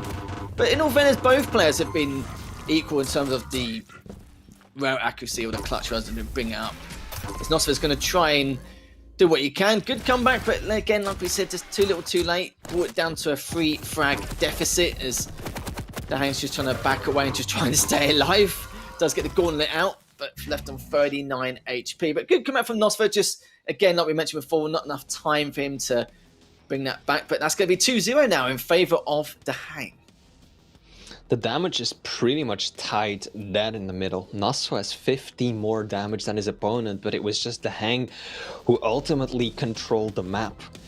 The mobility, I feel like, sometimes was more of a curse than a blessing for Nosfer. Like right there, right? He tries to get himself out of the grapple, but just puts himself clean in the Hang's crosshair and ends up losing precious frags as a result of it. Whereas the Hang was very patient with that Doom double jump, saving himself at least once over near the void. Some good shots coming out from both players. But ultimately, yeah, the Hang proving why he has been number 2 in the Americas for so long now. I'm really hoping that this is a bit of a revival of the Hang going into the stage finals, because we know that that's a period where he kicks it up a notch, as do most players, of course. So hopefully we can really see him in good shape again. He made it top 8 in the previous stage finals, which is quite the accomplishment. So I see no reason why he couldn't do the same now, if not better. Yeah, 54% rail for Nosfer. Love to see it as well. 1337 LG damage for the Hang. Absolutely loving it. But yeah, you know, like you said, we have to compliment both players for their rails. They have been very, very good. And a lot of clutch ones to, you know, change the way how the game was in terms of dictating the pace. And Nosfer did everything he could. There was only probably a few occasions, or maybe a lot more than a few occasions, where he could have contested the items a bit better, but he just couldn't, with the starting stack of the Athena, and just couldn't pick up the lights because of the fact that the Hang was just making sure that he would pressurize him enough to keep away from those areas. It was very tough, and he's put in a bad position all the time, but it looks like the Hang's going to try and secure this 3-0, and the way he's been playing, it's definitely a lot better than we've seen him in previous weeks. He's clearly been a lot more prepared in comparison to previous matchups. Now, the final map, because I know there's a few people asking in chat to make their prediction. Nosfa will be playing Eisen versus the Hang as Death Knight, and the map is Corrupted Keep. So it all comes down to CK. This is the final map. Of course, the Hang has already secured the series, but Nosfa, as we discussed earlier, right? He wants to stay in top 4. He wants to hang on and get every single point that he can possibly get. So this is still worth a try for him. In terms of champion picks as well, not something we normally see every day. We mentioned it earlier, but normally see the BJ or the Strog, sometimes the Galena on Corrupted Keep. But this time when we've got the Death Knight and the Eyes, and not something we normally see every day. I just want to know your outtake on how you think this matchup's going to go here, Flea. I mean, this is probably going to be explosive with the Death Knight, right? We've seen what the Hang can do with his abilities. Doesn't get Strog this time around. I'm guessing that's probably his favorite pick on this map, but that was champion was banned clean off the start by Nosfa. So I'm expecting quite a lot of pressure to come out from the Hang, and Nosfa will probably be a little bit more reactive. He's going to try and deploy that turret. Probably not so much to get information, since this is a pretty small map to begin with, but just to create a distraction, an extra point of damage for the Hang to reckon with. However, I still think Nosfa probably wants to hang back a little bit more, steer clear of that Flame Strike, whereas the Hang wants to bridge the gap, and that's exactly what happened. You didn't quite get to see it because we started off on Nosfa's point of view, but the Hang was within seconds in the room with Nosfa, with the shotgun out and the Flame Strike at the ready, so he wants to apply pressure. And like Riley said, Flea, every map's going to count to secure that top 4 spot to get a bye in the winner's bracket at the Stage 3 finals.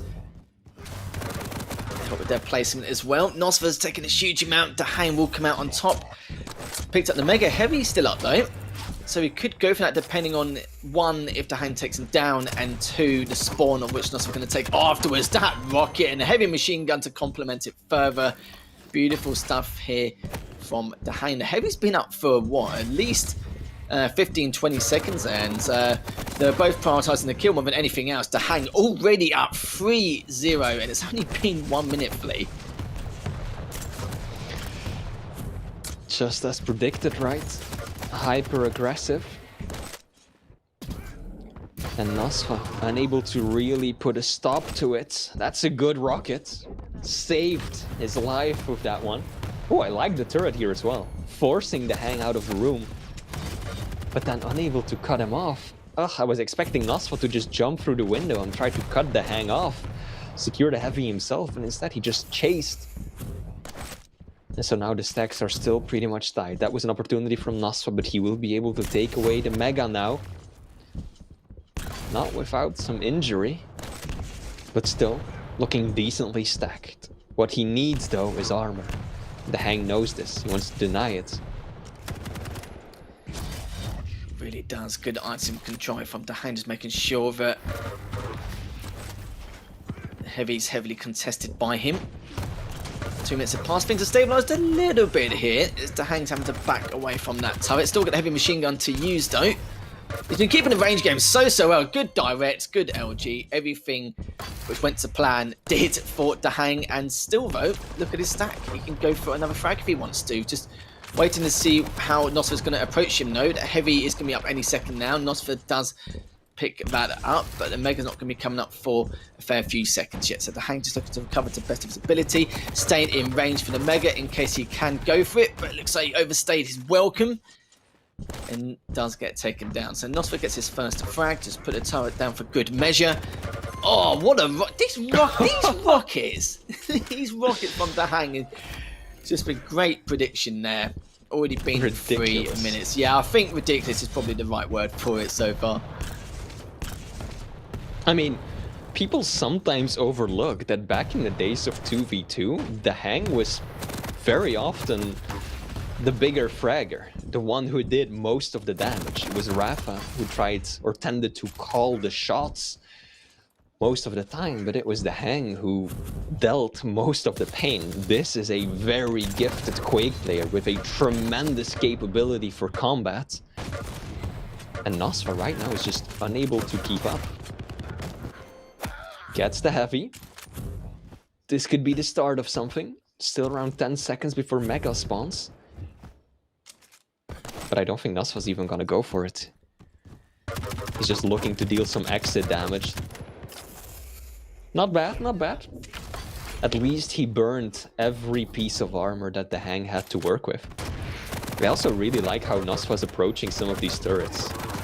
He puts down the turret just before he picks up armor because he knows that that armor, the passive ability that Eisen has, reduces and decreases the respawn timer for his ability. So it's those clever little micromanagements that these players pull off that's so impressive. Oh! Okay, alright, see you later. Yeah, the Hang is... I don't think that was an entirely intentional reset right there, you know? Tactical suicides are a very real thing in Quake Champions, but I think that was more of an unforced error. Yeah, we've seen a few resets today anyway. It's already Nosfa now continuing to pile on the pressure. Only down by 1 frag, but they can definitely change that, depending on how well he can contest this Mega. But the Hang's just backing away at the moment. We'll get a little bit of damage onto Nosfa as he was picking up the Mega, and the Hang's just waiting for him to come on up, and it looks like he still has to get out there and has to take the burn, I'm afraid, but at least the light armor will stop the burning as much. Does pick up those 2 health bubbles, so it's going to be pleased about that. It's going to be coming out strong. Oh, the LG from Nosfa. Bringing him back in this matchup. Has the turret again if he needs to use it. May well do soon, as Mega is going to be up any second now, but hasn't really got the armor or the stack entirely to continue to contest that to the best of his ability. But look at this, the amount of damage he's doing to be a real nuisance to the Hang. That was beautiful stuff from Nosfa. Really methodical approach to stopping the Hang putting any more pressure onto that heavy, and the heavy machine gun again just doing great work and managed to outplay him there, or out aim you could say, as the Hang does spawn in the red room. Is going to be pushing straight on through, has the flamethrower and the super nail gun. Don't blame him for going for that trade. Does get the Mega as well, stops him from going for the rockets, and what a great way for the Hang to come back in this matchup. Indeed, very aggressive, and that's how you want to play Death Knight. Off spawn, rush your opponent down with an LG or Shoddy. And Nosfa was just sitting on Mega a moment too early. Unfortunately for him, the Flame Strike took care of him. Oh, and once again he's caught on fire, and the Hang, another suicide! Bringing it back down to 6-6, all tied up. No, the Hang, that's a wrong turn. He ends up in the bad part of town, and Nosfa will punish him relentlessly for that transgression, looping it effortlessly into a heavy pickup as well. This has been a tremendous back and forth. Good LG too, look at that! Brazilian Thunder bringing it to the floor. He's got to be careful of the super shoddy, and yet manages to extend his lead. Oh, the chat did predict rather, that the Hang would take this 62%, but Nosfa looks like he's in very, very good form. Definitely kept it close in almost every engagement. Good rocket speed. Going to switch to the LG just for extra insurance, so it's going to risk anything else. He's going to doesn't have time to contest the rockets, but he can at least keep the Hang at bay with that turret in order to get a nice Mega uncontested. But again, Nosfa just keeping his range. Hasn't got a heavy machine gun, so knows that he will get out damaged, and he's going to see if he can try and stop the Hang from going for that heavy. But the Hang's doing a good job just making sure that Nosfa does not even get a sniff of that heavy. Oh, the LG from Nosfa. Oh, that was so good. Already 2 minutes left, and the Hang needs to try and find these 6 frags quickly. He basically has to get his first kill right now, and he won't be able to. The turret cleans him up nicely. Corrupted Keep is a map where you can chain together a lot of frags in a very quick manner, Lethal, but I think that even for a player like the Hang, this is going to be too much of an ask. Nasfa still just holding his own, and even if he drops a frag now, the turret, that is an MVP turret. How often do you see one turret without it disappearing, getting destroyed or being replaced, get 2 frags in a row? That is a rare sight in the Quake Pro League, and I think with that one, Nasfa secures himself at least 1 map in this series. Nosfa's tracking, even when he's getting rocketed close range, so good. To hang on 49 HP, finally claws a frag back, but he's going to have to get 7 in 1 minute, which we know it's not going to happen, but the Hang's going to try and keep the score as respectable as possible. But like we said, he's already won the series, and Nosfa wanted to win at least a map to stay in closing distance of that top 4 in the Americas region. So far, the Hang just backing away, picking up the heavy. He's going to go for the flank around towards Rockets to see if he can catch Nosfa. Nosfa just standing his ground, waiting for him to approach that way. 35 seconds left. Realises that he has not spawned in the red room. In fact, he's actually spawned on the heavy machine gun, I believe, looking to try and stop him from going for the mega, but it's going to be too late as Nosfa finally gets a trade, you could say. Does manage to stay alive, put that turret down just for good measure, really, and to give him some info. But I must say, this is a much better performance from Nosfa. Indeed, looking so much better on this last map. Let us take a look at some of the statistics. Nasfa, 500 more damage than the Hang. Item control also favoring the Brazilian in general. The LG, 46%. Yeah, Nasfa was looking good. The Hang came out swinging really strong at the beginning of the map. A lot of pressure applied, especially with that flame strike. But then Nasfa managed to stabilize the game and play the matches more on his terms. He kept back more and more, dropping down the turret, dividing the Hang's distraction and getting a good extra source of damage on the board. And then once he kind of got into the swing of things and started getting the upper hand with the item pickup as well, that's really when it started to shift. And the Hang, as we enter the final stages of the game, you know, you're forced to push more and more, and if that doesn't work out, you just end up bleeding and the scoreline gets away from you. We need to check Nosfa's LG damage. I'm sure he did a huge amount. It's the only gun I pretty much saw him have in the majority of that matchup, but we'll double check. But yeah, you know, the Hang did do really well. Like, contested items how he should do, but you saw there in terms of damage, just over 700 less damage in comparison to Nosfa's. And look at the LG. Yeah, okay, there we go. LG damage just over 2,600. It did feel like that is one of the go-to weapons for him. He always kept his range, and even with the heavy machine gun, though, look at that, 1,008 damage with the heavy machine gun there.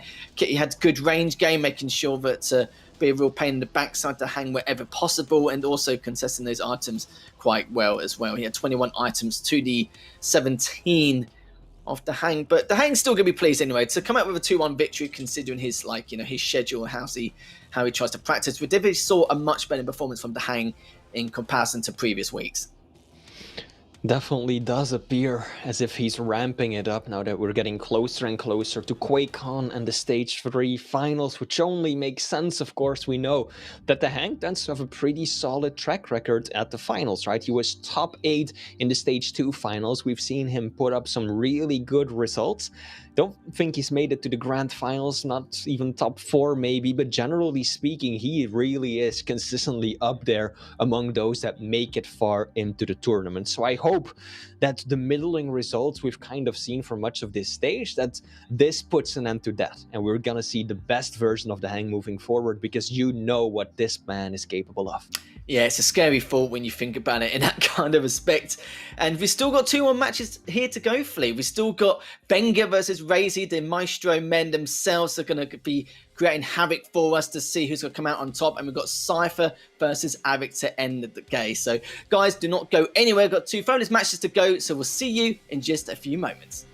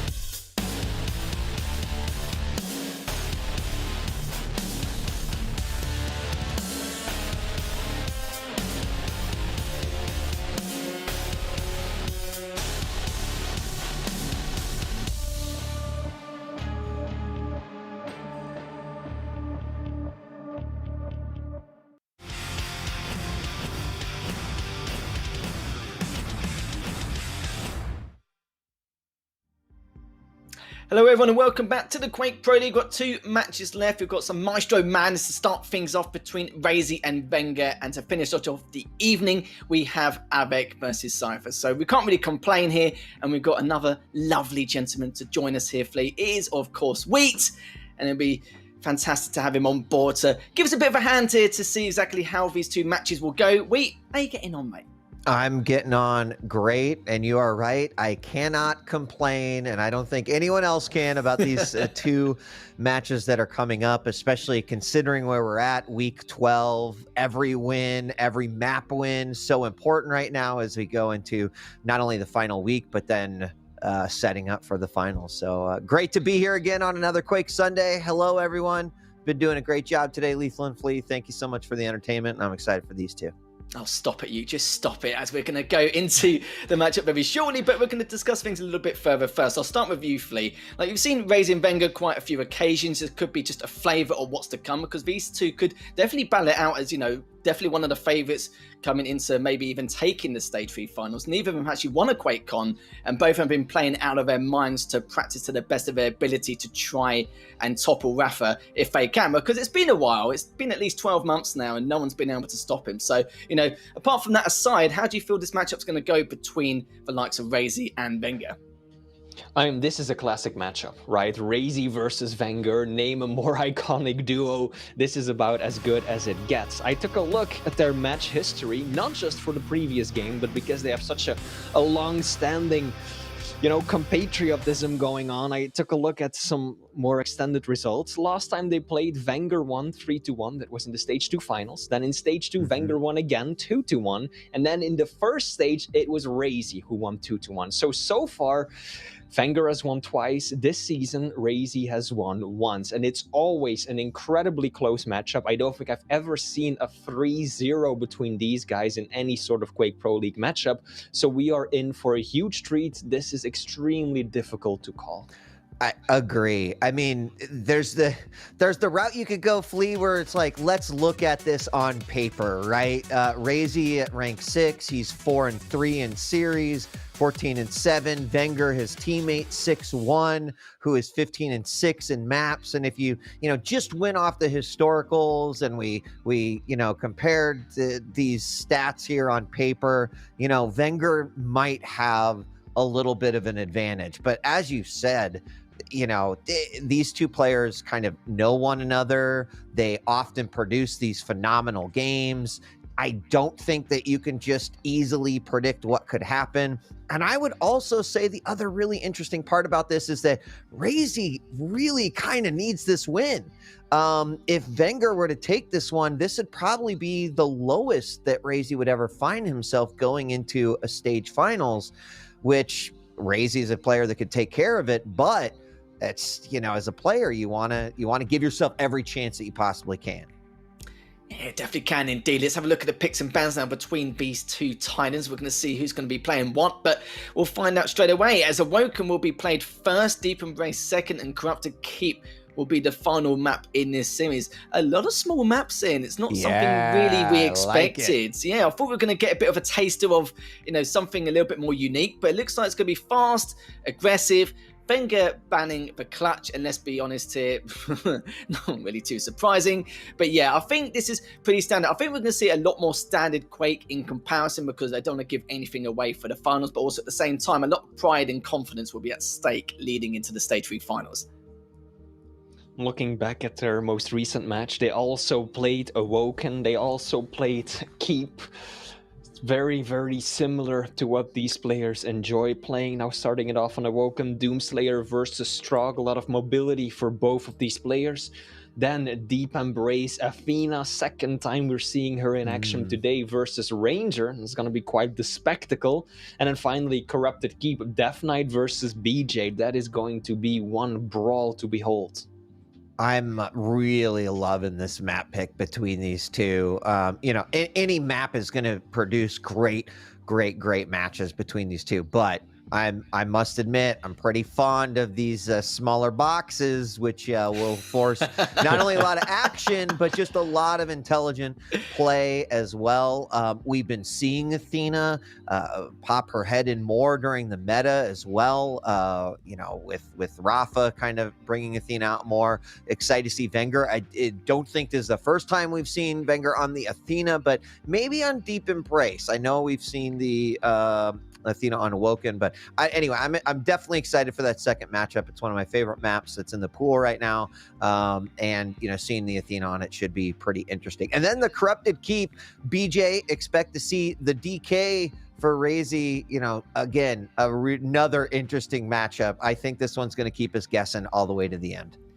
Yeah, nothing really too off meta. Maybe the Athena on Deep Embrace, but that's literally about it. We see a lot of Doom on Awoken, with the Strog as well, and even at the very last hurdle on Corrupted Keep, we're seeing the BJ versus the Death Knight. We've seen a huge amount of Death Knight on Corrupted Keep over the last few weeks, and seeing the BJ, let's be honest, that's been standard from the beginning leading up to this moment anyway. But before we let you go, Flea, and of course we will be discussing a little bit further, I want to know your guys' predictions, because this is going to be pretty damn tough to call. I'm going to have to give it to Wenger in the end. I think this is going to be 2-1 for the Italian stallion today. Razy just really hasn't been looking too hot this stage. Weech mentioned it himself, right? He currently has 4 wins, but then he also has 3 losses, which is some of the weakest we've seen, at least on paper, for Razy in quite a while. So I hope that he's been practicing hard and that he's getting warmed up for the stage finals. But so far, Wenger played almost half of this stage without losing a single match. I am going to have to favor him in this matchup. I mean, Flea said everything. I mean, really, there's not much else to add. This one is a little bit of paper, but the heart also says Wenger's been looking really good in his post-game interviews. He seems very centered. He seems very in tune with what he needs to do to have his best performance in the stage finals. And this is just one additional stop on that journey. So I'm going to also agree with Flea and say 2-1 Wenger. I'm going to echo as well, because I'm going to be really boring and say, but yeah, Wenger probably 2-1 as well. And it won't be too much of a surprise, but we'll have to see, really. It's very hard to call, especially on maps like this. We haven't really got too much to digest. But Flea, I'm sorry, mate, you're going to have to go, but don't worry, we'll be back for the final series and at the very end of this matchup anyway, so don't you guys worry about that at home. But Wheat, we've got a fantastic match for you to start things off here as well. 3, you know, very small map, like you rightly said, in terms of the map size in general. But yeah, like, I'll be honest, when I saw them, I saw that twinkle in your eye. I knew you were going to get extremely excited going into this. I mean, every map in the pool right now has its own merits, reasons to like it. But I'm not going to lie, when it comes to Quake, right, I like it a little bit dirty. So the smaller the map and the more that potentially, you know, you do need to kind of constantly be battling, constantly be watching what's happening. Control is obviously such a big part of these small maps as well. So yes, the twinkle in the eye is very real, Lethal, as I think this is an awesome map pool for this particular setup.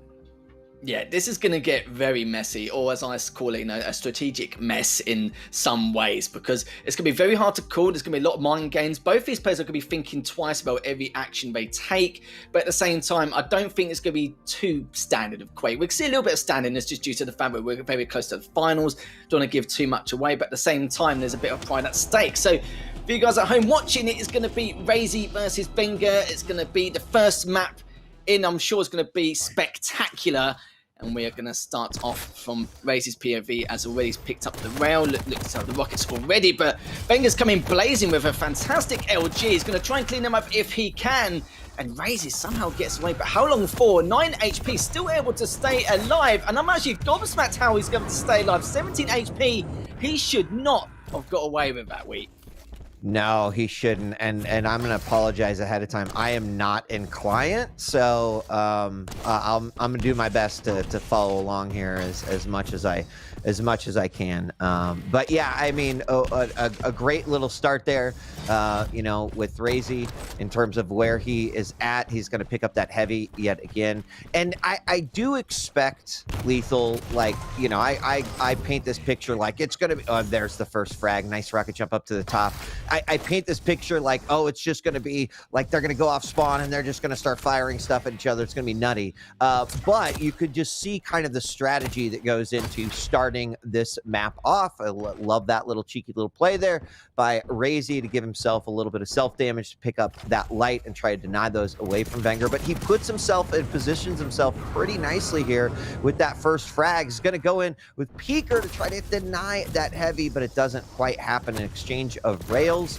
But Razy still seems to be on top here. Just hitting all these rails. Razy doing a great job, just being able to do a huge amount of work against Wenger. Already up 2-0.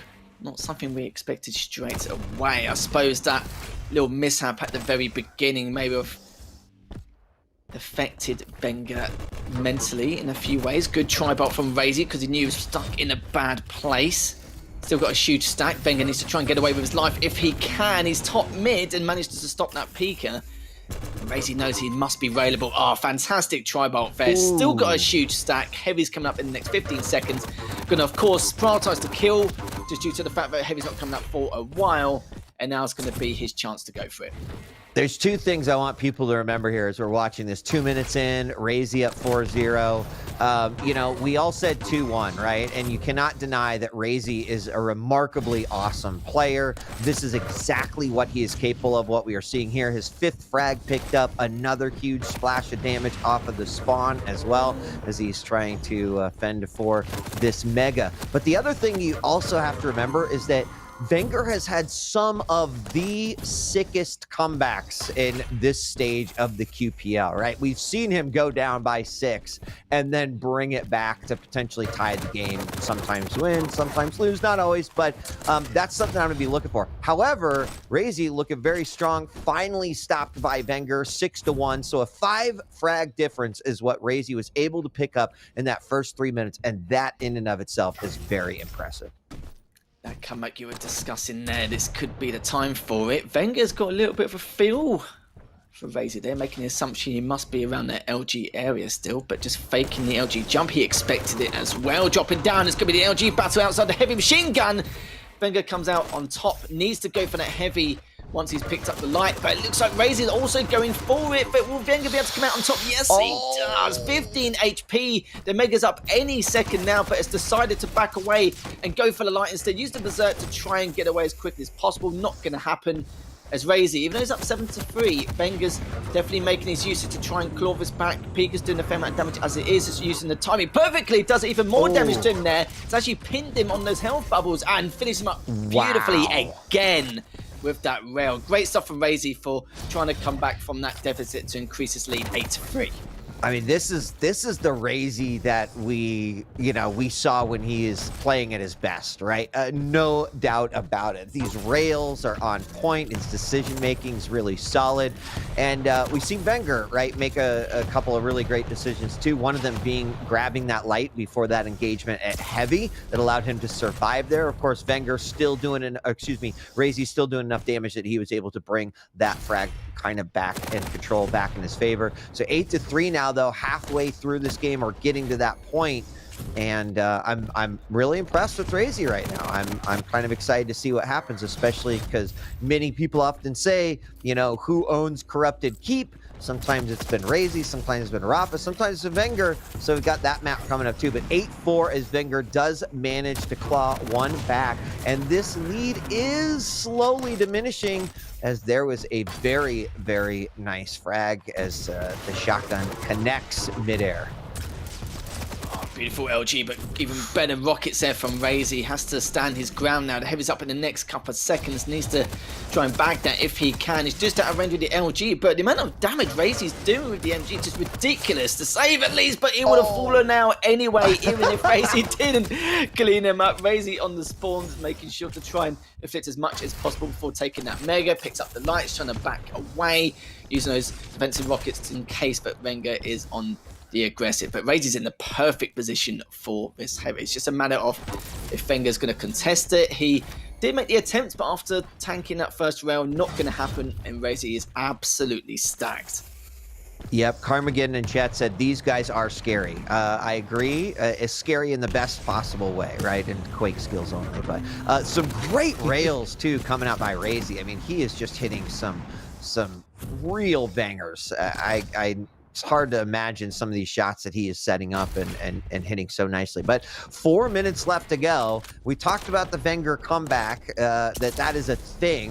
However, versus Razy, this is still going to be tough. Like, Razy's been holding on. Most importantly, though, he's hitting those rails, and that's making a huge difference in separating himself here from Wenger and being able to hold on to that lead. So 4-frag lead, still a lot of time here, but I think Razy probably feeling pretty good about the position that he's in. Peak coming out yet again. He's actually going to stop short on that, but then that follow-up rail, right? Wenger is always at this point where he is not able to fight with the full stack because Razy keeps hitting those perfect rails.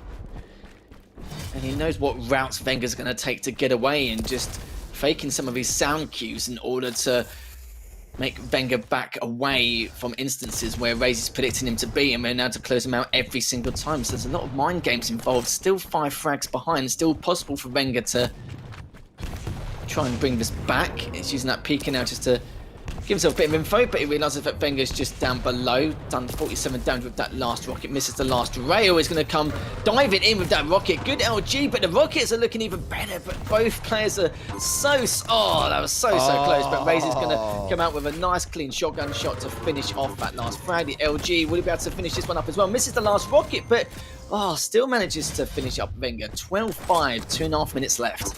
Yeah, I think Wenger might have thought Razy was a little bit lower than he was, and probably didn't calculate that he picked up that 25 in the hallway. Otherwise, I don't think he would have chased on that frag. Right now, down by 7, and make that 8, and that's going to be a huge position here for Razy, as he will likely lock up victory here in map number 1. It was very close, but Razy never really letting Wenger find much footing when he did land control. There's a quick little peeker kill to make it 14-5, and Wenger's going to need to reset and say, all right, I need to set my sights on map number 2, but Razy is definitely going to set a precedent here with a very phenomenal victory.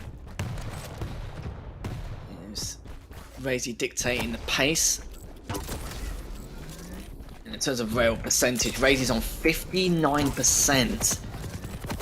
So far, trying to increase it, but Wenger's causing a little bit of trouble there for Razy. Wenger made a great prediction, but misses that rail. But yeah, like you already said, it's way too late. Wenger's have to worry about this next map and getting a lot of great usage with that peeker. I mean, Razy's not giving Wenger even a moment to stop, to like slow things down. And oftentimes I think that's when Razy plays at his best, when he sort of has control over the speed in which the game is being played. And I mean, part of that has to do with that sick rail that he keeps on throwing out there. You know, we've seen him then follow up with whether that be Shoddy or the LG that he's doing. But it is just unmatched as another one comes out 17-5. Where's this Razy been, Lethal? Hibernating. Hibernating, waiting for the stage 3 finals by the look of things. He's made his own little frag video just going forward, but just increasing this lead. I don't think I've ever seen Wenger beaten this badly, and if I have done, it's probably been a very long time, and just continuing piling on the pressure. Look at Razy go, just absolutely flying, swinging, you name it, he's doing it. He's only got 10 seconds left to try and bag this 20th frag. He could do it, has a slightly bigger stack and the weapons. He's going to try it and go for it. Only 5 seconds left. Going for a flank. Not going to happen, but let's be real here. The damage has been done. GG's come out from both players. And what a way to start things off. Razy with a dominating performance. 20-5. I'm really impressed with that game from Razy. I mean, you look at the rails that were coming out, who's making some great decisions. He wasn't being overly aggressive, but he was still forcing Wenger into situations that Wenger didn't want to be in. Also, he was controlling those lights really well. You know, keeping Stack away from Wenger just made his job a little bit easier. But coming out in this first matchup with a 20-5 scoreline, Wow. I think that may make some predictions change up here a little bit, but we'll have to see as we head on into map number 2 on Deep Embrace. Yeah, I'm quite interested in the prediction as well. I think it was 60% in favor of Wenger, but the way Razy was playing and the fact that there's no large maps in this pool, it could definitely swing something completely different. But then again, it was Awoken, and we know what Wenger's like. He can just mentally reset and then just go into the next one, as though the last one did not happen. And I believe the next one is going to be Corrupted Keep, and Wenger, you can see, yeah, he's just giggling a little bit. It's like, well, yeah, it's pretty much been done. There's nothing more I can do. A few mistakes here and there, but yeah, it just tallied up, as you can see overall. 1,148 more damage, 58% rail, 42% LG as well. Look at the damage he's done with both of those weapons just in itself. It showed. Just speaks volumes.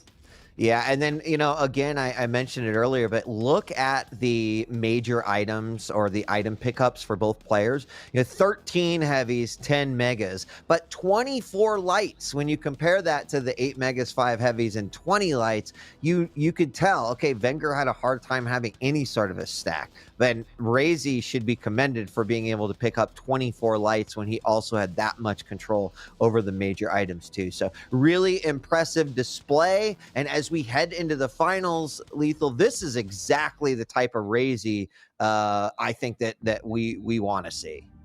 Absolutely. He's one of the top contenders to try and win the finals as well. We know that, I think it was the last stage finals. I wouldn't say it was a disappointing performance. He did get top 6, but at the end of the day, you know what he's like. He's normally one of the gatekeepers for the top 2, top 3 spots. So he's obviously thought about that in terms of thinking back in the past, where he doesn't want the same to apply and be an exact replica, especially with one of the biggest finals now leading into the Quake World Championships. It's going to be very, very tough indeed.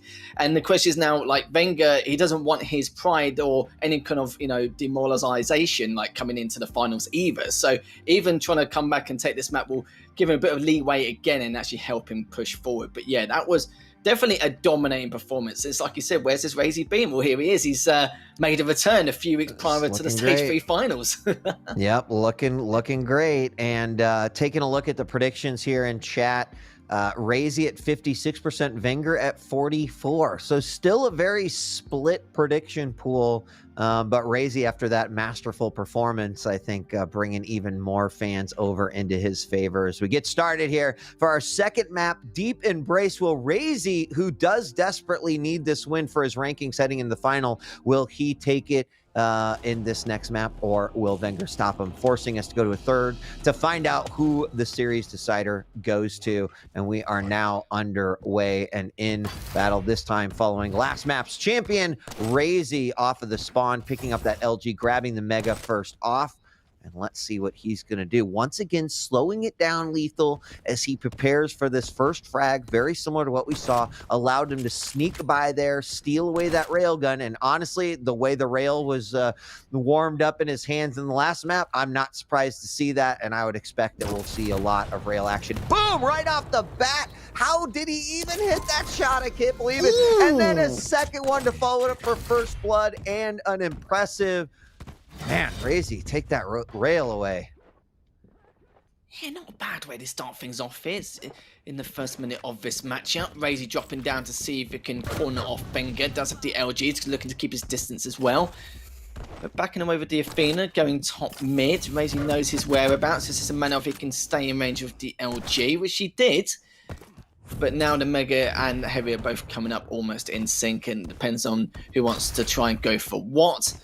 As Razy's actually looking to progress towards the Heavy to see if he can take him down, but it looks like it's not going to happen, as Wenger does pick up the Heavy, gets the frag as well, doing extra damage onto Razy. He is available, but decided to play it safe, stick with the shotgun. Perfectly understandable. Going to take a little bit more time, but makes perfect sense. Hits that first rail, using the double hook as well to get up top to avoid being taken down, because he was railable. Still is railable, actually. He's just waiting to see when this light's going to appear. He's probably hoping for dear God, but Razy doesn't approach him, does take another rail. Has managed to heal up again, but this is where he's going to have to back away for the next 20 seconds. But look at that, though. Great first rail. He's looking to try and get a second onto him as he picks up the Mega. He does not, but Razy has found the opening, but somehow Wenger still comes out on top. And now, though, it's going to be very tough to call as Razy now down by 2 frags, Wenger up 3-1. Yeah, I mean, Wenger to almost like a completely different player here. Razy does finally, after grabbing that rail right off of the spawn, hit one that was perfect, using that grapple to get in and grab the heavy and somehow steals away that frag, but needs to be very careful here, down to 27 points of health. Will grapple over to grab the 225s there in the hole. Some nice rocket to bounce his opponent up. And Razy is very low. Wenger knows it. Use that grapple to get some momentum going through the teleporter. He only needs to one shot, but Razy catches him mid-air with the LG, and Wenger basically gives him that frag. Oh, he does manage to get it, but he actually orbs up and steals the heavy, but he's still pretty weak. Wow. And finishes him off with that last rail shot to tie things up. Razy does pick up the Mega, but look at this. Look at the amount of damage Wenger's doing with that heavy machine gun. He wants to do a little bit more. He's going to play it safe now as he picks up the light, but Razy has also picked up the light and 2 of those health bubbles from the murder holes, so he can continue with the aggression if he wants. Both players looking to make an approach for that heavy, as you can see, but Razy's going to have to put a hold to that, as there's no way he can engage with 43 HP. As you remember rightly, he picked up that light not too long ago. He's waiting for it to spawn.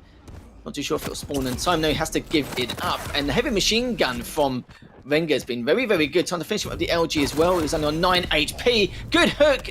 Like the play from Razy there to try and decide whether he wanted to push him with the orb, but doesn't pull it off. And Wenger had to back away once again. Yeah, I mean, Wenger's, I assume he realizes that the orb went off right as he killed Razy, but Wenger's got to be feeling good about that if he didn't know. As like 40 seconds till that was going to be back up, and Wenger will grab another frag. That puts him 2 frags in the lead, and first time that we've kind of seen him here.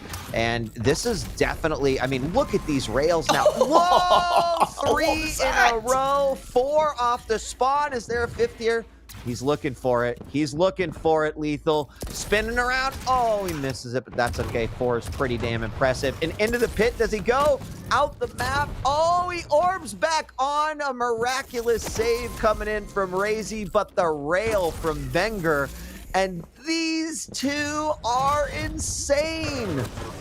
Oh, and he's still continuing the aggression, and Wenger's not really taking too much damage in the process. Hits the first rail on the spawn, misses the second, but has already done itself justice. He's just playing out of his skull again and just keeping this pressure on. Razy doesn't know where to go. He's thinking, well, what do I do next? He's just been hit by a direct, waiting for Razy to make the first move. He's backed away, 50 HP, hits him with that rocket, but he manages to pick up that Mega here. He's backing away again, only on 20 HP. Looking to see what else he can do, but Razy is vulnerable. Wenger doesn't realize he's behind him, absorbs that rail, hits one of his own. He's going to try and hit it again. No, he will not. He's just going to switch to the shotgun, waiting for him to spare it on spawn. Actually hits him with the few nail shots, doesn't hit the rail. It's going to be coming up again. Will he kill him with the LG? I'm not too sure. 17 HP. Both of them are extremely weak. No more rails for Wenger, as he has to now try and back away. This is one of the best games I've seen on Deep Embrace already. I know we're only halfway through, but I mean, this is just absolutely bonkers. The commitment that both these players have to the aggression and the shots that they're taking, just incredible. And Wenger is turning the tables here in a big way and really showing how Athena has broken into the meta a little bit in these types of matchups here. We do have the orb coming out from Razy as he goes up to the top, and a beautiful stream of LG as Razy goes for the Mega, and that is going to put Wenger in a great spot here yet again. He's going to be able to grapple up and grab that heavy. Razy going right after him. That was a very risky move, but he does manage to get a significant amount of damage against his opponent. But, I mean, Wenger is using every tool in his tool belt right now, from the spamming of the plasma off of the spawn to these rails that are coming out to the heavy machine gun as well. And he knows when he can commit and when he cannot. And it has definitely made a huge difference here so far in this matchup. Look at the scoreline, 14-4. Now, the reason why I mention it a lot more this time around compared to Awoken, because it's a lot harder to keep this kind of scoreline on a map like Deep Embrace, but he's just making it look easy. Just, again, just masterclass from Wenger. Finally. Took a while, but Razy managed to get a frag for himself. 10 frag deficit in the next 3 minutes, so it's very unlikely. Okay, the direct just made it worse. Spawn rail as well. He's going to be looking for the second, and he hits it, Tweet. Oh, dearie me. Picks up the Mega. He's going to be looking for him on the spawn again. So got top mid. Going to see if he can try and get a few more rocket shots. Good shot there. But he's not available, though. Misses that last shot, which is not something we'd normally see after the amount of clutch rails we've seen so far, but so weak. 69 HP. Does back away. Razy misses that rail, but let's be honest here. It's pretty much curtains for Razy here. Oh my god! Wow. That was unreal. The orb to the corner, the perfect read of it, and then the follow-up rocket for his 18th frag. I mean, you know, frankly, Wenger's got to be thinking, oh, 20-5 on Awoken? Let me show you what I can do, right? and he's trying to return the favor here a little bit. And if this match continues the way it does and Wenger picks up the victory, I can only imagine what Corrupted Keep is going to look like here, as both players have traditionally been very strong on that map. But 6-19, as we do see Razy start to bring it back. The question is, you know, can he get the 13 frags he needs in 2 minutes? I'm going to tell you, this is a spoiler, everyone. No, he cannot. Wenger has won this map in an incredible way. It's just incredible use of the Infina, like with the hooks and everything, and the rockets he was using. It's been an absolute blessing, this match, and a lot of flair from both these players, especially from Wenger as well. Some of the stuff he got away with, you know, props to him, you know, I'll definitely take my hat off to him. There's some of the stuff he was able to get away with and be able to do here. Is Razy's probably thinking the same thing. He's thinking, like, what on earth's going on? I won 25 last time. How am I losing 22-7 on a map which is actually even harder to keep such a large scoreline at this level? And he's going to, you know, play for pride at this point, trying to claw up a few frags into this dying moments of this map. But it does mean, no, wait, going to this third map, it's going to be the decider. Yeah, I mean, that's the way we want it here on Quake Sunday, too. That's pretty exciting. I mean, it would have been exciting if Razy would have pulled out 2-0 and won the series in map number 2. But, you know, we all three of us predicted that it's going to be a 2-1. So we're seeing exactly the predictions come true. Whether or not it is Wenger or Razy, we're going to have to wait for map 3. We did get that Dire Orb kill right there. It was nicely done as Heavy's back up. Razy grabs it, but in the final 30 seconds, as the Wenger fights on those health bubbles, stays alive a little bit longer. Is there a rail to get frag number 23? I don't know, but Razy did his best to keep that scoreline a little bit closer than it was on Awoken. Unfortunately, not enough that he can claim victory in this map. And we're going to a third and final for the decider. Yeah, just not giving us a rest, are they? Trying to pass it to you on a number of occasions, but just could not. It was just constant action from start to finish. 23-10. But the big talking point has got to be the damage. You can see there nearly 2,000 more damage, and everyone at home will see the damage spread out between the LG, the rockets, and the rail. It's just remarkable stuff there from Wenger, and I wasn't really too sure how he was going to retaliate or respond after that first map, and we got it, and we responded extremely well, a lot better than we predicted. He's able to in terms of his mindset, managed to reset it, perfectly, just shook it off, just pretend the first map never happened, and did the exact same, if not worse, on the second. Yeah, I mean, everything about that map was great. And someone in chat was like, you're going to say this is the best match you've ever seen every single week. I was like, hey, if that's how we end stage 3, great. I'm not going to complain. I really am not going to complain. That was a phenomenal matchup. The top 10 plays that, video that comes out every week on twitter.com/Quake. This whole map could have its own top 10 plays on it. There's just no doubt about it. The fact that they both shot very similar rails, 50%, 57% rail accuracy, about 1,700 damage across the board, also really impressive, especially when we consider that Wenger did that extra 2,000 damage. That's pretty wild. Yeah, it will end up being the Maestro top 10 at this point from what we've seen. It's only been 2 maps, and we can't even control ourselves. The blood pressure is rising. And look at the percentages, though, from Wenger. 57% rail, 48% LG. And you got to remember as well, like, he actually fired a huge amount of shots, and to still have that high percentile, that's massive for Wenger leading into his third map. Yeah. And map 3, Corrupted Keep. Sometimes it's been called Razy's Keep. Sometimes people have said, oh, Rafa is the best. Wenger has also shown this is where a lot of his totally bonkers comebacks have happened on. But this was once known as Razy's Keep with the Death Knight. Can he bring it back? We mentioned that he needs it for the rankings heading into the finals in just a few weeks. But Wenger, I don't know. I mean, I like strap in, ladies and gentlemen, because this is going to be a good one. It certainly will be. And it's not any off-meta picks either. Very standard, you know. Normally, people will go to, you know, the Death Knight, the Strog, or the BJ. The Strog's already been selected earlier on the first map on the Woken, so I don't see any of that. But seeing the BJ versus Death Knight, perfectly understandable. Just a matter of how much usage they'll get out of his abilities and how much value they can get out of it. So it's the final map of this series. It's always been very, very good, but now it's 1-1 as we're going to see who's going to close out this final map in this series. And already Razy starting off with his POV, great stuff with the heavy machine gun, goes off the LG straight afterwards, and oh my god, Wenger took a massive hit there.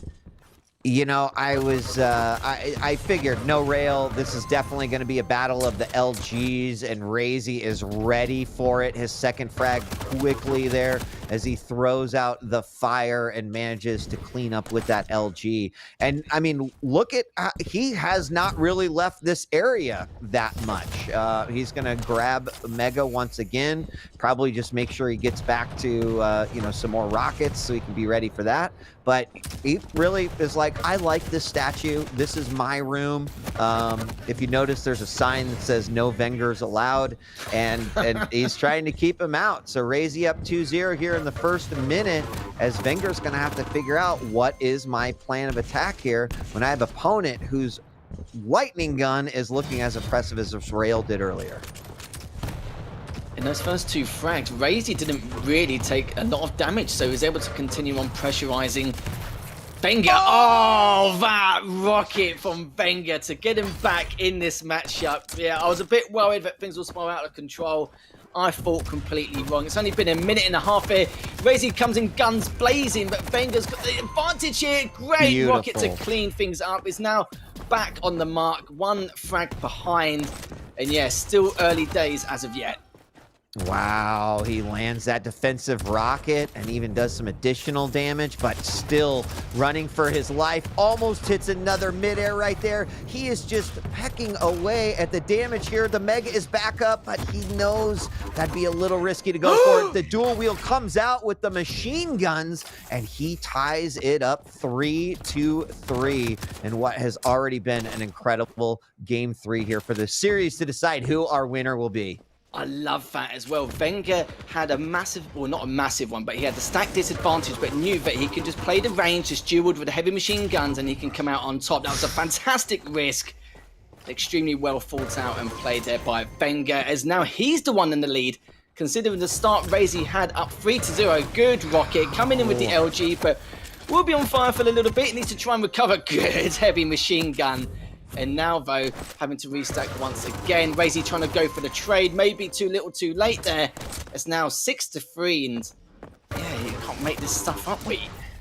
You can't. And these two are shooting like 40-plus LGs against one another. It's just really, really wild what we are seeing right now. Wenger is up by 3. Razy now hurting. He's going to stay at the top of the statue and wait. He throws out the fire. I think that was a bit of a desperation play, but he had to try to make something work here, as still a lot of time until that Mega. We're going to be having a battle likely here at Heavy next, and that heavy machine gun comes out for the Razy this time. Razy actually pushes Wenger away, and Wenger is forced to be unable to grab that heavy. So here we have the dual wheel coming out. A couple rockets do hit, but switching over to LG. Mega picked up, but it doesn't matter. Wenger picks up another one. He's got a 5 frag lead. Certainly does. Wenger just trying to recover again. Things have gone well out of control for Razy, but he does manage to bring that frag back with the MG. Razy now looking to pick up the LG as well. So this is Razy's time to try and restabilize and try and catch up in this matchup. Good use of the flame strike, but still not going to be enough. Wenger got plenty of health, going to pick up the Mega. Bad timing, sadly, for Razy to get taken down. It would have given him some massive leeway going forward. Wenger, though, is going to try and go for that rotation to try and trap him in that red room. But Razy knows exactly what Wenger's plan of action is going to be. Has backed away, waiting for this next heavy. Does pick it up using the dual wield. This could be a good time for Wenger to try and add added pressure, but it doesn't matter. He's waiting for that Mega coming up in the next few seconds. Is he going to go for it, though? So dodge and weave these rockets. It looks like he does take it down and be able to pick up the Mega, so he could be able to increase his lead here, Wee. Yeah, really nicely done here. Razy's doing his best, and he is chipping away. But, I mean, that guy, like, both their LGs are just spot on. They're not missing at all. Fire's going to come out for Razy to try to grab himself this heavy, but he does at what cost? Most of his life. He then immediately gets LG down. In the end, Wenger now up by 6, and we've hit that halfway point. Now, there's still the realization of this map is that it could still go either way, right? If I was to say one thing about Wenger is that he's playing wildly, he's playing great, but Razy, who's setting up a trap right now, can't really do anything there. If he could just get one frag, gather some control, it is feasible that he could bring this one much, much closer than it is right now. We do see the dual wheel come out, and that's answered with the flame strike, and the flames do a little bit of damage, but not a whole lot. Does open up the door, though, for Razy to move in. As the Mega's about to spawn, it's up, and he's going to get it as a reward for taking down Wenger before it spawns 5 to 10 now. 5 frags is what Razy needs to tie this back up. Wenger's had some good use of the dual wield. Also, nice job on that tactical suicide earlier on just to save 2 or 3 seconds on the respawn, but this could be Razy's time to try and catch up, but once again needs to recover, but the heavy will definitely help him out by a mile. Waiting to see. Oh, it does take that one rocket right at the very end. He thought that was going to be it, and Wenger can back away. That's not going to happen. Uses that flame strike to try and keep him at bay, keep him away. If it does affect him, it means he does have to push on forward to find the nearest health bubble, but it's going to be okay. His stacks are relatively similar. As a dual comes out for Wenger, Razy just keeping that height advantage, and Wenger again is dodging it. Oh, that direct is going to help Razy a ton. So is the heavy. Will be able to clean up Wenger, and Wenger's got to be a bit worried here with the trouble which Razy could cause because the items are segregated. Yeah. He's about to pick up the Mega, and if he doesn't get, you know, even at the next engagement, as long as it's a very rough engagement for Razy, then he can trade and then be able to try and figure out what his next move is, or his next motive anyway. And Razy's staying on top of things, taking away those lights as well. And, you know, in that last engagement, he did a really good job dancing around this pillar here, veer heavy, to negate the dual wield that came out. Almost hit that beautiful mid-air rocket. He's going to go back down, sees that there's no light there. Get ready for the Mega. Dual wield comes out, and Wenger is going to be able to use that as an advantage to bring back in. But immediately out the spawn, coming back in, he's going to go after and attack Wenger. Down to 12 points health. Both players incredibly low. Razy's going to disengage, grab the 250s in the red room, and head on over to the heavy now. He's got to be careful, though, as the flame strike is going to come out. That's going to be just enough to let him move in there. Down to 9 points health, and Wenger gets the magic bullet that takes Razy out. It's still a 5-frag game, and Razy has been so close to begin to bring this back to his favor. It depends what Wenger wants to do now, like what his next motive's going to be. Does he want to try and chill a little bit and waste a bit of time or not? Because at the same time, if you look at the stack, Wenger's got no armor. Doesn't have the exact timing on the Mega as of yet, but the heavy is up, and look at that. Razy's already made a bit of a mistake, leaving that heavy to go in favor of Wenger and prioritizing the kill. It's probably the wrong time for it, and he's got the dual wield out. Even though he's been flamed, he's going to be able to try and back away. He can get the nearest health bubble, which is directly next to him. He's going to be okay. So that one mistake could actually cost Razy to come back in this matchup. But then again, Razy, great LG as Wenger was trying to keep his distance with the heavy machine gun, and good spawn trap in the red room. Wow, and that's how quickly it can turn, as suddenly it's a 3-frag game, less than 90 seconds to go here. Wenger is going to go up against Razy's LG, and Razy just low enough that Wenger can take that one. But off of the spawn, We get Razy with a big rocket hit. Dual wield LG comes out as BJ just flies towards his opponent. He's going to get another one here. Maybe. No, he doesn't. He runs out of ammo, and that allows Razy to not only get the frag, but also pick up that Mega. Now LG is out. What is he going to do here? He knows that the clock is ticking here.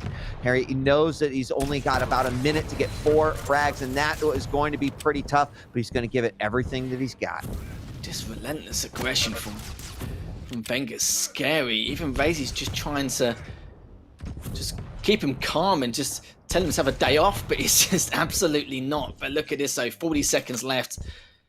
Just trying to find 4 frags. Even though Razy does pick up the Mega, every frag has to be clean sailing, but I can't imagine it happening. Wenger just backing away, doing what he should be doing, having the dual wood ready and prepped. Wow. Does manage to take him down. That's going to be pretty much it, as Wenger will take this series 2-1. And even the chat predicted it was 50-50. No one could decide who could come out on top in this final map. It was a real impressive series across the board. Both players showing phenomenal play. GGs go out, and the final score is going to be 11-15 in favor of Wenger, and that's going to bump him up to 7-1 in series wins, and that puts Razy at 4-4, which kind of makes me nervous for what's going into the final week, and then of course the finals. But let's bring Flea back in, get his thoughts on the matchup, and see what he thinks. Wheat, you said you like it a little dirty, a little messy, and I think that is exactly what we got. That was one of the most breathtaking series of Quake that I've seen in quite a while. Both of these players in prime form. The aim was on, the decision-making was great, and then you still get these disparities in score, right? Let's just run through it real quick. We started off on Awoken, map 1, Razy struck Wenger on Doom, and Razy just comes out playing an incredibly aggressive game, making Wenger just seem completely lost on the map. Yes, he has that vertical movement advantage, but that doesn't matter when your opponent is so quick and harasses you at every single turn. And the peeker, the ability usage from Razy, so refined and clever, helping him get what, I think 20 kills to just 5 on Wenger's end. It was beautiful. And then map 2 on Deep Embrace, we see the complete opposite. All of a sudden, Wenger just absolutely pops off as Athena, showing, like you said, Wheat, how powerful this champion can be on this map. I tuned into the game for a moment while in the lobby myself, and I saw that Wenger was at 54% LG, like 7 minutes into that game, and he had 1.7k damage over his opponent. Wenger was just on fire with his aim. And then, of course, the final map, close for much of it, neither player really being able to establish control. One of the things that really stood out to me was that Wenger was losing out on the item game. Razy had almost twice as many megas, twice as many heavies, and still Wenger was, what, 5 frags ahead? It was 10-5 at that point. These were some bizarre matches, incredible Quake. And I think we're all really excited to ask a few questions and see what the players wanted to say, what Wenger himself thinks of this. Yeah, I think we've got a lot of questions to ask him, especially after that second map. It was it was just nothing short of remarkable. At the same time, I'm interested about the first map as well. We want to maybe question, you know, what went wrong, what mistakes he felt he made. So obviously there was a few consistent errors across the board. There wasn't been a 15 frag deficit for nothing. I mean, we can maybe also ask him about the Athena matchup on Deep Embrace and how he's able to make it work. But believe it or not, we don't have to worry. We do have an interview going with Wenger. He's going to be coming up now to see exactly what his thoughts are. And Wenger, congratulations. That was definitely a very aggressive approach. I can see as well you're just relieved to come up with that series win. But for starters, one, how do you feel? And second question, how did you make Athena work so well on Deep Embrace? Hello, thank you guys, by the way. Well, it's never easy. And I think it kind of shows you that Doom is not really sometimes the best pick on Awoken. For some reason, against Rogue I always struggle. I really think that Struggle is probably the best champion in the game right now. So I knew that it could be really tough and it could be super snowball if I mess up so much. Especially at the start, there were so many situations where I couldn't finish the kill, and then it just I had to rush to get back into the game, and that was the result at the end. Yeah, on the second map, I just had to reset. I know that the match doesn't finish after one map, after 10 minutes, but you have to play the series. So I just played good in a way, in Deep Embrace, especially with Athena. I think it's something I saw from Rafa, if to ask you to answer your question. I see him playing her really well, so I just tried to practice as much as I could with her, and yeah, it shows kinda she's really good. And on final map, I don't know, like those rockets. I have no clue what to say about that. They were good. They were good. We can't complain about that. Wenger, congratulations. You've already walked us through all the maps yourself, so I'm not going to ask any more specifics. Instead, a more general question. I think your last match coming up will be against Cooler. How do you feel about that series? Well, first of all, congratulations to him, because after today he's not in relegation zone anymore, so well played. And second of all, I don't really have a good history against Cooler. Like, I think the last 5 encounters, I lost 3 of them, but I'm gonna play as always, try to win till the last second. I hope I will win, because it will be the best score for me. Like, if I will go 8-1, I think it will be the best finish ever for me in Quake Pro League, so I hope I can manage to win. Wenger, congrats. You mentioned that it could be your best finish, and you've been amazing us on the casting desk and everyone in chat week after week. And I go back to this interview that we had either at the very beginning of the stage or right at the end of last stage. And, you know, you really talked about your own improvement, improving your game.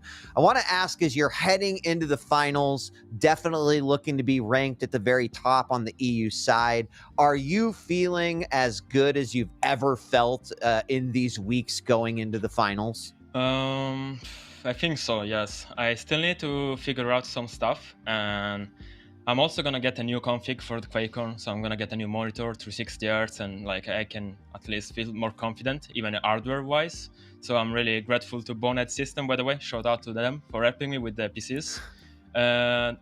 Yeah, I've been doing everything I can, like inside the game and outside the game, like eating good. I've been working out, fitness, running, road review, playing, practicing. Like, I don't know if I will go to QuakeCon and whatever result, I know that I will give 100% anyway. So it doesn't matter if I win, if I lose. I know that I'm giving up basically all summer to play and win this tournament. So I'm 100% focused on that, and any other result it will be a failure, because I'm really practicing really hard, and it's really hard, especially like with all these players, to perform always at the very best. So I'm proud of myself, actually, to be this high in the leaderboard. Well, We've got a lot of people that are proud of you on this side too. So great job. Another awesome week. Congratulations. Yeah, very determined individual there, but yeah, well done, Wenger. Congratulations once again, and you know, we'll see you on at stage 3 finals, but of course we'll see you next week against Kula. So you and Razy put on a phenomenal performance. Yeah, it was definitely a match to watch, and we still got one more after this as well. But yeah, congrats once again, mate. Thank you. Bye.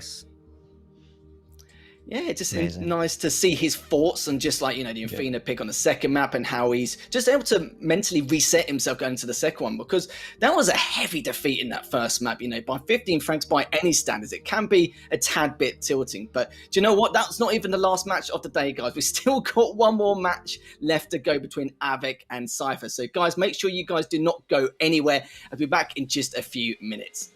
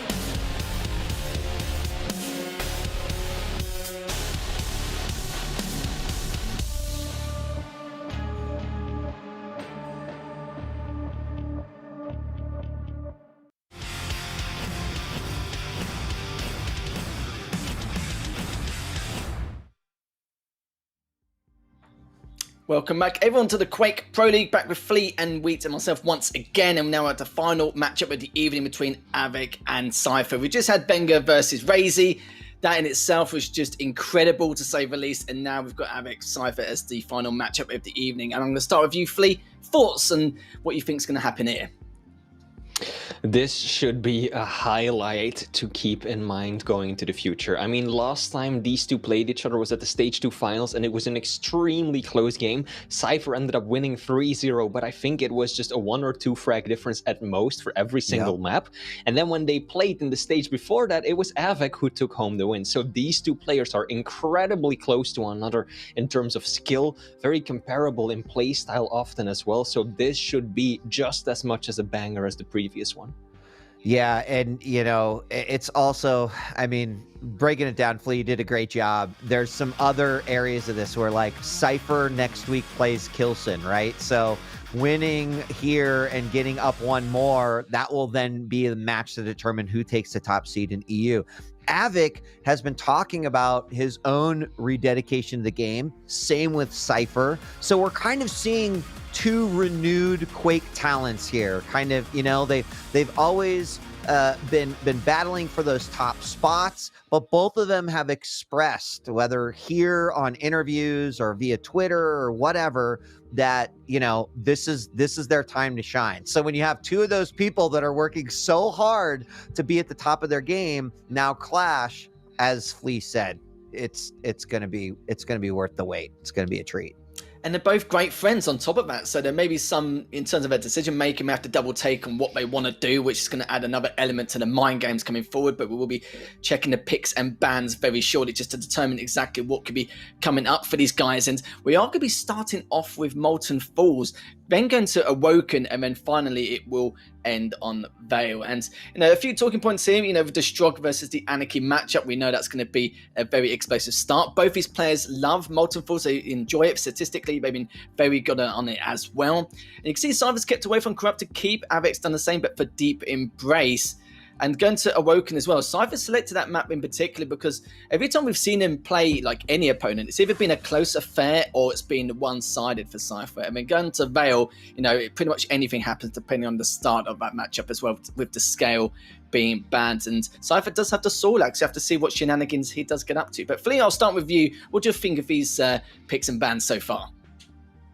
The first thing that immediately comes to mind is the fact that there's not a single matchup where both players have identical stacks. Every single map, Molten, Awoken, and Veil, there's a difference. First, we get a Heavy versus a Light, Strog versus Anarchy. Then on Awoken, we've got, or a Heavy, a Medium versus a Light. Same goes for Awoken. Again, Avik prioritizing the mediums, Galena versus that Nyx. And then finally, on Veil of Nav, Avik consistently going for the medium tier champions, whereas Cypher then goes for Sorlag, a big body one. So that's already a stack disparity that is going to come into play on every single one of these arenas. Yeah, and you know, it flip-flops back and forth a little bit. You know, the Nyx and Awoken will be really interesting as well with Cypher. I mean, everyone always gets so excited to see him on a champ like that. But it's a great observation, Flea, and you know, frankly, like it's not a match decider, but it's certainly something that everyone should be keeping an eye on, because we've seen, you know, Avik favor these types of picks before. You know, Cypher, I think he definitely picked based off of what he's comfortable with in his play style. So on both sides, I feel like both players are very comfortable with their picks, but now we're going to see how that actually translates to the action end of the game. And seeing Cypher ban the Athena as well. We've seen Avik a couple weeks ago go absolutely ham with Athena against one of his opponents a few weeks back. I can't remember who it was exactly, but he did a phenomenal job with that champion on Awoken. So I think in terms of the map picks, I think both players are going to be very happy. Both of them are very good on Molten Falls. I'd say Cypher's going to be pretty keen on Awoken anyway. And Veil is literally anyone's guess at that point. We know what Veil can be like on a lot of occasions, and depending on the scenarios they actually put themselves in. But I'm going to let you two crack on. I'm going to let you two cast this final so I could put my feet up and watch from the sidelines for once. So I'll see you guys in a little bit. Great. Take care. See you later, Lethal. Flea, so the other we're just gonna make Lethal stick around and I'll stay for a wait. bit longer. Just he's not there. I'll just stay in my welcome Just here. ignore him. He isn't there. I can try cast if you want. It's Just fine. pretend. No, it's fine. The one thing that people that need to keep in mind is that Cypher's got multiple girlfriends that he's got to take care of and keep happy. So based off of his interview last week, we learned that. Of course, I'm kidding. But no, I just don't know which way this is going to go, right? We have seen phenomenal matches from both of these players, some absolutely just incredible play. And I just have no idea where it's going to land. Yeah, indeed. This is too close to call. Damn it. Lethal managed to escape being roped into making a prediction. He did. So it comes He down did. to us. Wait. But chat, as we are jumping into it, I also saw some Endpoint fans in the chat. So guys, make yourself be heard. I want to see some ciphers. I want to see some love for Avik as we are about to load into the first map of this series. We're kicking it off on Molten Falls, Anarchy versus Trog, two very fast champions. Wait, any final thoughts before we kick it off? Other than I hope we get as incredible as a game as what we saw in the last matchup. I mean, we're getting to the point in these series where, this is what we should be expecting. And I think this means we are going to have just a super explosive finals. So I don't have much to say off of that, but it looks like we are in game and going through Cypher's eyes. First, he's going to grab himself the rail and the heavy. And you mentioned speed, and I expect that we'll see quite a bit of it here in this matchup. That will come into play in just about every single scenario from the start of the match to the middle, during control, and then obviously at the end, especially if we have a close matchup or if one player is trying to find another. And Jet comes out after Cypher does hit that rail. He goes in to the rail room and picks up that first frag. The confidence behind that play was very strong. Very aggressive push. 100% railgun accuracy so far, 2 shots fired, both of them connected.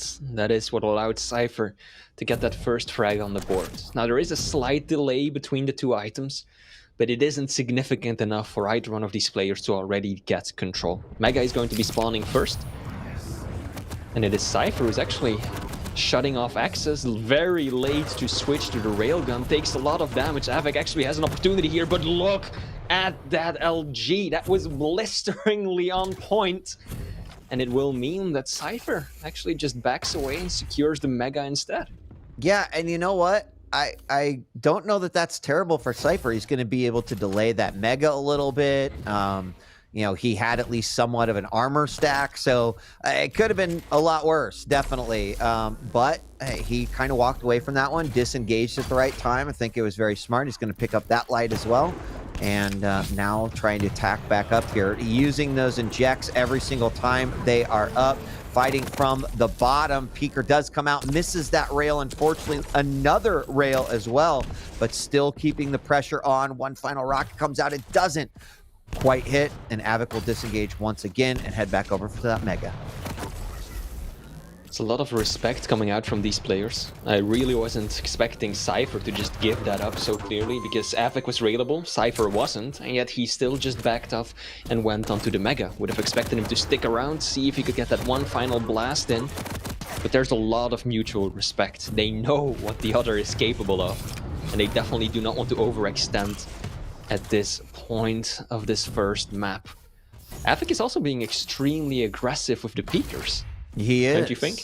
Yeah, I do. I mean, that one that we just saw happen in outside the rail room, definitely aggressive, and I think was the right play, but we saw Cypher kind of re-up on his health in that room, and if those bubbles weren't there, that could have actually been a kill. But in this side, Cypher now in the lead, and things have slowed down just a little bit. A lot more rail wars happening across the map, looking for those open opportunities to create space.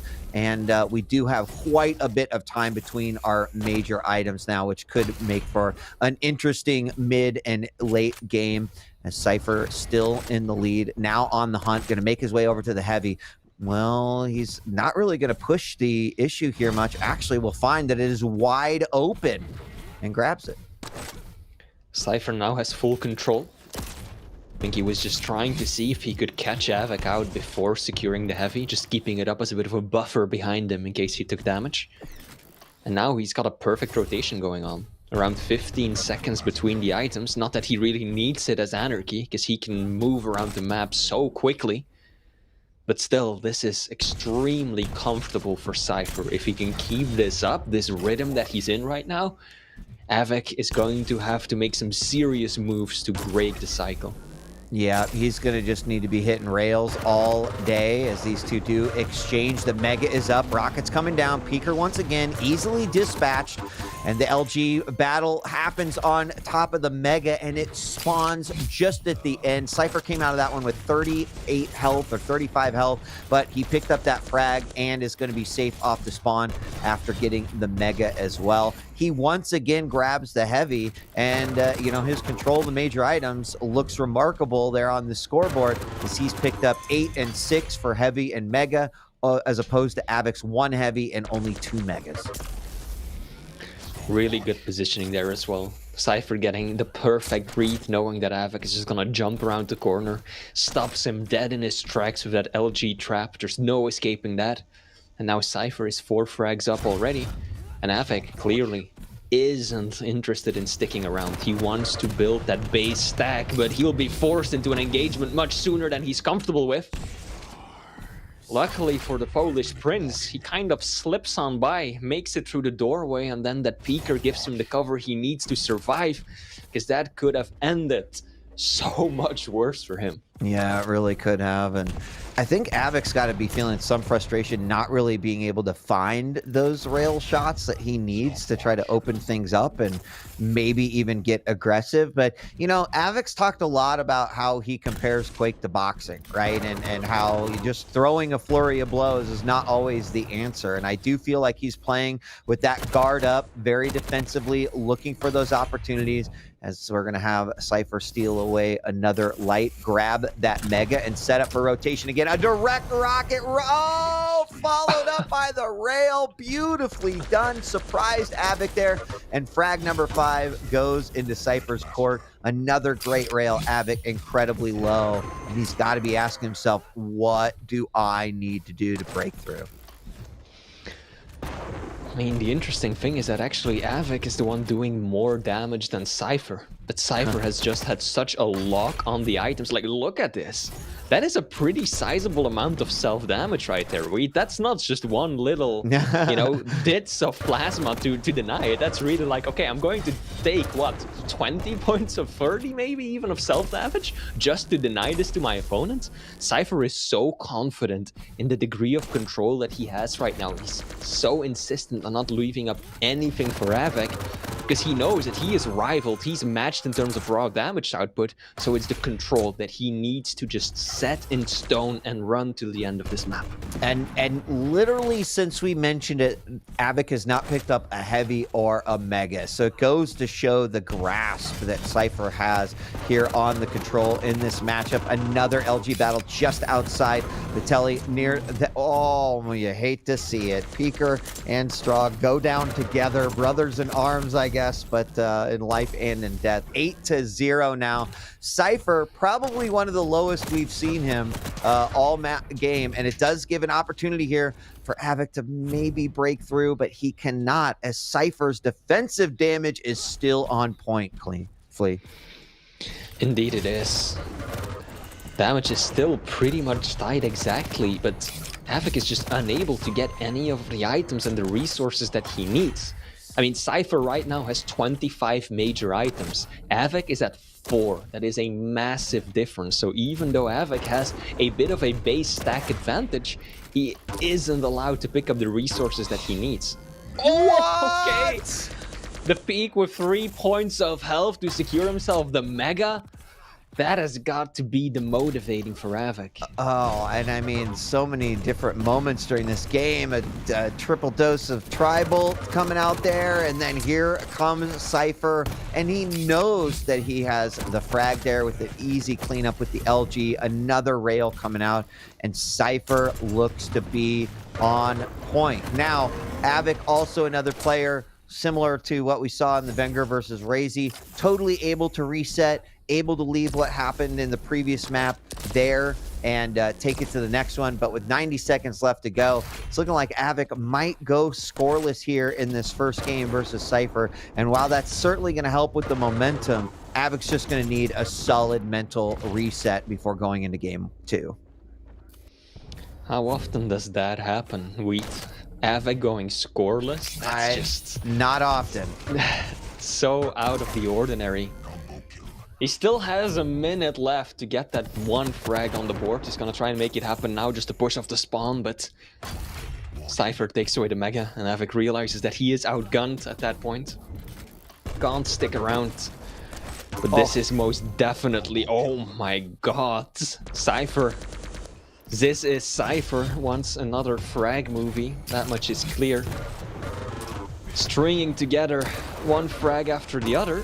And his control has just been superb. I think that's really what summarizes this game. I think we even touched upon it as it happened, We were like, oh, and here we go. 15 seconds between the items. Cypher now has control. And he just hasn't let go since then. Yeah. He's been in control ever since. All Havoc has managed to do is steal away 4 items, but never 2 in a row, never consistent, never without paying a price for it.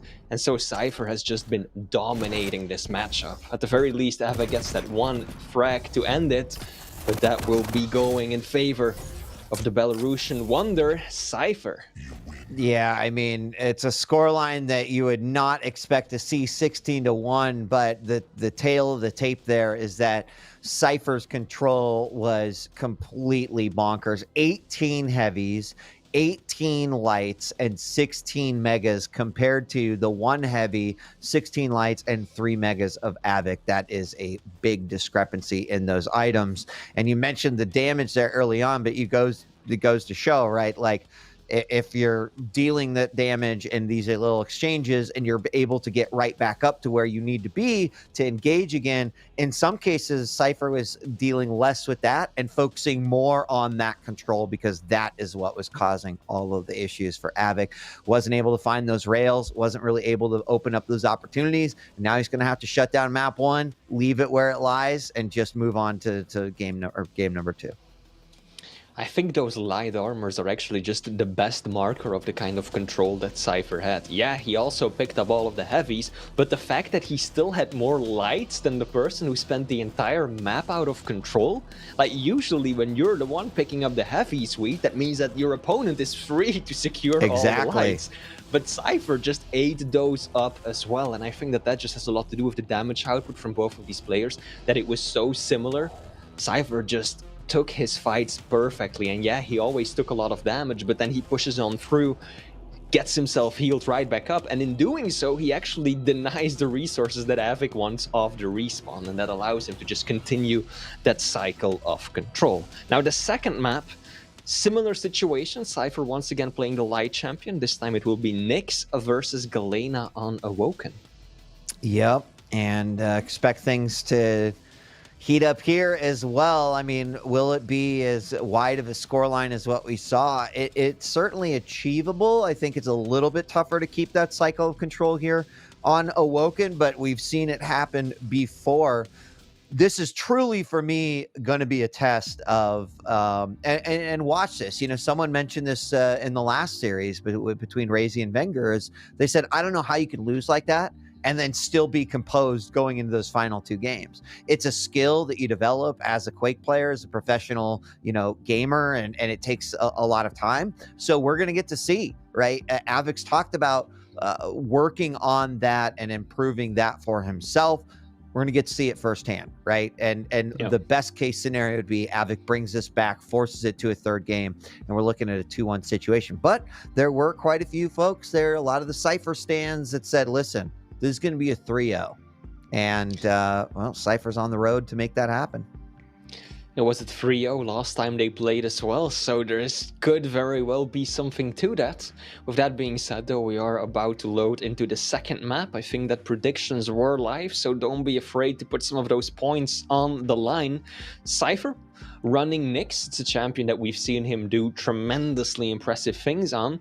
Very common pick on Awoken because that center area weed, that wall jump allows you so much mobility to traverse that T section, get to Mega quickly in a lot of different situations. But on the other hand, this is not a bad pick for Galena either. Plenty of places to hide your totem, and if you get 3 of those up at the same time, then your opponent's in trouble.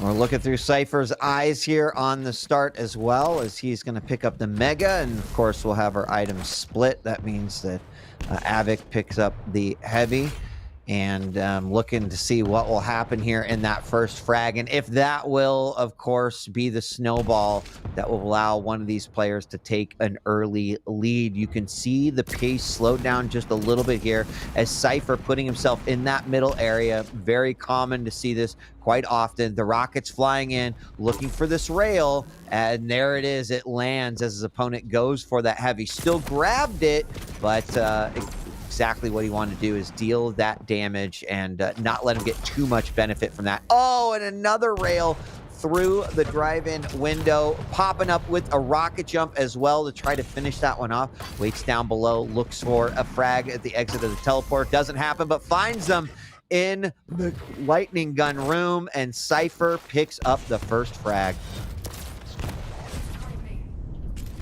Avic had 2 totems set up literally in the bounce pad, but Cypher finds them, secures himself another frag just before the item spawns, gets himself the Mega, and that is 62% LG. That was just point blank. Cypher giving his opponent a hug, and the LG was just murderous. 3-0 up already. Look at this Cypher setting up. Oh, and actually no! Oh my god, dude! Oh, that was something else. One to the face sends him over the edge, and then one more just for good riddance. Like, here you go, have one for the road. Cypher, you absolute madman.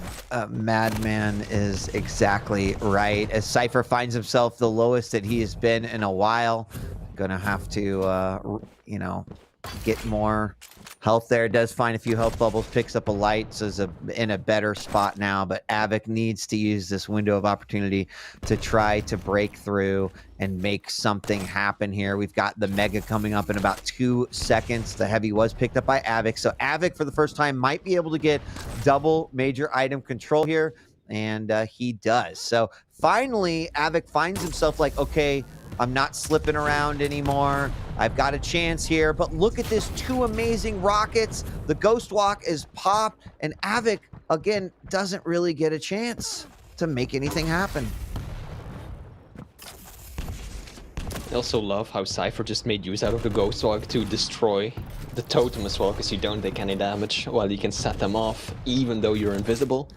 It's those little micromanagement kind of things that can help out a lot in the long run.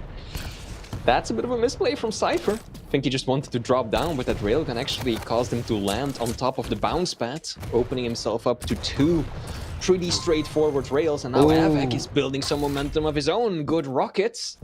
It's exactly what he needed.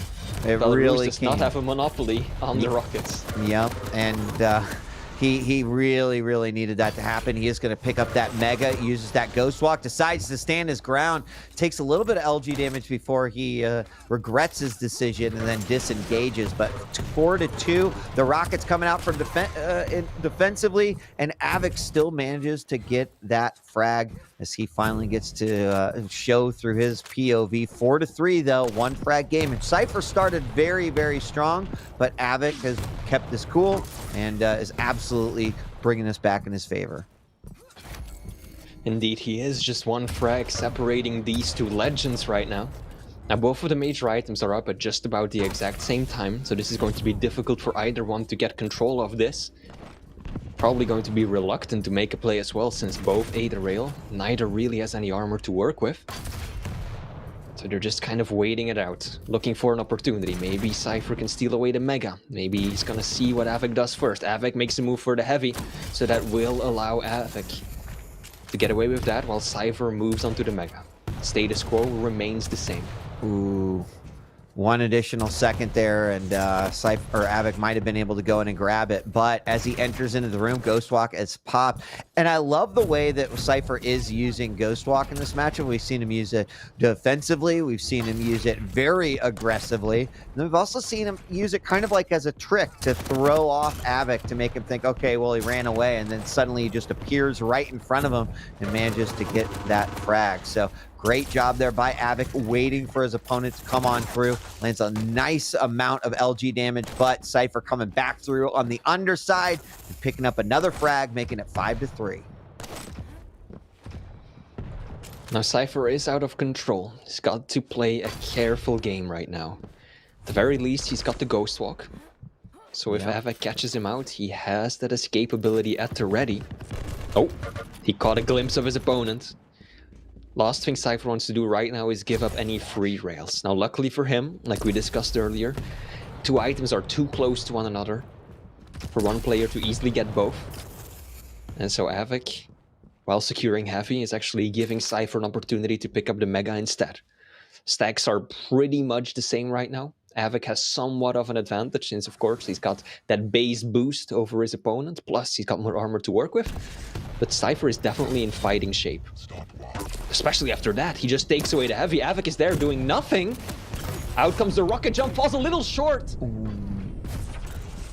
I like what Avik did. Avik just went for the rocket jump straight away, knowing that Cypher, of course, can't rocket jump while he's invisible, to put some distance between him and his opponent. It was a good play. As the clock is ticking away, we're officially over halfway through this game, and it's still very, very close. Nothing like what we saw on Molten, which was pretty much severe dominance here from Cypher, but Cypher keeping it alive, still hitting some great shots, great rails, and up by 2 as he comes up that jump pad. Another nice flick rocket here, and now he's going to take position back here in the middle.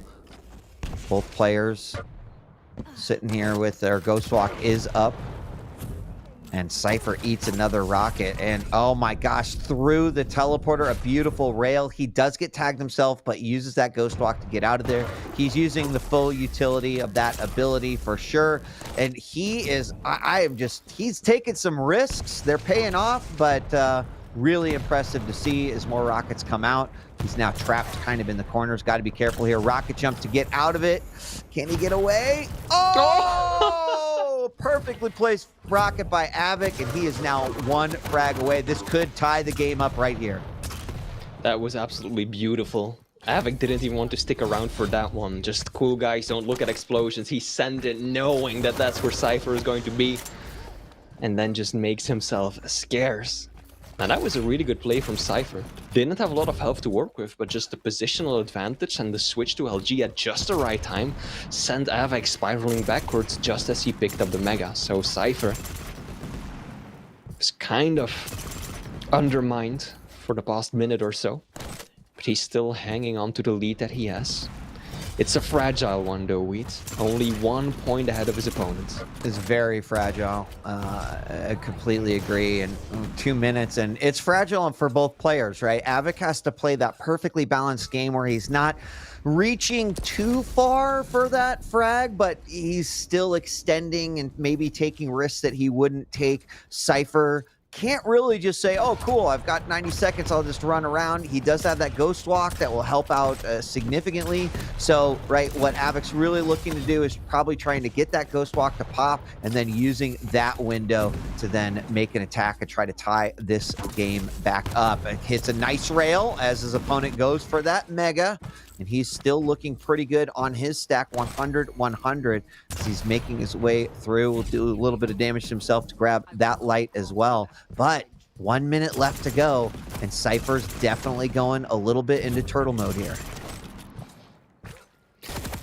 And Avik now has got a tremendous challenge ahead of him, because not only does he have to catch a champion that is much more nimble, much faster than he is, but he also has to deal with the Ghost Walk, which Cypher uses aggressively. And Navek is going to call GG after that one, just doesn't even want to try for the final 40 seconds. I must say, Weed, that rocket jump was incredibly surprising to me, because I figured that Cypher would want to, you know, hang on to that one in case Avek catches him out. He still only had a 1 frag lead with a minute to go, but then he uses it aggressively to just rush him down on Mega. This is like next level Cypher. This is supreme confidence. I completely agree. And you know what? I mean, we go back to that tweet that came out from Cypher a little while ago, and you know, he mentioned that he was ready to step up his game. And then in last week's interview, Flea, he talked about how, you know, when life is good, when everything is kind of going the way that it needs to, and he's taking care of himself and taking care of his family and his friends, then that's usually when he's playing his best Quake. This is looking pretty good. Like, this is looking like some of the best Quake we're seeing from Cypher. So, you know, really goes to show how your environment can affect those things as well. And, you know, from his decision making to his aim, Flea, everything is going right for Cypher here. Avek's got to be feeling a little surprised. He did bring that much, much closer at one point, a 1 frag game, but there was so much. I mean, that double rocket out of the teleporter, like, wow. Wowie. That's got to be a top 10 play. Easily. That's top 5. I mean, that was sick. And then Avek's reaction to that one as well. Good stuff. And that means that it will be Cypher who secures the overall victory. 2-0 already. One more map to go. Wheat, last one of this series, last one of the night even. Veil of Nav. And this time we're kind of swapping the roles, because for once Cypher actually has the stack advantage. He is playing as Sornak, a heavy champion, and he's going up against Avek running the Ranger. Yeah, and I mean, one other thing to point out is with this series win for Cypher, it means we're going to see an incredible... Well, we're already going to see this matchup anyway next week, Kilson versus Cypher. The exciting thing about it is it will determine the #1 seed more than likely. And as the stats update from this week, we'll know for sure, but that's going to be a great matchup next week. So not to get too far ahead of ourselves, but if you're ready to set your calendar for Sunday, you know where to be because it's going to be amazing. We got to finish this series up there, and we're moving to Veil. You mentioned the stack difference here for Cypher, and I don't know if that will, you know, be a detractor for Avek, just knowing like I like the hill got a little bit steeper. Or if, you know, once again, we can have Avek kind of reset and just play the game that he needs to play. A map win here, not letting Cypher sneak through 3-0 would still be good for Avek's rankings. Indeed, it would be. Once again, Cypher just going for the faster and more mobile champion. That has been a consistent trend this entire series, right? First, he goes Anarchy versus Strog. Okay, the difference between those two is not that great, but Anarchy is still significantly more mobile and also a fair bit faster. Then map 2, he runs Nyx versus Galena. Huge difference. And now, finally, he's again going for the second air control champion, Sorlag versus Ranger. So it looks like Cypher was just really hell-bent on picking those more mobile champions for this matchup, and it's going to be interesting to see if he can continue this onslaught and bring it home with a 3-0. Yeah, as we start things off through Cypher's eyes yet again, these two meet up and wow, the orb comes out, there was some spam, and then suddenly a shotgun just decides Cypher's fate, and Avek is on the board for the first time. Indeed he is. He's got that 1-0 advantage. Will be able to secure heavy as well. He's got all the time in the world to make a play for Mega and deny access to Cypher. That's a lot of guts from Cypher. So aggressive. And I love what Avek is doing right now.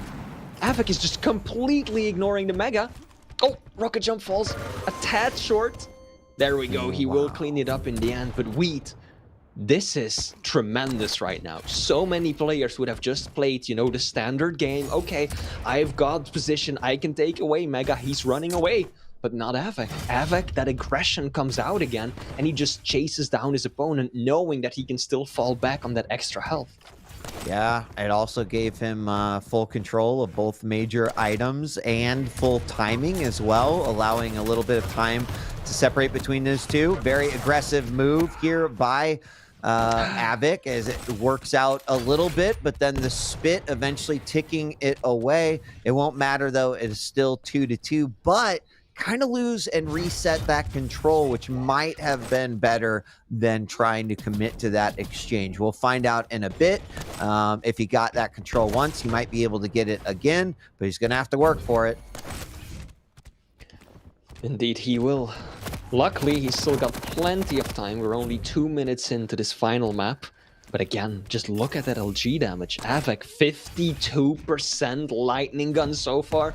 Whereas Wow. Cypher has barely even gone to use that weapon. Cypher has done 18 points of damage. Not 1800, 18.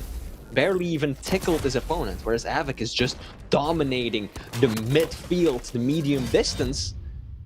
And actually completely catches Cypher by surprise. I think Cypher just came through a teleporter with his back turned to Avic, had no clue that his opponent would be waiting there, and he pays for it with yet another death.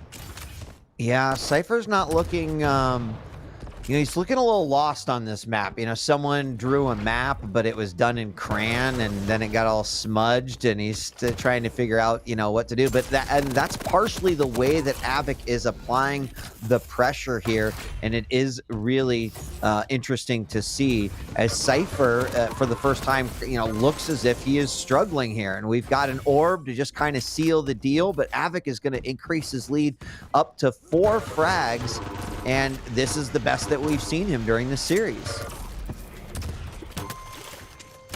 Nice rocket as well as he breaks away and just exits the room.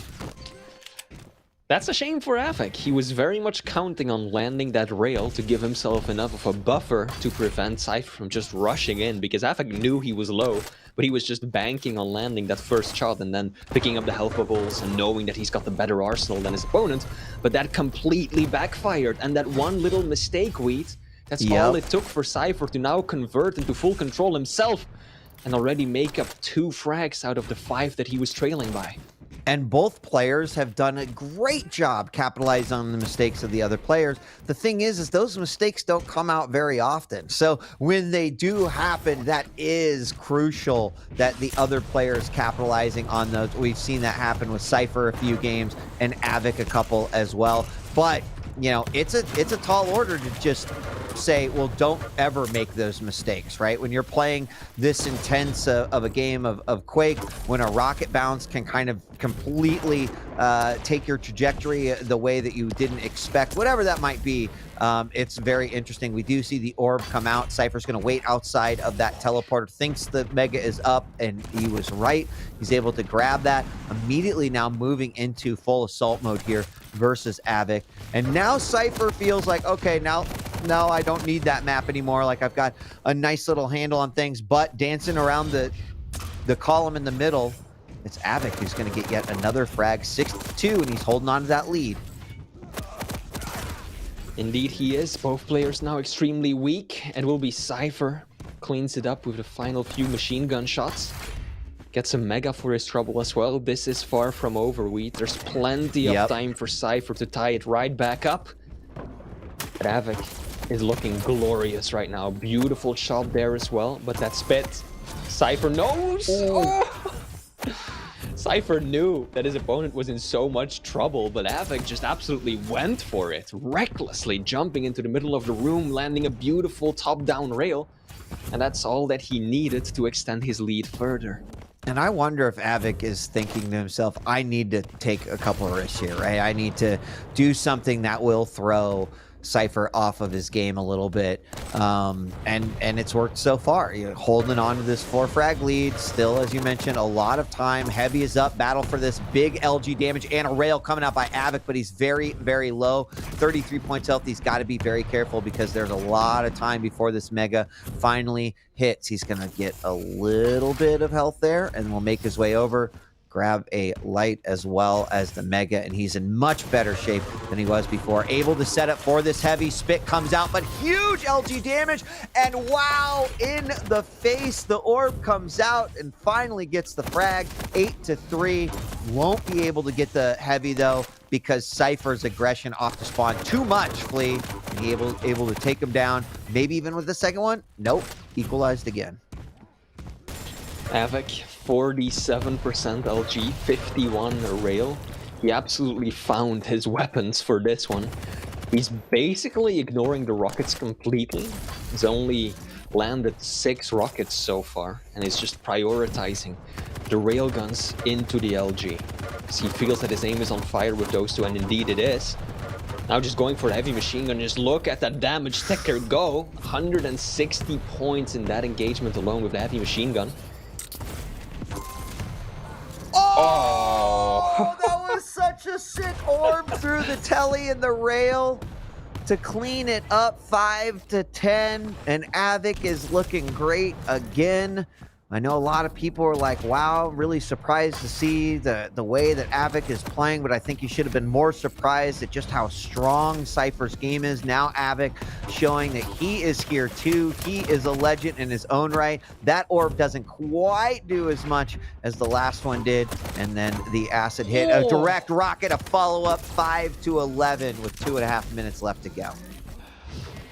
This is very quickly getting out of hand. Cypher, his victory guaranteed, but it's shaping up to be a 2-1 rather than a 3-0 because Havoc is playing out of his mind. 1,500 points of damage more than his opponents. Better control, or at least pretty much tight control right now. Havoc does have significantly more of the light armor picked up, but other than that it's pretty much tight, so it's really just coming down to the damage in this final map. Neither player has just, consistently been running both of the items weed, but Havoc is winning the gunfights, and that's really what matters in a situation like this. Yeah, I mean, there's been so many fights over this heavy, right? And we might see another one here as Havoc sitting on top of it is now going to get out. He does pick it up, but immediately rail doesn't quite make it up to that top level with the rocket jump, but it really doesn't matter. He's got an idea where his opponent is, misses that rail opportunity right there, but he's got to be feeling pretty good about where he's at. Cypher not going to be able to make up 7 frags in a minute and 20 some seconds. And Havoc, although, kind of taken to school there in those first 2 maps, does bring it back. Cypher with a spit frag there with 1 minute left to go. It's likely Havoc is going to pick this one up.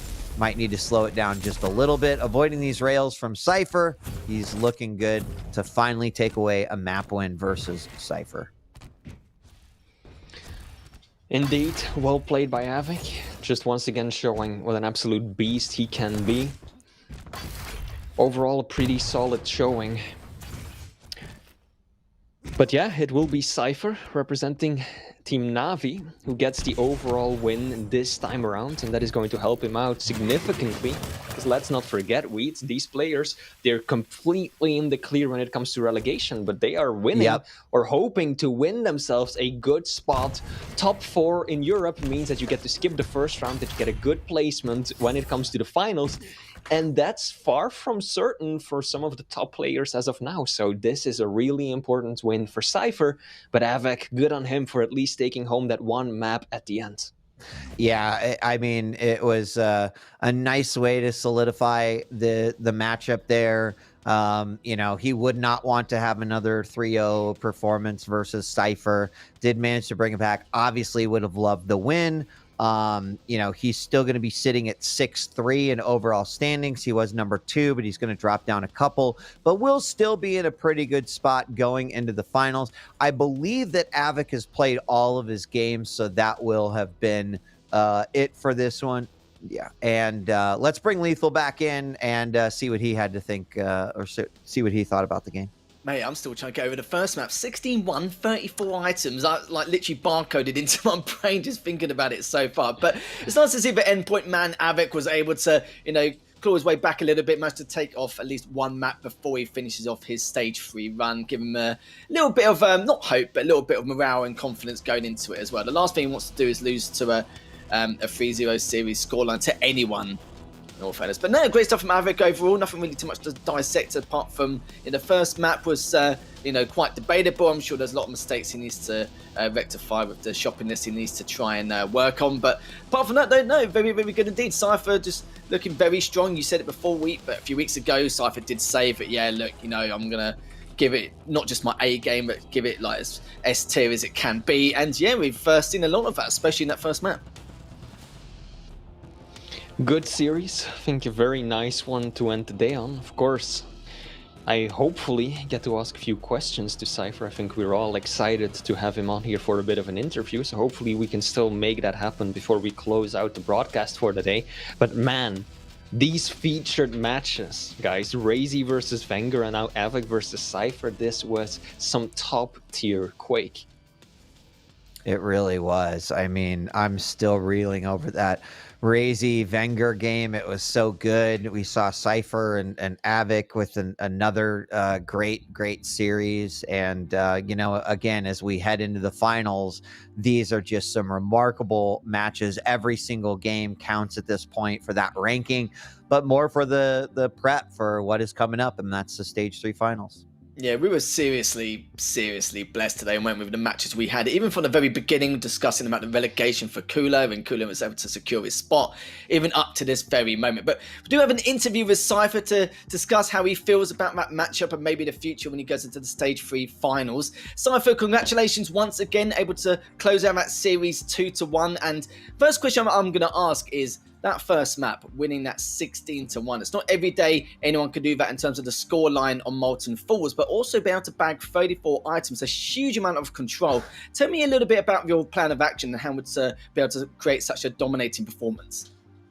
I was just, I think since the beginning I had a really good start, and then my rotations was pretty good. I also made up some kind of delay between Mega and Heavy, which I suppose Avik didn't know.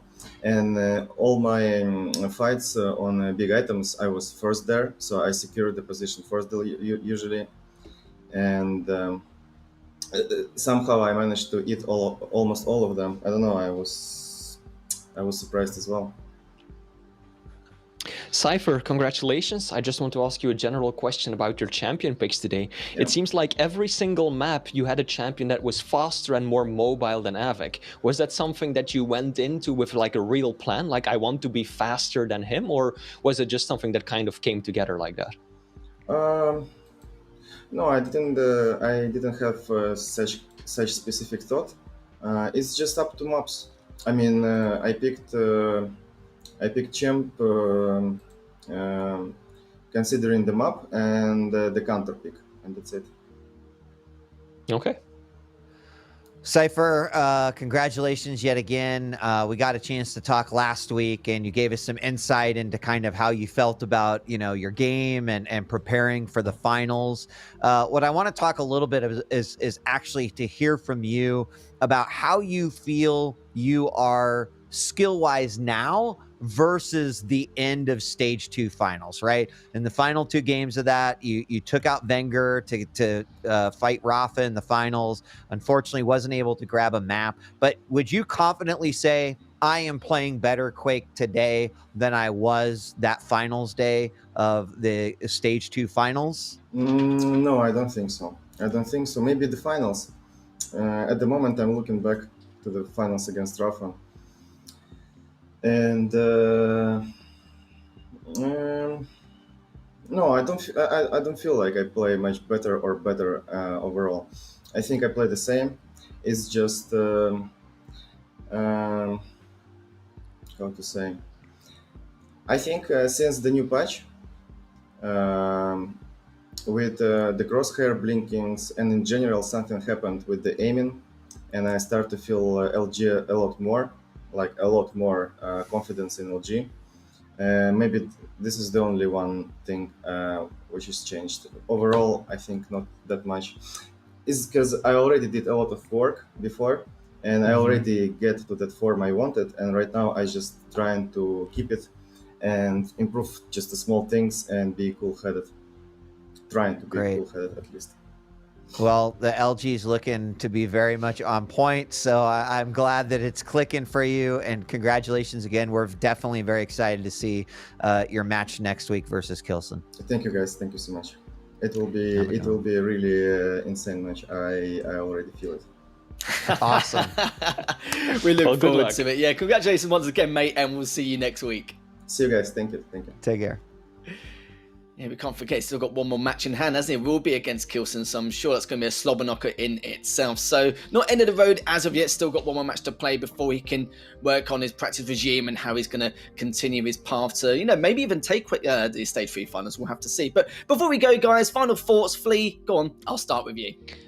I mean, it's been another beautiful day of Quake. We had some really important matches, right? Starting off with Cooler versus Sparty that effectively settled who is going to be playing relegation and who gets to avoid that. Then we also saw some key games over in the Americas that will go far into determining who ends up in top 4 there. And then we had some brilliant games to end on. Nasfa versus The Hang, beautiful. Razy versus Wenger, the Maestro boys, and then last but most definitely not least, Cypher versus Avic. Especially those last 2 series were some of the best Quake I feel I've seen in quite some time. So it was a joy, it was my pleasure to be part of this again, and I'm really looking forward to how this stage is going to wrap up. Yeah, I just want to give a shout out to all the players. They are obviously putting in the blood, sweat, and tears to deliver these incredible matches every single week. And, you know, very excited not only for our final week, but as we then roll into the finals. We heard it from Cypher directly. He said that this game versus Kilson is going to be one that you are not going to want to miss. So we hope that we see you back here, you know, same bat time, same bat channel, because next week's going to be awesome. The final week before rankings are sealed and we head on into the finals. Yeah, it's going to be some incredible stuff indeed. Of course, thanks to Fleet and DJ Wee, as always, joining me throughout the entire course of the week. I was going to say we're blessed with some incredible matches, but we've got some incredible matches every single week, so we can't really complain in the slightest. But not only that, thanks to Bethesda and the PGL production, as well as you guys, the viewers at home, tuning in every single week to keep us company and keeping you entertained to the best of our ability. That's it for now, but same time, same place next week. We'll see you very soon.